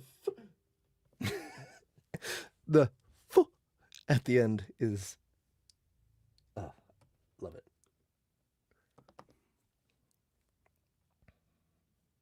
Botus suddenly screamed. Botus suddenly screamed, pointing at us. Donut yowled and jumped in the air, landing all poofed out. The turntable under our chairs started to slowly spin, moving clockwise. Death! Death! Death! Okay, I gotta put this in my ears instead of... Death! Death! Death! Death! Death! Death! Death! Death! Death! Death! Death! Death! Death! Death! Death! Okay.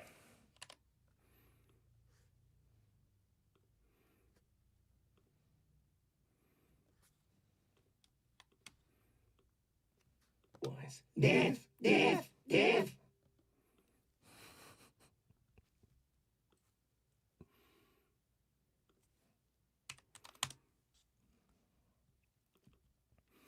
Came the shouts from the other goats all in shadow.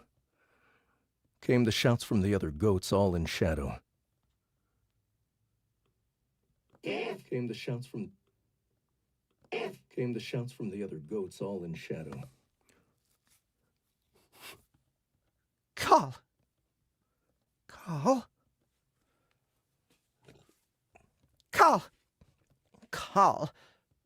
Carl?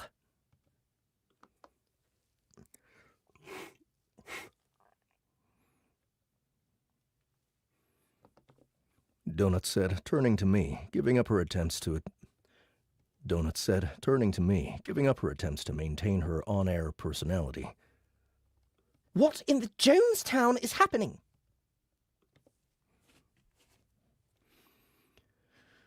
Individual spotlights started shining on the goats surrounding us, turning on and off, illuminating each of the goats in turn in a counterclockwise motion.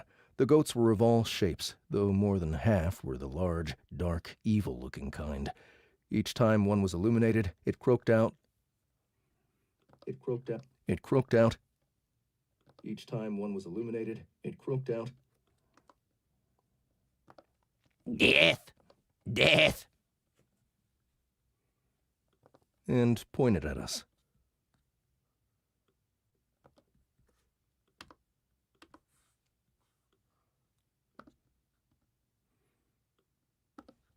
Out. Death! And pointed at us.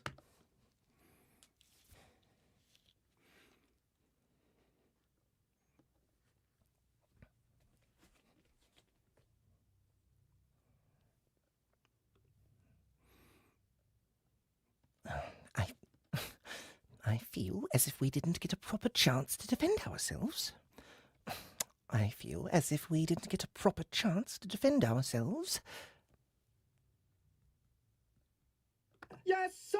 We are live!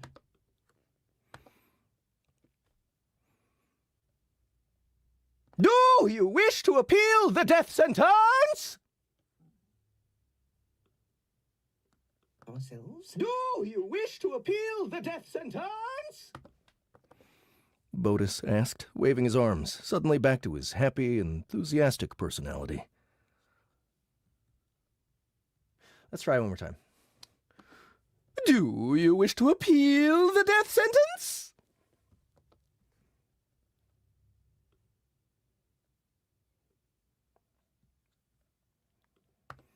Oh, my goodness.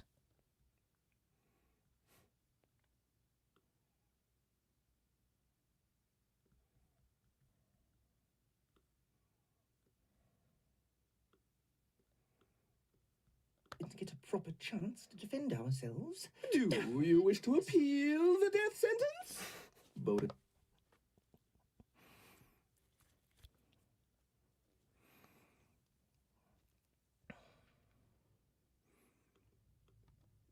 Not really.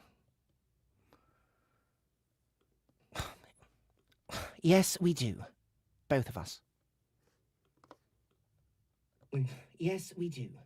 Both of us. Very well.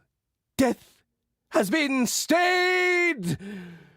Now prepare for judgment. Now prepare for judgment. Both of us. Very well. Very well.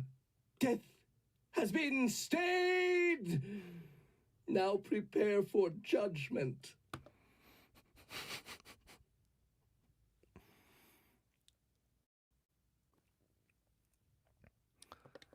The turntable stopped, and we sat facing a single, smaller goat with red coloring under a blazing spotlight.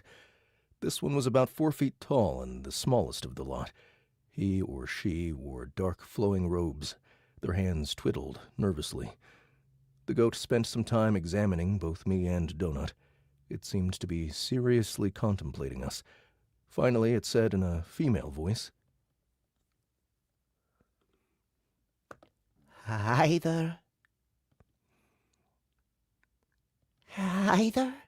may answer. Do you feel your daily foliage input is sufficient? Either may answer. Do you feel your daily foliage input is sufficient?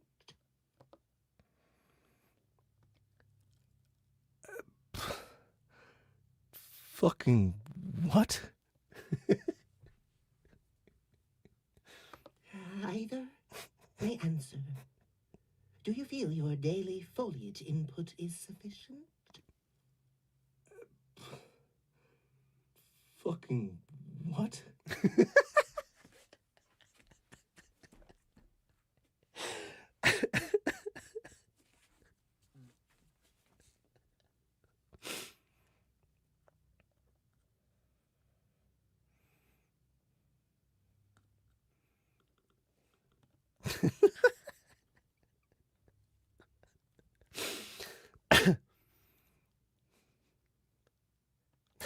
Carl clearly has some issues, as evidenced by the sheer number of bathroom breaks he takes. I think it's the fault of his food boxes. They're broken. What? Carl clearly has some issues, as evidenced by the sheer number of bathroom breaks he takes. I think it's the fault of his food boxes. They're broken. The goat nodded as if this was the answer she had been expecting. I am honored to remove your death sentence. You are welcome to walk amongst the herd.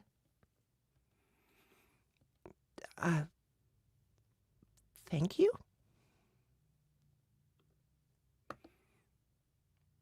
Do you have any questions for me? Wait, we can ask you questions. Yes, thank you for the question.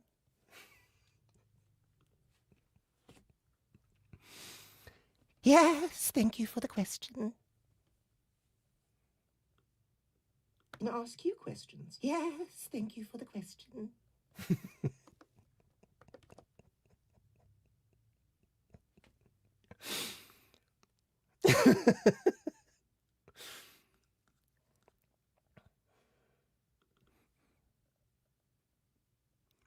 The table turned to the next goat, who was one of the satanic ones. This one just growled and said, The death judgment stands. Ed,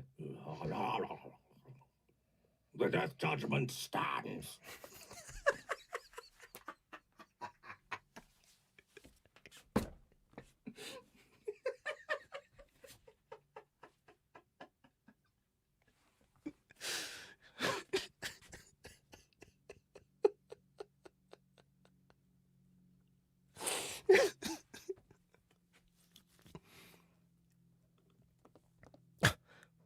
Rude.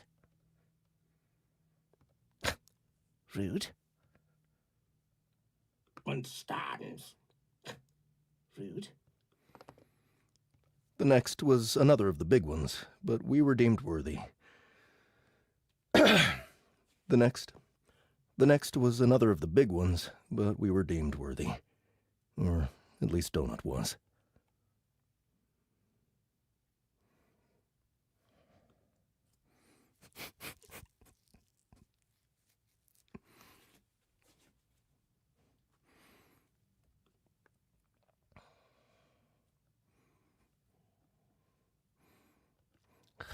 Princess Donut, have you given any thought what 3 spells you might combine if you were to cast your war crime spell a second time?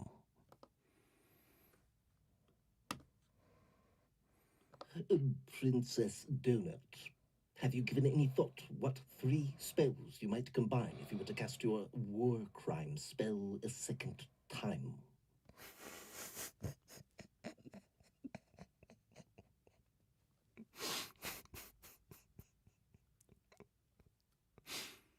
I'm having so much fun coming up with with ways to make these characters continue to sound like goats.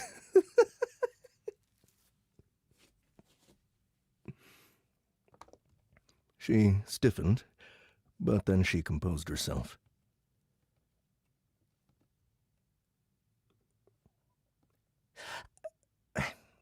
It'll depend on the circumstances. Nothing is off the table, but I won't be able to cast it until the 12th floor.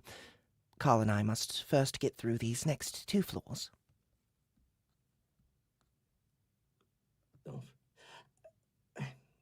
It'll depend on the circumstances. Nothing is off the table, but I won't be able to cast it until... The goat nodded.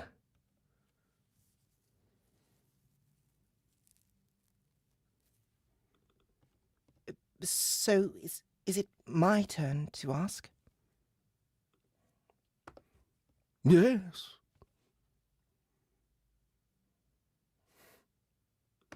Princess Donut. Yes. The goat replied, and we moved to the next.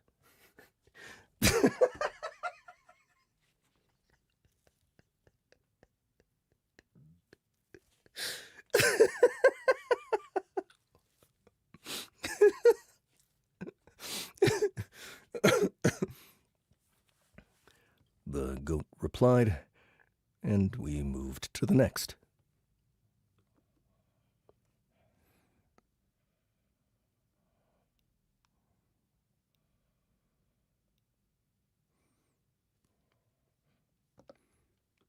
Carl. Carl. Carl. Carl. This one's going to call him Carl. Carl.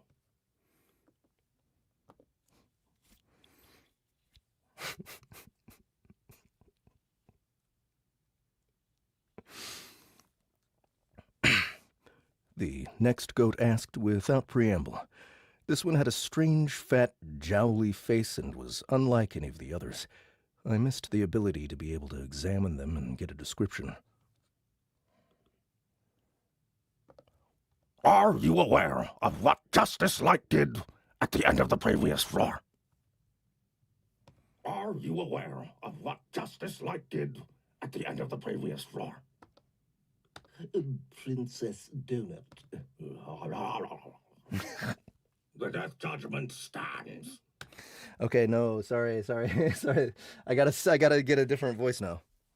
Yeah. Carl. Carl.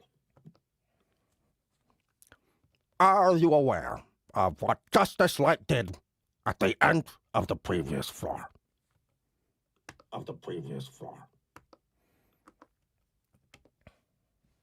You know who that is? Are you aware of what Justice No, Light did no, not at Futurama. the end of the previous floor?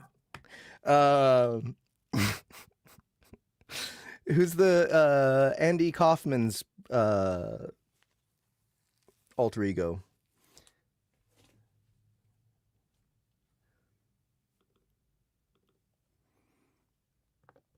I straightened. I know he made a trap that broke a lot of things in the dungeon, and I know it killed him.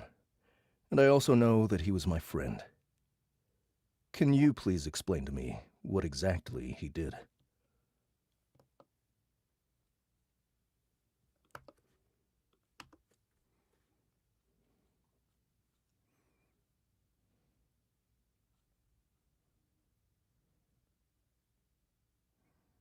Great. Now I gotta do this monologue with that voice.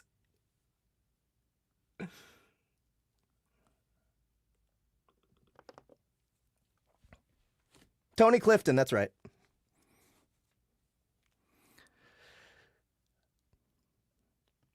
The goat seemed to contemplate for a minute, then nodded. It's quite interesting, and I'm happy to explain. He created a trap that broke the in-game version of the Nothing. This unleashed the end of the previous floor. It's quite interesting, and I'm happy to explain. He created a trap that broke the in-game version of the Nothing. This unleashed all of the inhabitants of the Nothing into 3 different levels of the game. We can only truly see what is happening on the 12th floor. Some of these creatures are entities that haven't been since the very early days of Dungeon Crawler World. The ones who invaded the 12th floor appear to be the weakest. We have no vision of what's happening on the 15th, and we only saw brief snippets of the ongoing slaughter and torture within Club Scolopendra. The dread Cryup. The dread Cryup is there, as is Krakerin Prime. As this is a parody of our partner, it's interesting that...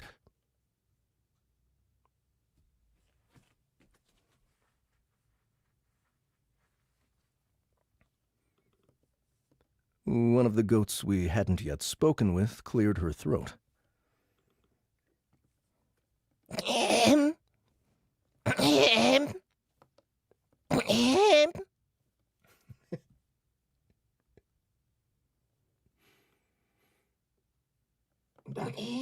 One of the goats...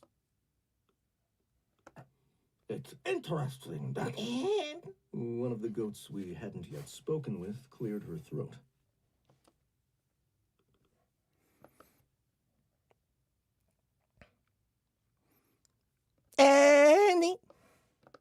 Anyway, thank you for the question, Carl. You have been judged worthy, and you may walk amongst the herd. Anyway, thank you for the question, Carl. You have been judged worthy, and you may walk amongst the herd.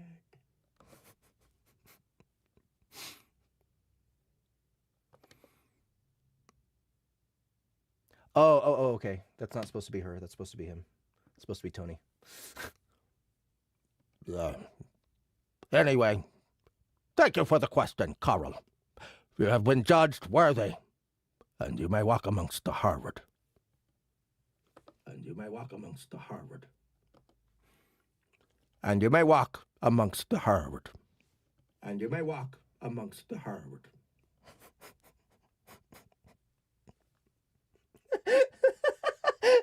I feel like Caprins probably do a lot of drugs. Yeah, probably. You have been judged worthy, and you may walk amongst the herd. Herd. Carl.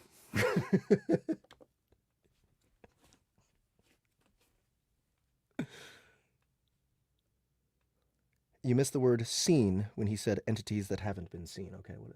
It's quite interesting, and I'm happy to explain.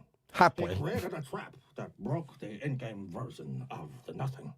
This unleashed all of the inhabitants of the Nothing into 3 different levels of the game. We can only truly see what is happening on the 12th floor. Some of these creatures are entities that haven't been since haven't the been early seen. days of Dungeon Crawler World. World. I need to really get that world. On the 12th floor. On the 12th floor. Some of these creatures are entities that haven't been seen since the very early days of the Dungeon Crawler World. Damn it. Some of these Some of these creatures are entities that haven't been seen since the very early days of Dungeon Crawler World. on the 12th floor. Some of these creatures are entities that haven't been seen since the very early days of Dungeon Crawler World. The ones who invaded the 12th floor appear to be the weakest. We have no vision of what's happening on the 15th, and we only saw brief snippets of the ongoing slaughter and torture within Club Scolopendra. The dread carry-up is there, as is Endra. The dread carry-up is there, as is Cracker and Prime. As this is a parody of our partner, it's interesting that... One of the goats we hadn't yet spoken with cleared her throat. Anyway, thank you for the question, Coral. You have been judged worthy, and you may walk amongst the herd. Oh my god. The world.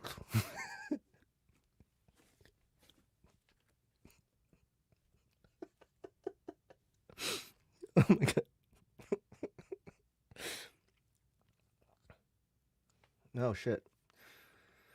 Okay, I'm running out of time here, guys. As he was talking, my interface crackled back on. There was no warning. My HUD just booted up. As that happened, I was still looking at the talkative goat with the strange face.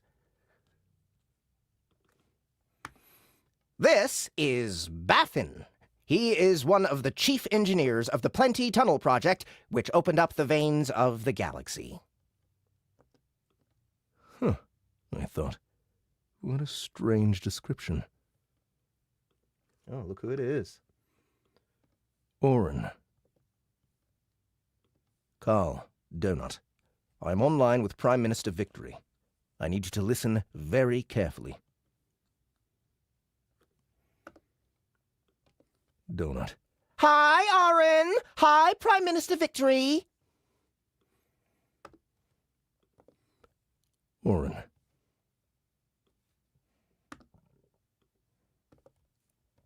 I did not realize what was happening until it was too late. I did not realize what was happening until it was too late.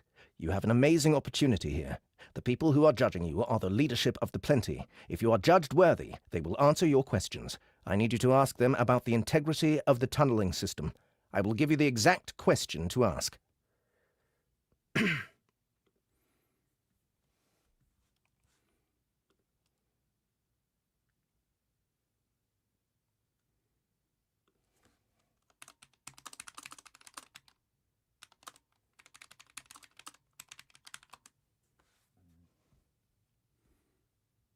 To ask. Coral. Coral. Eat my ass, Oren. Eat my ass, Oren. Eat my ass, Oren.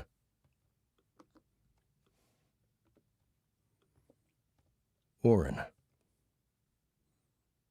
No. Prime Minister Victory.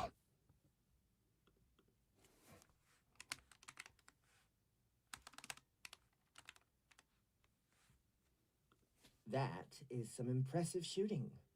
It's a magic style. There, child.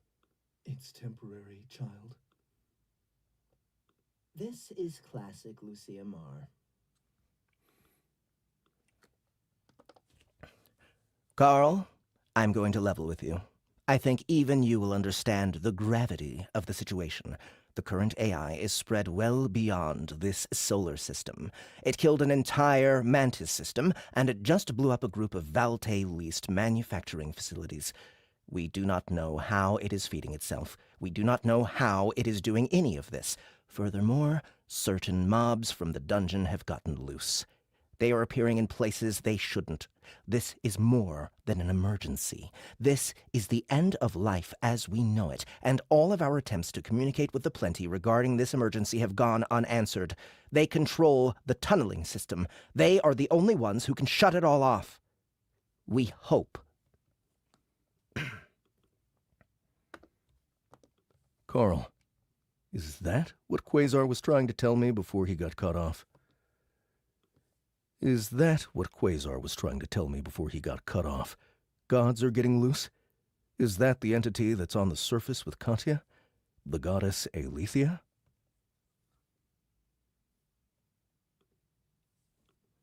Is it Alethea or Ilethea? The goddess Alethea?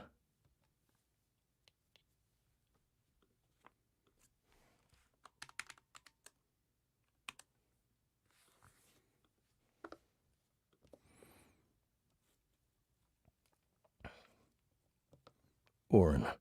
Yes, Carl. Yes, Carl. Though it's a different god in the Kinder facility.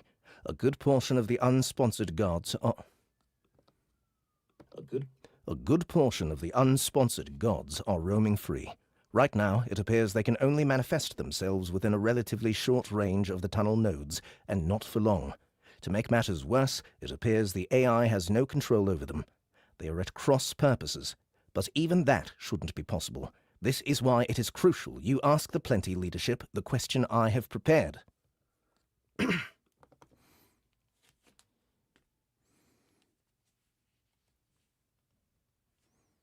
Alethea, okay.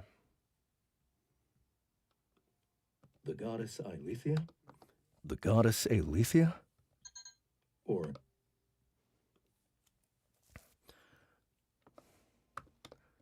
While this was happening, we moved to the next goat, who asked who took longer to prepare for battle each day, me or Donut. Carl. What? The AI has lost control of them? Orin. You need to understand the AI is specifically programmed to be unable to manually interfere with the minds of gods and goddesses. It's a hard limitation. It was programmed to keep an insane AI from using the gods to kill everything. We had limited ability to temper that. It's the same system that allows us to use sponsors to drive gods, but that ability to control non-sponsored gods has been turned off. We normally use this ability quite liberally on the later floors due to the destructiveness of such powerful creatures. It's a checks and balances system that is now broken. And since the AI can't control them either, the deities are acting independently. Damn it. The deities are acting independently. That was the weirdest stomach grumble ever. Donut started yapping about her daily routine, though she was clearly distracted with one ear on this conversation.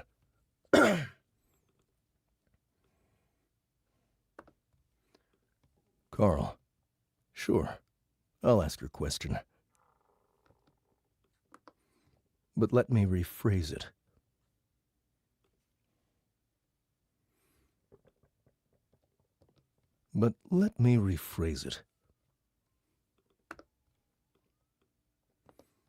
Orin.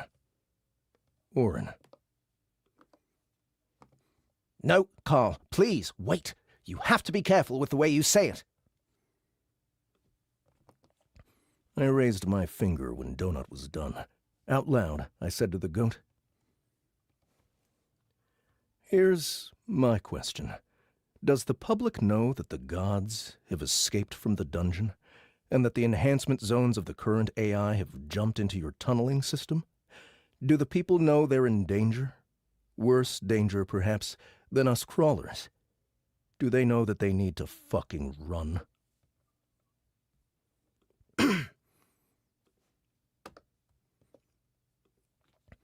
Prime Minister victory.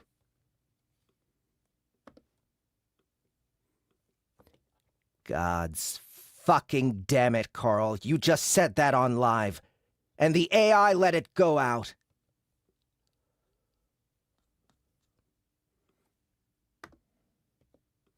Warren.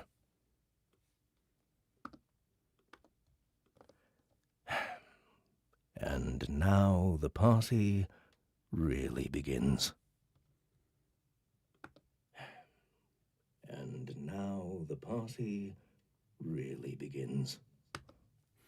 All right, guys, that's it. Thank you again for coming and hanging out with me. I hope you had a good time. I will be back at it tomorrow. Watch out for, subscribe to the channel so that you know when it's going to happen. I'm guessing probably like 10 or 11 tomorrow.